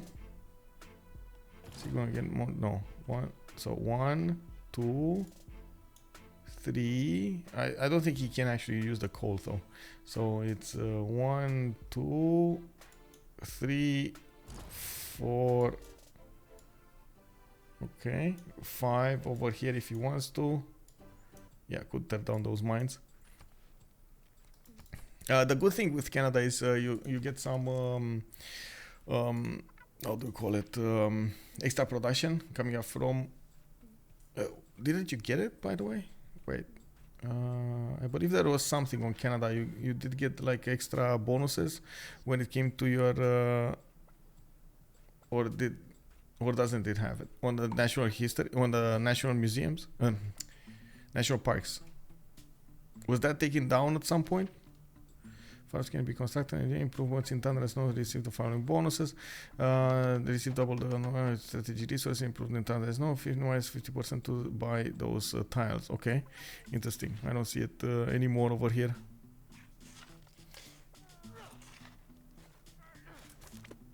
I know there was a moment in time when you got like +8 food, +8 production on your national parks, but I think that was taken down a long time ago by BBG. Some time ago, not a long time, some time ago. Maybe with the introduction of preserves, you know, just saying.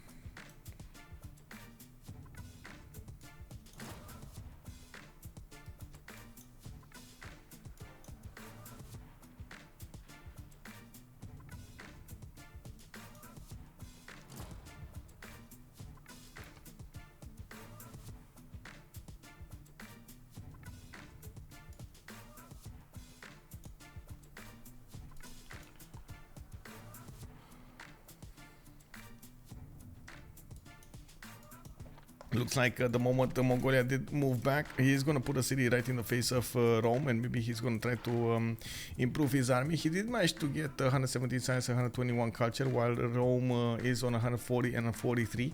Meuhmeuh definitely has an advantage here. Unfortunately, he's losing a good chunk of gold, minus 48 gold per turn, and also Philip II has a bit of a problem with the gold generation. He keeps on pressuring England from the west side, and that's going to be a problem for taClaG, especially since we do have tanks coming up from Spain. That's going to allow him to attack with a much stronger unit against England here. Eins did get to 180 science, 73 culture earlier, and now he's starting to upgrade his units. We got Bevet here with 4,000 gold in the bank. That's a lot of gold, and he's just going to need to give it to Eins so he can upgrade as many units as possible. I do see also Korea starting to put planes on the map. We got Sangju getting an aerodrome and right in the face of Spain over here, and we got 80 crews coming out from him. Casa de Constatacion on Gyeongju, that's actually quite important. His capital is on the white continent, so that means on the green continent he's going to get extra bonuses whenever he's going to have governors established. And you do see he has 1 and a 2 and a 3 cities, 4 cities with governors here, getting the extra bonuses from Casa de Constatacion. A very, very good wonder when it comes to all of the bonuses. You get another extra plus 15% production, faith, and gold, and you also get a plus 3 governor promotions base.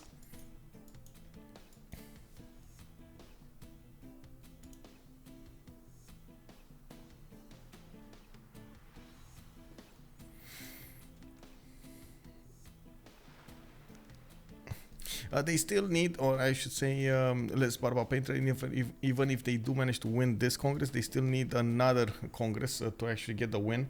They can only get around 5 points maximum from a single Congress, and of course they do have like, what, 12 now? Oh, they're on 14. Oh, wow. Well, still, they're still 2 Congresses away. They can't get 6 points. Oh, he got Mahabodhi, that's why. Okay, he did get Mahabodhi from Gulf. And now he's starting to put down those national parks. We are going to see slowly but surely Aurum here getting a lot of tourism quickly. 9 out of 78, and we do have him on 182 tourism. Just went up 50 tourism in the last few turns. Getting a theater square festivals. He's starting to move those mountains into position to get the national parks going. And as you can see, he is planting woods everywhere. Needs to actually unimprove some of his styles to make everything work, but that's a lot of tourism that's going to be generated from these tiles. More mount is coming out.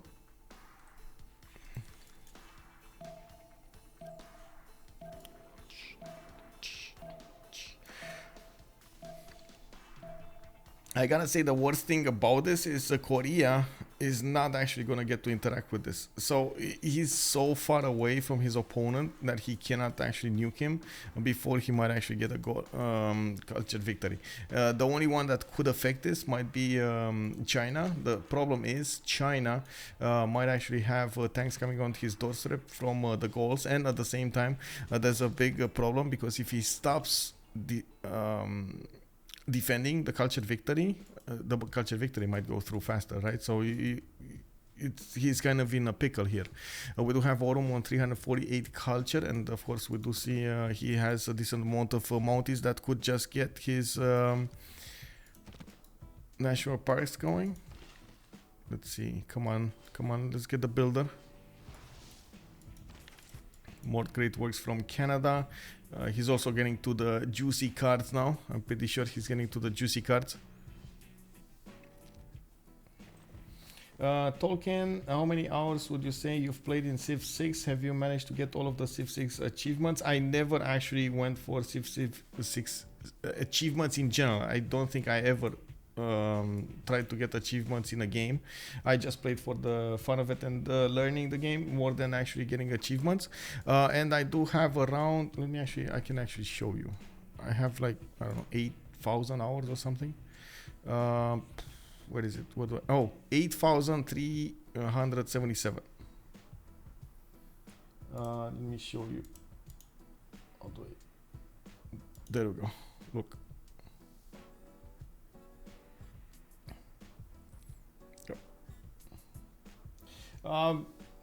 Of course, a lot of them are actually just streaming, casting. I think I started casting at around 5,500, and like I got a few thousand hours just streaming.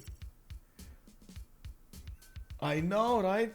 Barabulico, I know. Rookie numbers, bro. Yorkshire Brit, also good evening, sir. Barabulico, good evening, sir.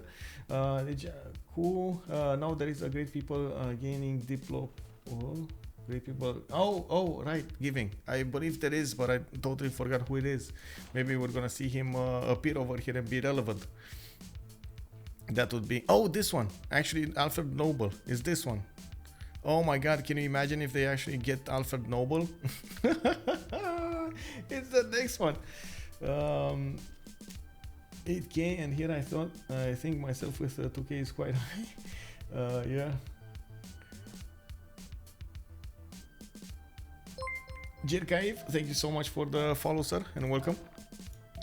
We got more of these national parks starting to appear here. It looks like Canada is going to get quite a few of them. Needs to use the builders to improve the tiles, and of course get the forest in, plant the forest, so he gets as many of those as possible.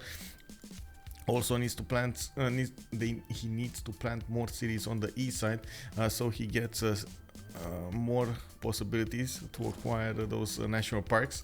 I do see he's working on the west as well. 1, 2, 3 of these national parks have been settled. He's starting to improve with the builders, everything here. And I do see, there we go, he's gonna work another one. There we go, another one. 1, 2, 3, 4. That means Aurum here is on 258 tourism. Another 70 tourism has been generated, and we got him on a 10 out of 82. And by the looks of it, this is going to be a higher problem for McFlyShow. McFlyShow did stall a little bit when it comes to generating a lot more culture, which is surprising. He does have the walls that he could just keep on trying to get between his cities, and of course you see how much culture he's getting in the city of Taiwan. He could just keep on going to the east side. He's starting to put down a few more theater squares and getting the getting a religion here from Longsea. We do have tanks coming out of the cities of Cadiz. Spain did not receive all of the gold from Bevet. I don't know why they're not investing in this attack. He could definitely break the defenses of England much faster, and in a lot of the cases time is of the essence. You gotta break your opponent faster. The longer you give your opponent time to actually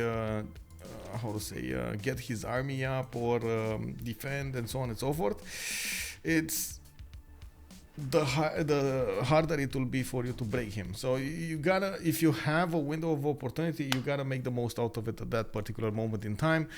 So you can actually take him out.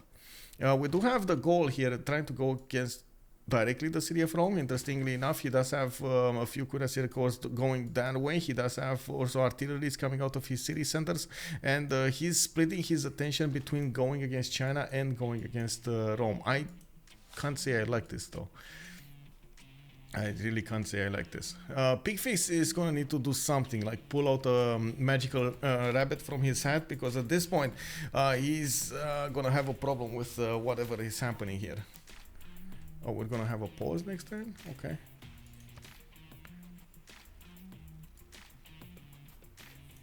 I'm not so sure they can win this next Congress. What they can do is probably win one of the options. That's about it.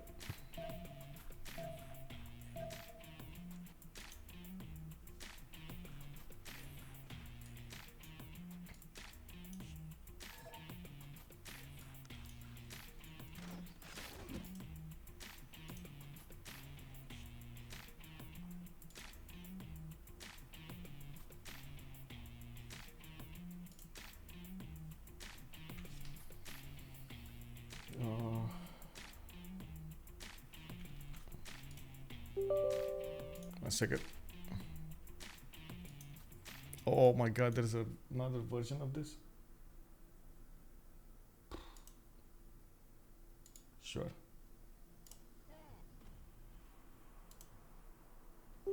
Sorry about this. We're just quickly installing HW monitor.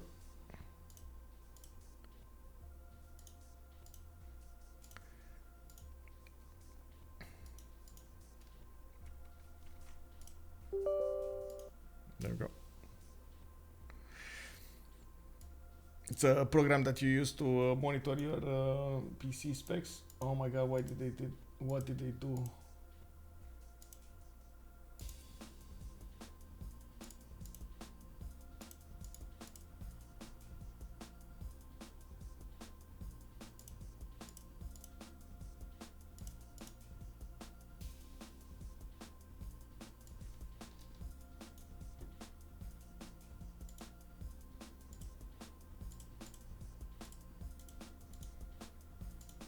Okay. Oh, we got a 2 minutes pause? Okay.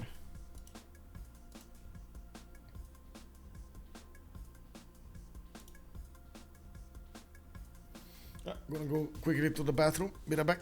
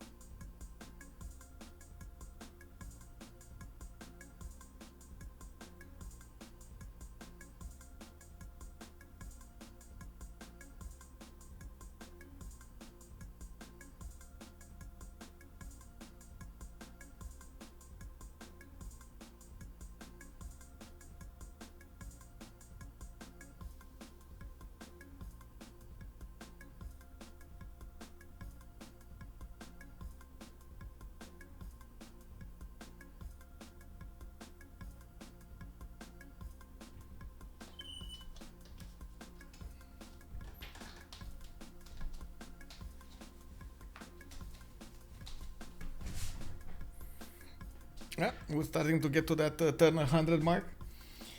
Can Korea just win with jet bombers? That's a good question. I doubt it.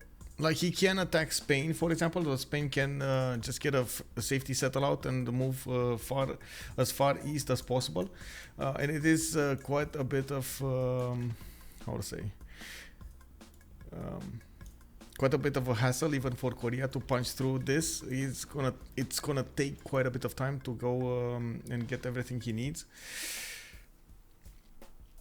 Main issue would be to take down an opponent here, and I think that at this point it's a race for the Diplo favor points. We do have a decent amount being generated at the moment by Les Barbapeintres. What do I think over here is they're still probably not going to win the next World Congress. They're getting a lot of points, but it's still not enough. Kublai Khan China has a decent amount of Diplo favor. Picfix has a decent amount of Diplo favor.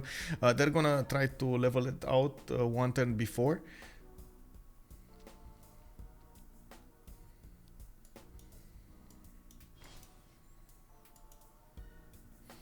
In esports, 10,000 hours is pretty common. It's the way of the no life. The no life. Okay. I mean, this is my work, bro. What do you mean? No life. This is my work. I work. I have a life.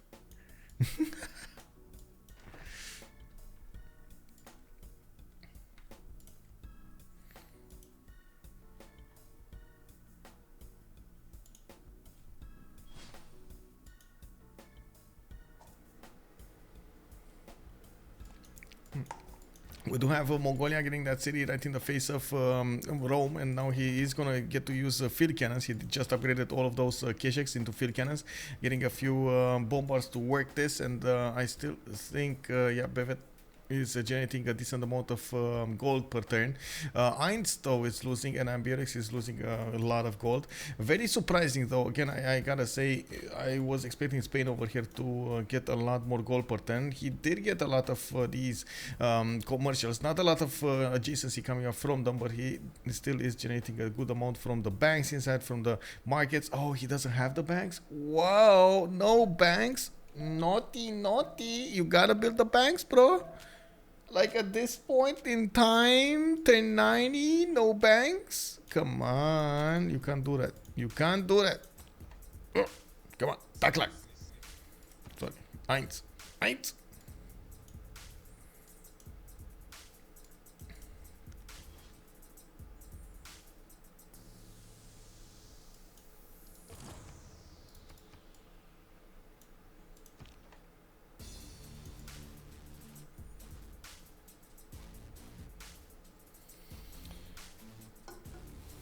Oh man, I got so many cups over here. Let me actually get a good cup next to me and pour some more water. Definitely need the water. Pasa. Le. Does anybody know why the French call water like it's like, you know, like they feel when they say that, you know, like they actually got the word from. I know, right? It's, but it's like, come on. When you say it, it's, you know, it's around you know, you. Why do they call it like that?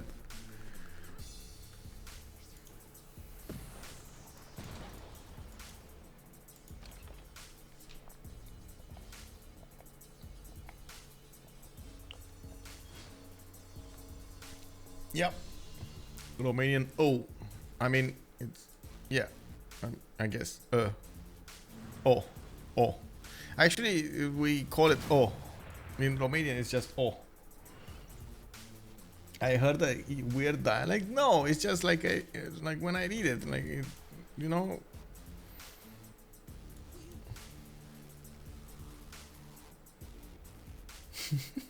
O. O. Oh. Okay, interesting.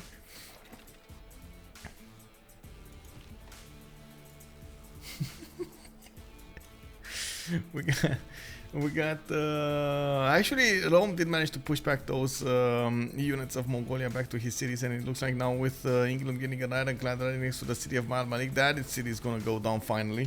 It took 90 turns, but it is gonna go down finally.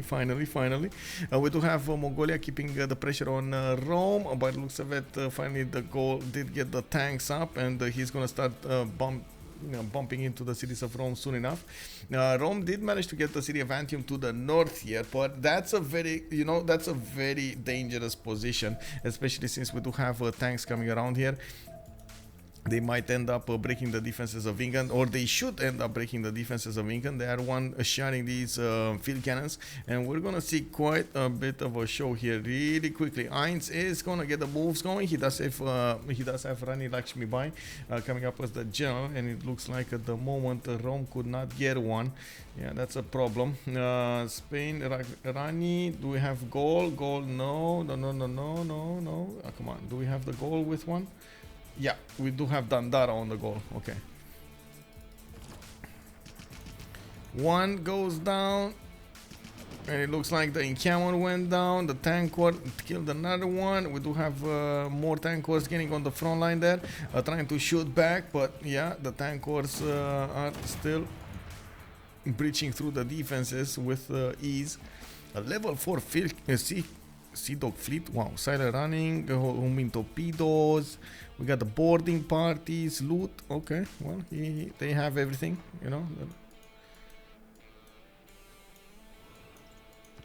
Okay, the goal is gonna start attacking into the Roman cities. He does have the benefits of artillery corps that will turn down the defenses of the encampments quite quickly, and of course the city centers. Even if there are still walls, they're still gonna chew through them.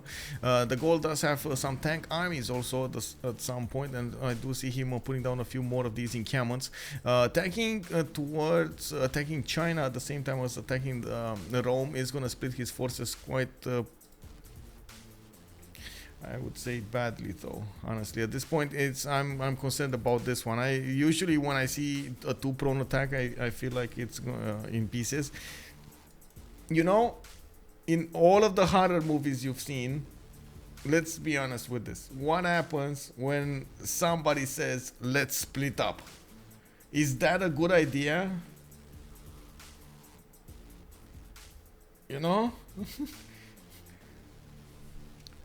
You're on an alien ship. It is dark inside. You can't see anything. And the best idea is, let's split up. Are you for real, bro? Why? Have you ever thought of strength in numbers? Like, what is this?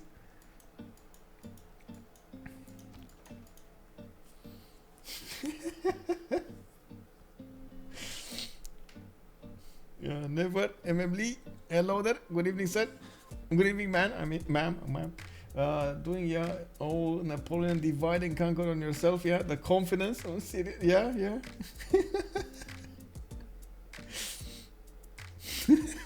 Trojan man has the right idea here. They never asked again. Yeah. What is Kublai China? China is focusing on getting the defense. He is trying to get a few the defense for the culture. He's getting a lot of theater squares, getting a musician and so on and so forth. He's trying. He's getting the culture for his team. On the other side, you were asking me about Korea. Korea is getting planes and a few cuirassier corps, trying to defend a little bit against Spain. Spain is just gonna try to be a bit of a nuisance here, stepping on those those aerodromes, while we do have quite a few of them coming up from the main cities. Korea never actually made planes, he just made the aerodromes, and is trying to get more science up. He does have 500 science, 570 production, but unfortunately you do need to use that science into something, otherwise this will happen. The tanks are just gonna stomp the ground. Hey, White Love, good evening. How are you doing, sir? We do have Spain getting quite close and personal with the cities of England over here, and he should know about the Roman city to the north. I'm actually quite curious. Do they know? No, they don't know. They don't know what they don't know. This is a problem. This is dangerous. Spain would definitely need to go towards the north and see what's up there. At the same time, I'm pretty sure he's thinking, so many juicy English cities. Don't mind if I do. Don't mind if I do. We do have Rome also getting pushed from the east side. Those Gallic artilleries are getting in there, and you can see they are tearing apart the defenses of the encampments quite quickly. The tank corps are also needing to smash through the parking shot line, but they're not breaking them apart yet. Maybe tank armies, but tank corps, no. Okay, interesting. Of course, a lot more artilleries are going to need to be built and sent to the front line if he wants to be successful on that endeavor.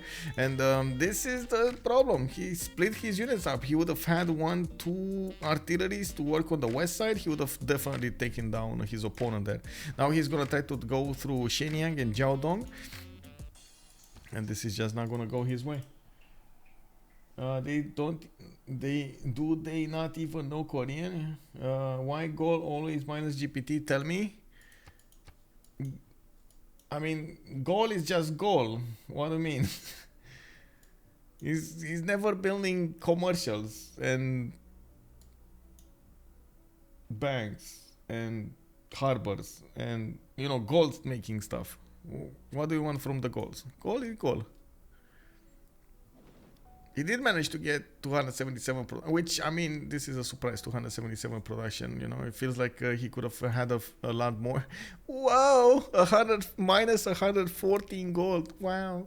We do have in the score screen, by the way, 2 turns until the next Congress session, and it does look like we got 191, 188, 224, and 278 coming up in the Diplo favor. We do need to see if and how this is gonna turn into something as an advantage for them. We still have 14 out of 20 points for Wilfred Laurier in the Diplo screen, and he's not getting Alfred Noble. Actually, Canada would have really loved this one. He never actually made projects for it. He's just putting down. I think he might have given up on Diplo victory here. He's just gonna want to get as much as possible his culture victory going, and he's gonna ramp up that tourism very seriously. Now he's on 18 out of 91 points, and he's on 371 tourism, basically doubled in the last 15 turns. We got more great musicians, banks being built, holy site prayer projects. That's a lot of going for the rock bands here. Well, I guess he's fine. He does have Gaul to the north to play against. Encampment went down. It looks like 2 units also went down here. Gaul is pressuring more and more Roman cities. Let's see on Spain. We got the first Koreans. Oh my god, Sangju is gonna die? No. Oh my god, he's actually gonna die. He is actually gonna die. That city is a gunner. Wow, okay. Well, we do have bombers being put into the production queues and more fighters coming up from the main cities. Casa de Constatación got finished earlier, and of course we're gonna see what's gonna happen here. Newcastle upon Tyne is also a city that's going down. Looks like 2 of the players of Project PCS are slowly losing their cities, with only Picfix managing to Picfix and China actually trying to be relevant over here. The other ones are getting smashed between their opponents. Let me show you Gaul GPD. Yeah, could you show please Gaul Fog of War? Let's actually see it. This one, you mean?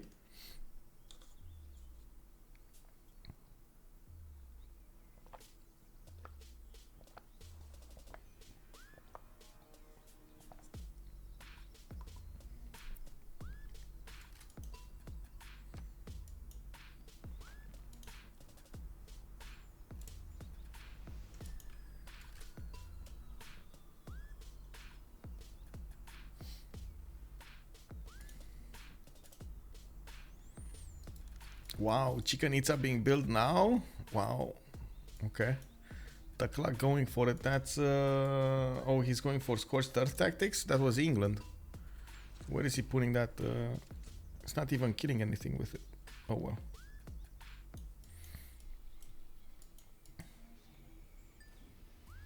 Only 2 Korean cities revealed? Yeah, that's a bit of an issue. They don't know about Korea. They don't know how big it is.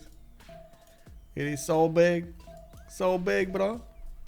Why love? Why is Korea so big? We need to know.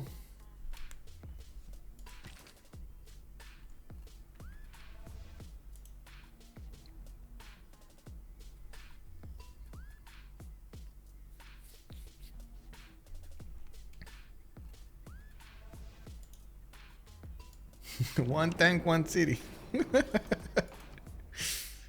Yeah. Okay, this, and this.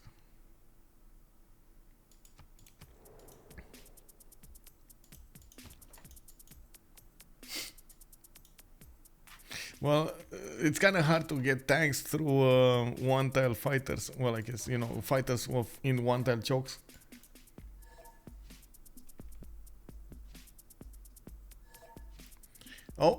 Oh, McFly cannot vote. McFlyShow.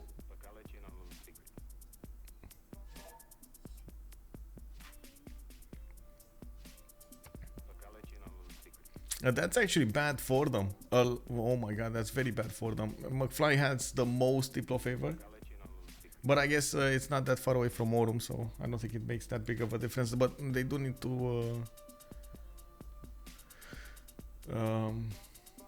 they do need to tell Aurum not to vote if they actually want to be on point with this.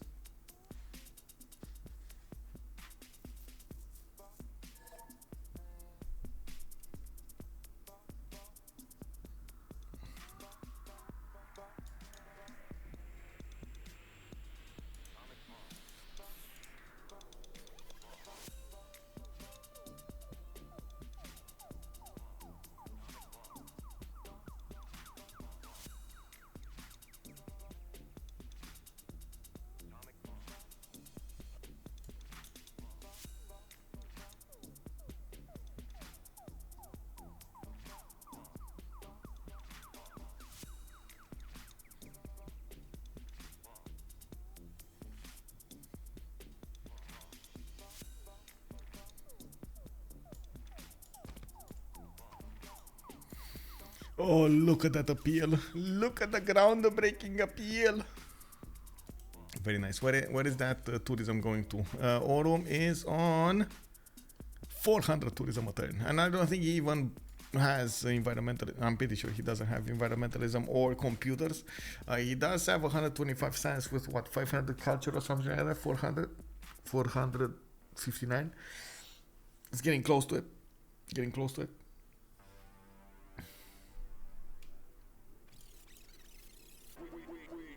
taClaG is saying they have a lot more points. I don't know what this is. Who doesn't pass is not logical.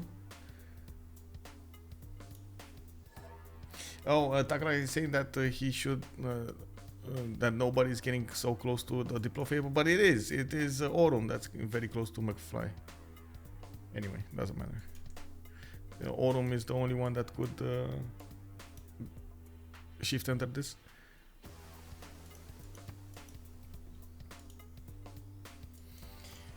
Will Canada build the Eiffel Tower? I hope so. I really hope so. Get Eiffel in there.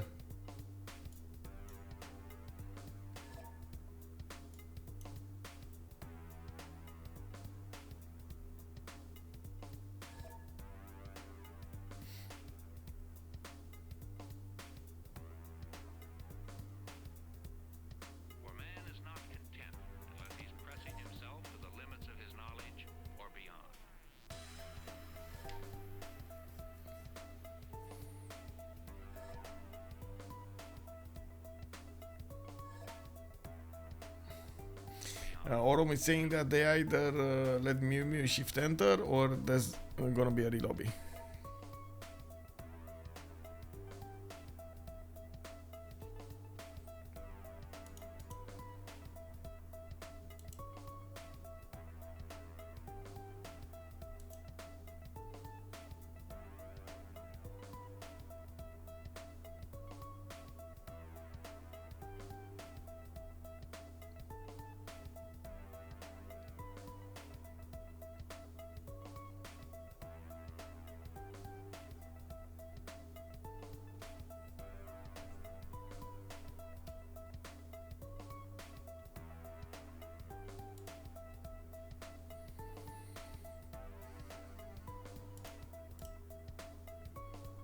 Just waiting for them to resolve this.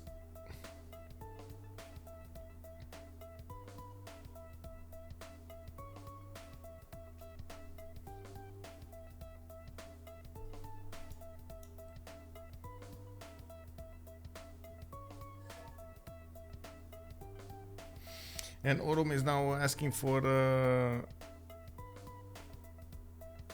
referee to come and decide who's gonna shift enter.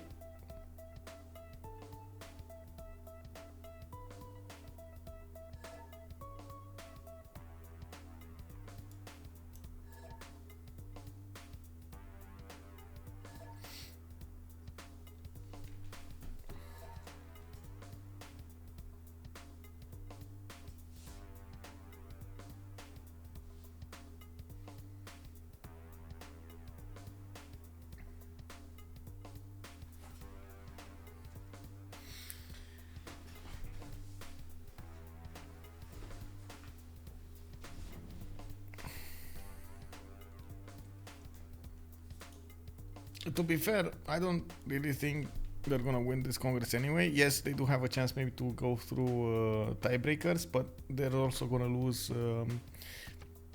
I would say, a Diplo favor if they manage to push through a win.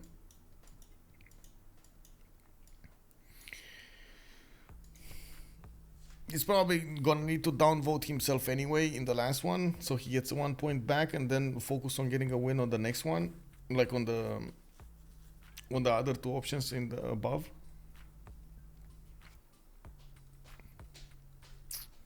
Let's see.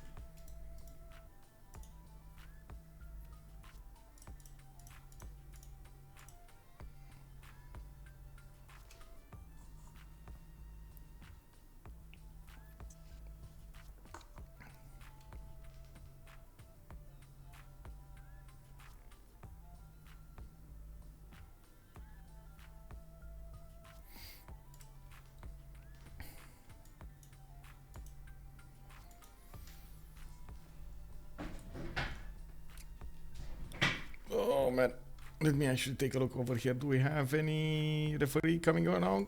Come on, let's go. Oh, there is a referee going there. Okay, interesting.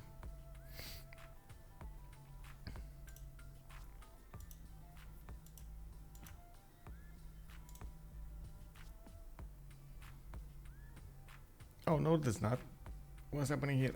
Are they just talking in private with a referee or something? I don't know what's going on.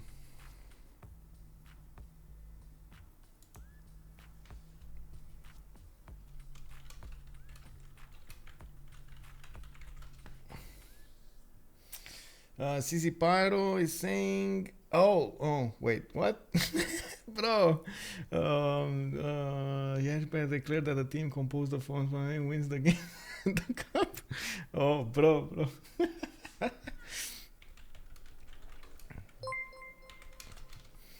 Master Death Till, thank you so much for the follow, sir. Welcome.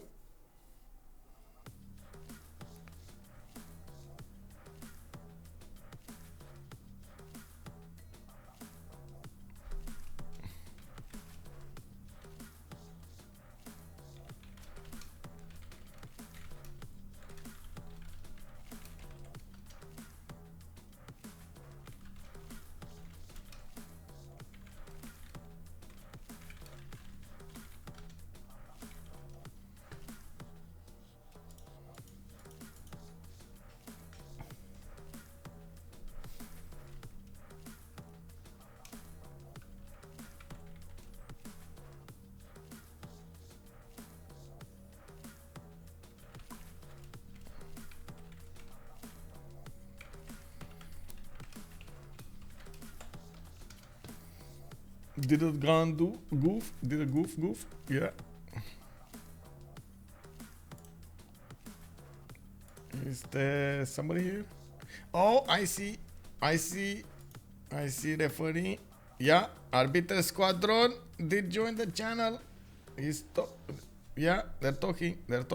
Let's see what the result is.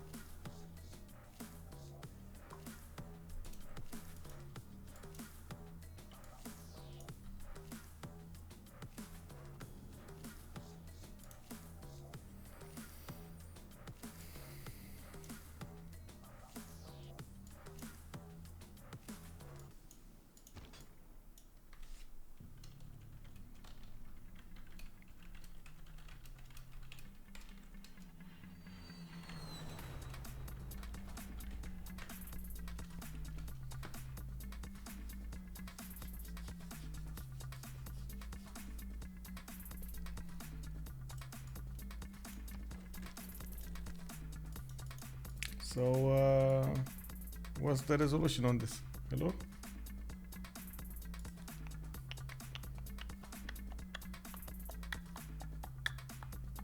Oh, they're still okay. They're still talking. I see still a referee is talking over there.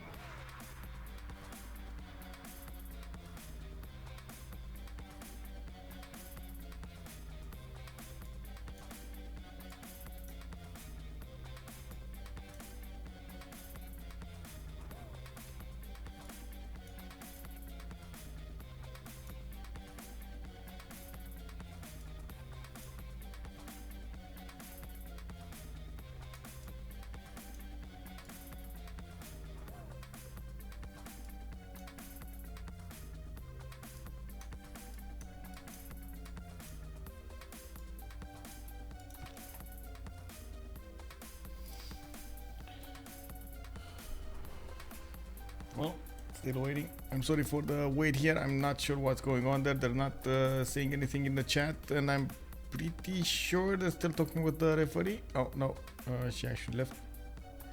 Okay, so is there a decision being made? Something?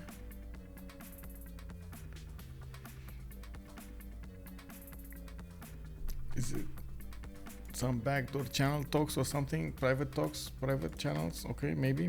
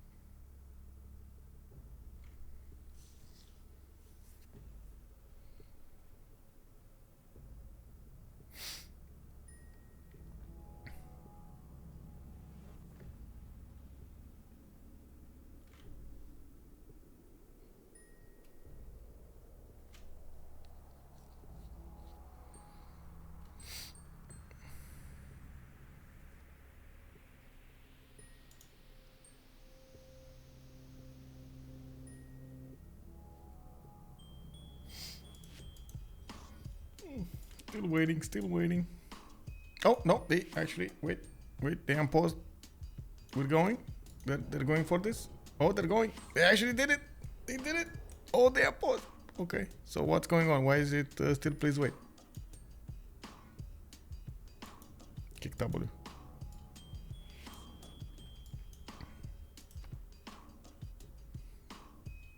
Do I have anybody with 0 MS?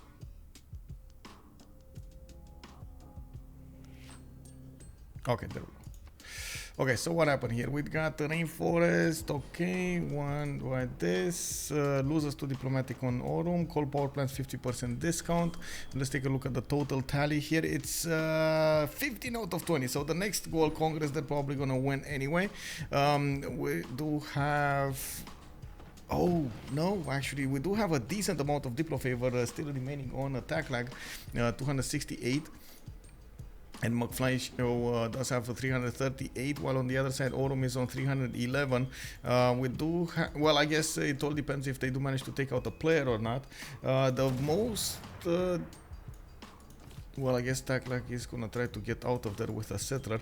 I wanted to say that the most vulnerable one is, of course, taClaG over here. He's starting to lose his cities. He's gonna lose his capital at some point, and it does look like Rome is gonna be on the same side of this. We do have Antium over here to the north of the English cities, trying to get another one of those settlers going. Maybe going towards Korea would be an interesting thing. Korea did not lose the city of Sangju. That city did get steel walls, and the tank just didn't have enough strength to go against it. You do see at the moment we got some artillery coming out of the cities of Spain, and he would do quite well to actually get anti-air guns, because honestly bombers are going to come out of the cities of Korea soon enough.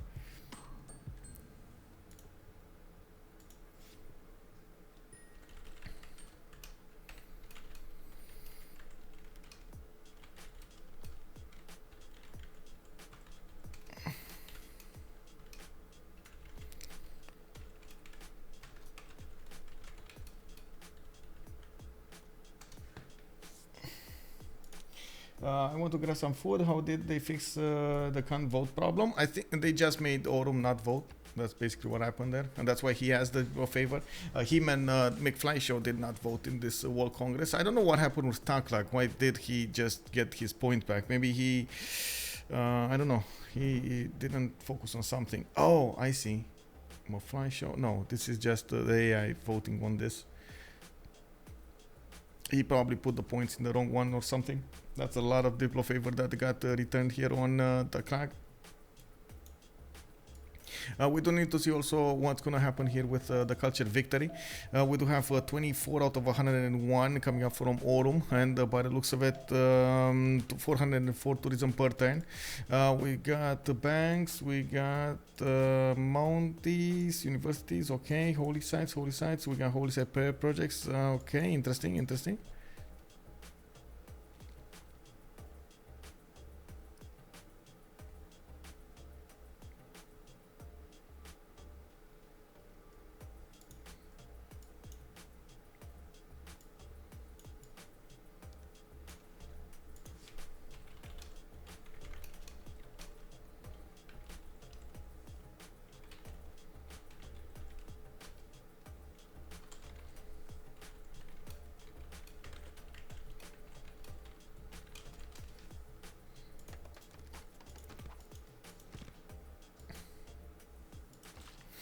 The Natural History Museum finally coming out from Canada. He's going to get more slots to use for those. Whoa.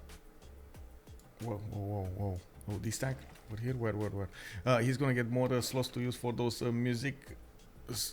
Okay, musicians, and I do see he's going for Cold War. He did manage to get 200 faith per turn, and by the looks of it, he's starting to bank it up. He's gonna start getting those rock bands, and of course, he does have Gaul territory to play in to the north. A decent amount of campuses, not very good ones, but still, it's gonna make a good place to play those. I do see the Gaul did manage to get a few wonders. Alhambra in Divadurum. He does have a Padana over here in Aduatuca. I do believe, of course, there are enough slots over here for a decent amount of there we go, rock bands to play in, and that's exactly what's gonna happen here. We do have Canada getting for more mounties on the east side, so he can place those national parks. You see Hamilton is starting to acquire more tiles. Those national parks are extremely important. He's also gonna need to get to the ski resorts, so he can get those going everywhere.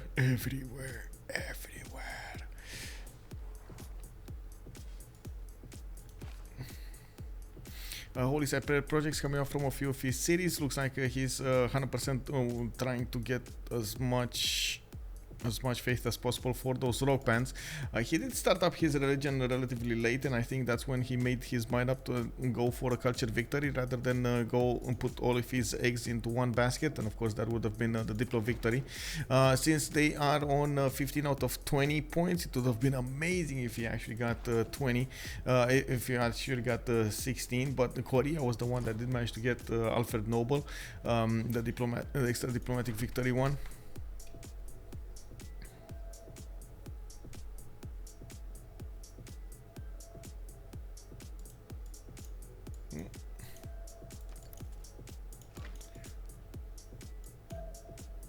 Let's see, Spain coming up with, next to the city of London. That city is only 67 strength, and of course you do see these tank corps are 105. It still needs the artillery corps to go chew through the defenses of London and then go against it. With so low garrison defense strength, when you do attack with your artillery corps, you do a lot more damage, even if it is benefiting from steel walls defense. No, need some water.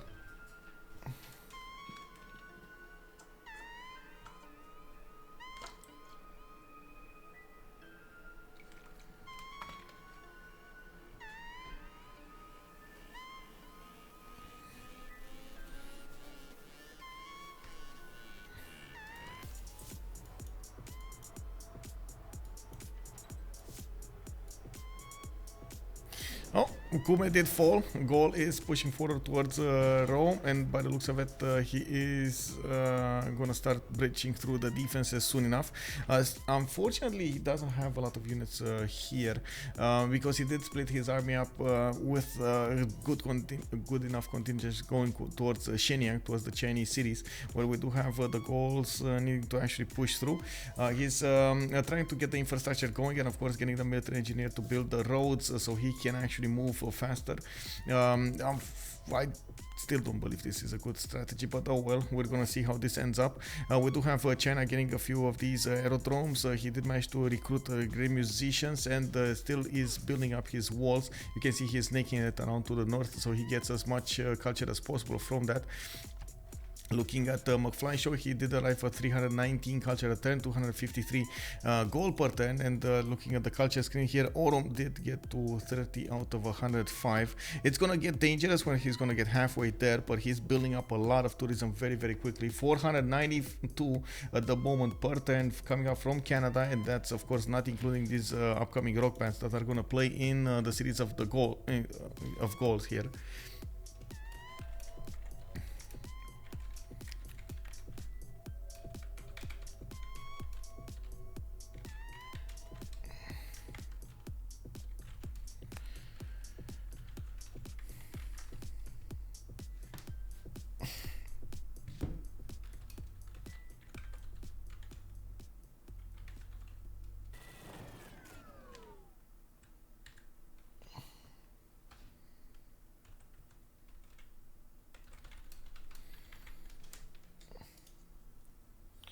Ski resorts in Culture 3, the Sports Civic. Yes.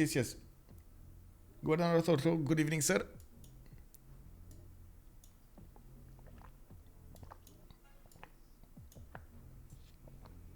Taking a look at what's going on here in Mongolia. He did help out a little bit to attack into the Roman cities, but the majority whoa, he actually saved the city of Al-Malik. Wow, he actually got the steel walls right on time before that before the ironclad pushed through. Did he even kill the ironclad? Because I don't see it anymore. Is the ironclad back in the cities of England? It's not. It actually died. Oh my god. Wow. Yeah, well, I guess that's, putting timing. We do have Spain over here trying to get to the city of London. He's gonna get that going, and it looks like the artillery corps is gonna start to chew through the defenses here really quickly. We do have Rome also. This is a problem, by the way. I gotta point this out. This is a problem if they start keeping the enemy civilizations capitals. They're gonna start to lose diplo favor. This is not a good way of maybe trying to go for a diplo victory here. If they wanna go for a diplo victory, just take all of the other cities and ignore the capital for a little while. But if you wanna go for something else, like a culture victory, or try to go for a domination victory, sure, take the capitals. This is quite surprising that taking the capitals actually. Okay, interesting. Not that far off from figuring out where Antioch is. If they do manage to take that city away, that's going to be extremely important, since I don't see another one. Another settler coming up from Rome. If they do manage to take out an entire player, that is going to be a major problem. That's one less player to vote in the World Congress and one less military alliance for another player.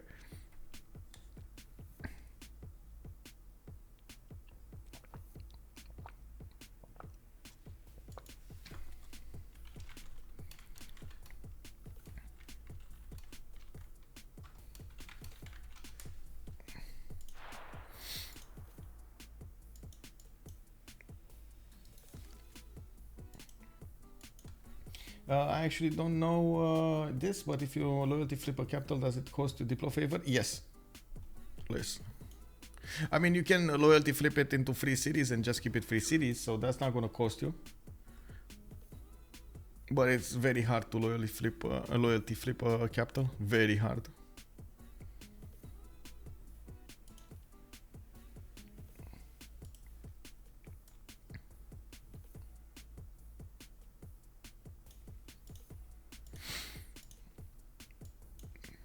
Oh, the push has started on the city of Shenyang. Pushing China, by the way, is gonna achieve something. China is not gonna get to defend the culture victory that much. He's gonna need to swap around the cards to defend a little bit against the Gallic pressure, get some units out, get some more gold, and so on and so forth. So this is gonna be an issue. While Canada is just gonna keep on trying to play those rock bands. He did get 3 of them in the series of the goals, and let's see, political eyes, roadies, okay, deep letter, space rock, good. We got maximum wombats with arena rock. Okay, well, I mean, this is the weakest one, the weakest link. I don't think there is a single entertainment complex to be found in the Gallic land. He just didn't have enough population to work this, to get that. Where is? Oh, yeah, there is one. There is one. Never mind. There is one here with an arena and a zoo. Very nice.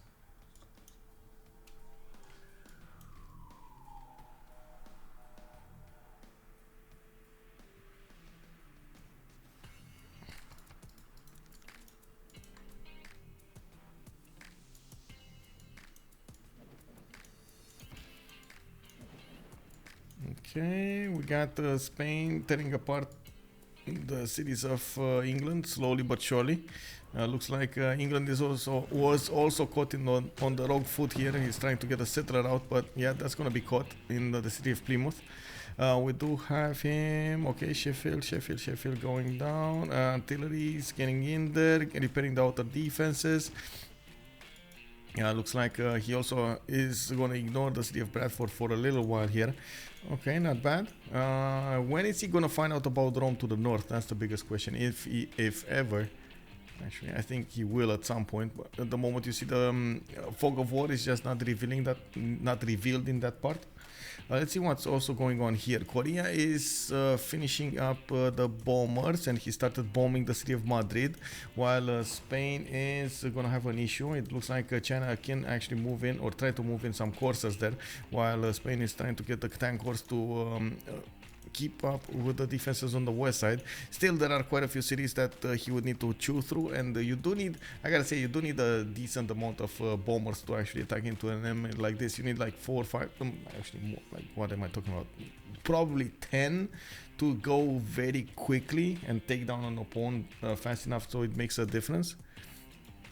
Yeah, of course, in this scenario in which there's a problem, there's a race for the next World Congress. You only have limited time, limited turn time. We got like what, 16 turns until the next World Congress. So he needs to be really fast on the buttons. Gaul built 2 entertainment complexes. Wait, 2 of them? I only saw 1 of them. Maybe I missed one. Let me see. I saw 1 of these, right? Where's the other one? So Canada is going here. Where's the other one? Oh, I see. In Samaro Briva. Okay, thank you. He has another one here. Thank you. North and south. Got it. Thank you.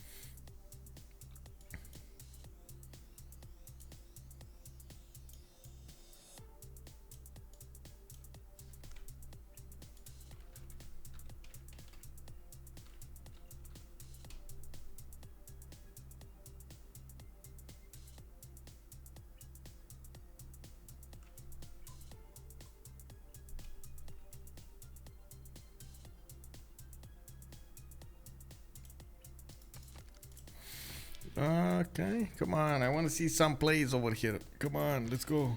No? Deep letters, maybe? Not this one. Not this one. Wait, this is Space Rock. Yeah, this one. Come on. Go. Play. We know everywhere else it's okay. So there's one Chinese city down, and it looks like Gaul is going into the main cities of China. Is breaking China apart. Oh my god! Now he turned on the heat. Really, bro? Which one? 150. Okay, 150 album sales. This one. Let's go. 2,500 tourism. Yay! Ching, ding, ding, ding, ding.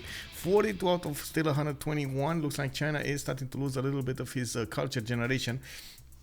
McFlyShow is in deep trouble, and one of the things that also is happening over here, Korea will need to make a decision. It's either gonna defend China against this aggressor, against Gaul, or keep on attacking into Spain. And you do see he can't do both at the moment. We do have Spain trying to get some anti-air guns going. I do see him getting his banks, and he did lose a decent amount of strength from the tanks defending the choke point. King Stephen of Strategies. Hello there, sir. I never heard of these players. Who they are? They are players coming up from the CivFR community, the CivFR Squadrons. It's basically the French Squadrons, the French tournament. And we're in the Division 3 of that tournament. You can actually exclamation mark CivFR Season 10, and you're gonna get all of the divisions over there with the players and so on. Good evening, Project Cisco. Hello, who's gonna win? That's a big question. I think, honestly, at this point, we're probably gonna see Les Barbapeintres. It's a very, very, very, very high chance we're gonna see Les Barbapeintres managing to get the win here. They're tearing apart the empires of their opponents. Two of them. Only Korea and China are basically irrelevant at this point. And by the looks of it, the Gaul is managing to tear apart the Chinese empire slowly, while he is also taking over the Roman cities. And that's it, GG. That's it. We got a GG going on here. It looks like we got a win. Les Barbapeintres managing to get a win in the Division 3 over here over ProjectConquerors. Amazing performance coming up from Picfix from PCS, and of course we did have quite a bit of a war going on between Mongolia and Rome. He did manage to keep Rome at bay, and unfortunately because of that, Rome did fall to the Gauls at some point in the game. We do have also Canada. We did have Canada in the south that was just free simming over there, just, you know, hanging around and managing to get all of those good and nice juicy culture points. And now we gotta jump back in into the chat over here, into the CivFR Squadrons, to hear them live, what they're gonna talk about, what they think they made a mistake, and so on and so forth. But I gotta say, big disclaimer, they're gonna talk in French. We're gonna see if we got some questions to ask over here, but definitely we're gonna need to wait for them to get all of that enthusiasm going, and of course get the questions first. Let's jump in. T'as Corée là. T'es monté haut en séance à un moment là. Guys, talk English now. No, it's fine, Okay, it's we can fine. speak in English. It's okay, it's okay. Good evening, Hello, guys. Hello Michael. there. Bonsoir. Bonsoir, Michael. Thank you so much for the cast. With much pleasure. It was quite interesting to see over here, but I got so many questions to ask. So wait, first, Rome, please. He's not here, but he's not here. Okay. Djydd don't play Civ since 1 month because personal issue. Okay. I mean, I just wanted to ask him, why did he stop at like 6 cities? Why he not, get like 10, 12? That's the same question I wanted to ask England. Why did you stop settling? Because I think if I did that, Bevet, Kublai will come for me, and I Non, can't pour moi, tu t'es beaucoup trop irréel dessus. Ah, ça va. Bah, en fait, le truc, c'est que t'as quasiment fait un start campement, alors t'as une choupe de 1. Ouais. Start campement. J'ai fait 3 ports, 3 campus, 1 campement. Bah oui, mais faut pas... C'est pas un start campement. Ouais, mais T'as fait un start défensif, tu vois. Bah bien sûr, gros, il y a une Kublai Chine à côté de moi que... Pour moi, tu mets juste la carte, t'as ton général en 15 tours, et tu fais des piquets. Non mais oui, mais après tu fais des piquets. J'ai fait. J'ai juste 50 en plus, c'est tout. Mais t'as fait des campus, au lieu de faire des plus du théâtre, t'aurais largement pu avoir des généraux, des écrivains. Mon land il est lent, l'oracle il sort tard. T'aurais pu avoir des écrivains, je pense. Peut-être, après je suis entre deux teammates. Avec la blessure, évident. None of my two teammates pushed you in early game, sorry. J'ai aussi parce qu'il est start campement. Enfin, gros, si je clique place du théâtre, je leur dis quoi? Ils se prennent des mousquettes. Alors, oui, mais le truc, si par place du théâtre, il a largement le temps de scale pour d'avoir nationalisme au moment où tu pushes le conquistador. Et d'avoir quand même les mousquettes aussi, hein. Ça demande pas un montant faramineux de chance. Sorry Michael for the English. Yeah, no worries. One other question. How is the city of Al Malik still alive? Keshek. When I come in, they just one-shot my all units. I can't hit one taClaG, and I can't attack from the behind. I have to come next, and around, yeah. He one-shot my units. I can't hit. When I saw that city, I was sure you guys are gonna take it down. Yeah, we said that we will destroy him, but we can't. Yeah. Maybe not enough. Man, I don't know if you saw. For Geneva too at the start. Yeah, I don't know if you saw how many units Mongolia actually built, because I'm pretty sure you didn't saw every unit. You know, the lines and the lines of units coming up pouring from these cities. Yeah. Oh man. Il y a a bit of Picfix. Oh, another question. Sorry. Spain. Yeah, no problem. For Spain, why no holy site?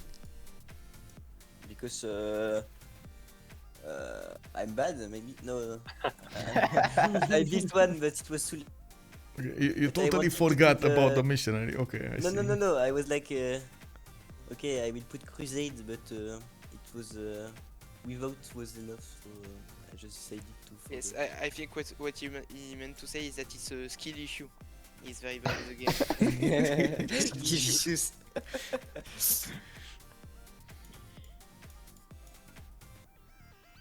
Yes. Well, any other question? No, that's it. That's about it. That's it. I was looking at Spain. Had the chance of taking down England with those conquistadors, and he was like, "No, I don't want to do that. I'm just going No. I was like, campuses." I was sure to take her down at. Le spawn Gaulois était plus que ça. I think he wasn't that prepared for Conquistador. Yeah. But he was prepared for tanks, so he said to himself, I'm late on Conquistadors, so maybe I just go tank and I kill him on that, without taking a risk to slow myself with Conquistador. Yes, I think it was. There's another question coming from chat this time. Is it pain au chocolat or chocolatine? Pain au chocolat. Pain au chocolat. Pain au chocolat. To be honest, No in chocolatine. North of France, we said le petit pain. No, nobody says that. It's Yeah. In North of France, we said le petit pain. Oui, baguette. Non. Y a pas de ça, je suis boulanger, les gars, respectez-moi. À Lyon d'ailleurs, on dit pain au chocolat ou chocolatine? Je sais pas. Pas au chocolat. Je crois qu'à Lyon on dit chocolatine maintenant. Et 80% de la France on dit pas au chocolat. Attends, je vais regarder la carte. Pour moi, c'est que Bordeaux. Michael, I am sad because I want to do like today and have 400 science turn 75 or 70. Yeah. Ça, Lyon, c'est pas au chocolat. 90. I am sad. Mec, il te manquait tellement de culture, toi, Picfix. C'était un peu ça, le mec. Hein. I mean, you did very well over here, but so far away from your opponents. What? You did very well, but you're so far away from your opponents and your allies were dying. So. Yeah. Mountains. What we thought was weird is that because you went all up, we saw that on the up tree, we saw that very late in the game you didn't even have printing, so we assumed that you didn't optimize anything for your teammates. Yeah, it's true. Maybe you shouldn't have going art science with labs, and maybe just optimize your team so that they have yes. Parce que du coup ils ont jamais touché les tanks parce que tu les as pas optis, je pense. Aussi parce qu'il était IRL, mais. Bah non, mais excuse-moi, mais le Rome il a quand même touché assis avec 100 de chance toute la game. Non, le truc c'est que Tag il part frégate et il perd un peu de time sur ça. Non, mais genre Picfix, à un moment j'ai regardé, j'étais genre à même pas 10 tours des tanks, t'avais pas imprimerie. Un peu du troll ça. c'est pas du troll. Mais Ah, Non, mais c'est juste mal c'est juste que enfin, c'est même, pas très même, balancé. si tu, même si tu pars sur le haut, ça te ralentit pas d'équilibrer en fait. Ouais, Alors, je sais, je l'ai fait en fait un peu parce que, mais c'est juste que j'ai pas fait printing, j'ai fait balistique. Genre, je suis monté un peu Ah. l'arc du Ah, ça milieu va, et ça va. j'ai pas fait. Non, j'ai fait balistique et j'ai pas fait imprimerie, c'est tout. Mais Et du coup, après, ton j'ai plan fait c'était imprimerie. nuke ou de juste faire genre hélicoptère avion J'ai nuke dans 2 tours. Enfin, le projet, pas les nukes, mais le projet. Ouais, mais Je tu faisais qui nuke, hélicoptère. Non, mais à part l'Espagne, tu nous qui Bah, c'est ça le problème. Bah, Ouais, ton c'est plan ça c'est que que tu j'ai nuke fait, pas la hein. condition de victoire et que c'est pour ça c'est un mauvais plan. Bah, j'ai fait spatioport, je partais scientifique en fait. Ouais, Ouais, mais en mais- gros, je pense que ça arrive trop tard. Là pour Bien le sûr, coup, bien sûr. là, Mais j'ai pas le choix en fait. culturel, Je fais les deux en même temps. Oui, Je fais oui, nuke de toute façon, maintenant and t'es parti là-dessus, tu scientifique. pars là-dessus, tu fais ça. Mais Genre, dans- je peux pas push. Un espagnol, Ah, c'est la Corée, possible quand tu avec peux une pas chose. push, Genre, c'est possible. Là. Bah là, c'est juste, je fais ma game, tu vois. Juste, j'ai un peu de retard sur le tempo que je devais avoir à la base. Parce que je dois gagner 10 tours normalement. Je pense que je fais pas ce qu'il faut au bon moment. bah, Et Mais en fait, la Wine Tail Shock là, j'ai vu, j'ai pas mis de vide, je me suis dit, ah, c'est parfait. McFly, t'as kiffé le push à la fin là Bah, en fait, j'étais dans l'optique défendre la culturelle à balle. Ouais. Et à un moment, je me c'est suis pour dit, ça qu'on a. je vais partir radio. Moi, je pense que j'aurais pu accélérer à culturel si j'étais vraiment parti genre audio, radio et tout. Mais le truc, c'est que je me suis dit que le seul moyen qu'on perde vraiment la game, c'est que je me fasse raser en gridant. Du coup, je peux même partir du bas pour me sécuriser au cas où. On peut pas te toucher, gros. Ouais, c'est ça, bah peut-être par la Chine, tu vois. Surtout qu'en fait, t'as les motifs en fait pour défendre. En vrai, taClaG. Oui, mais sauf que je me dis que les motifs, c'est bien, mais si le mec a un général qu'il a tout. Après, je pense que je fais ça avant que vous teniez tous les généraux. Mais... Non, mais oui, non, mais clairement, mais je pense qu'on voit la science du chinois. On voit que je pense que c'est moi qui m'en occupe. Parce que là, mon plan de jeu, c'était vraiment 8 villes, into tank romain pour le finir, puis chinois pour l'anéantir. Parce que là, vraiment, toutes mes villes de prod, c'était juste des tanks. Ah, t'es monté vite, hein. Enfin, t'es passé de rien à beaucoup. Et j'avais aussi bientôt les rock bands, hein, donc. Mec, je claquais mes rock bands. Du coup. Avant le tour 60, je faisais que des colons et des battes. Le contrôle d'essai. Guys, thank you so much for the... I wanted to... Ah, yes. Sorry. Go. No, I just wanted to say thank you. Yes. Oh, that was a good game. Yeah. Go, Michael. I just say, because I just wanted to say, like, good night and so on. So just say what you wanted to ask. Sorry. Yeah, I wanted to ask what did you think of my land, because I think it was a bit rough and in early game. And I'm not sure if it was just a big skill issue like Eins or just I mean, you did well.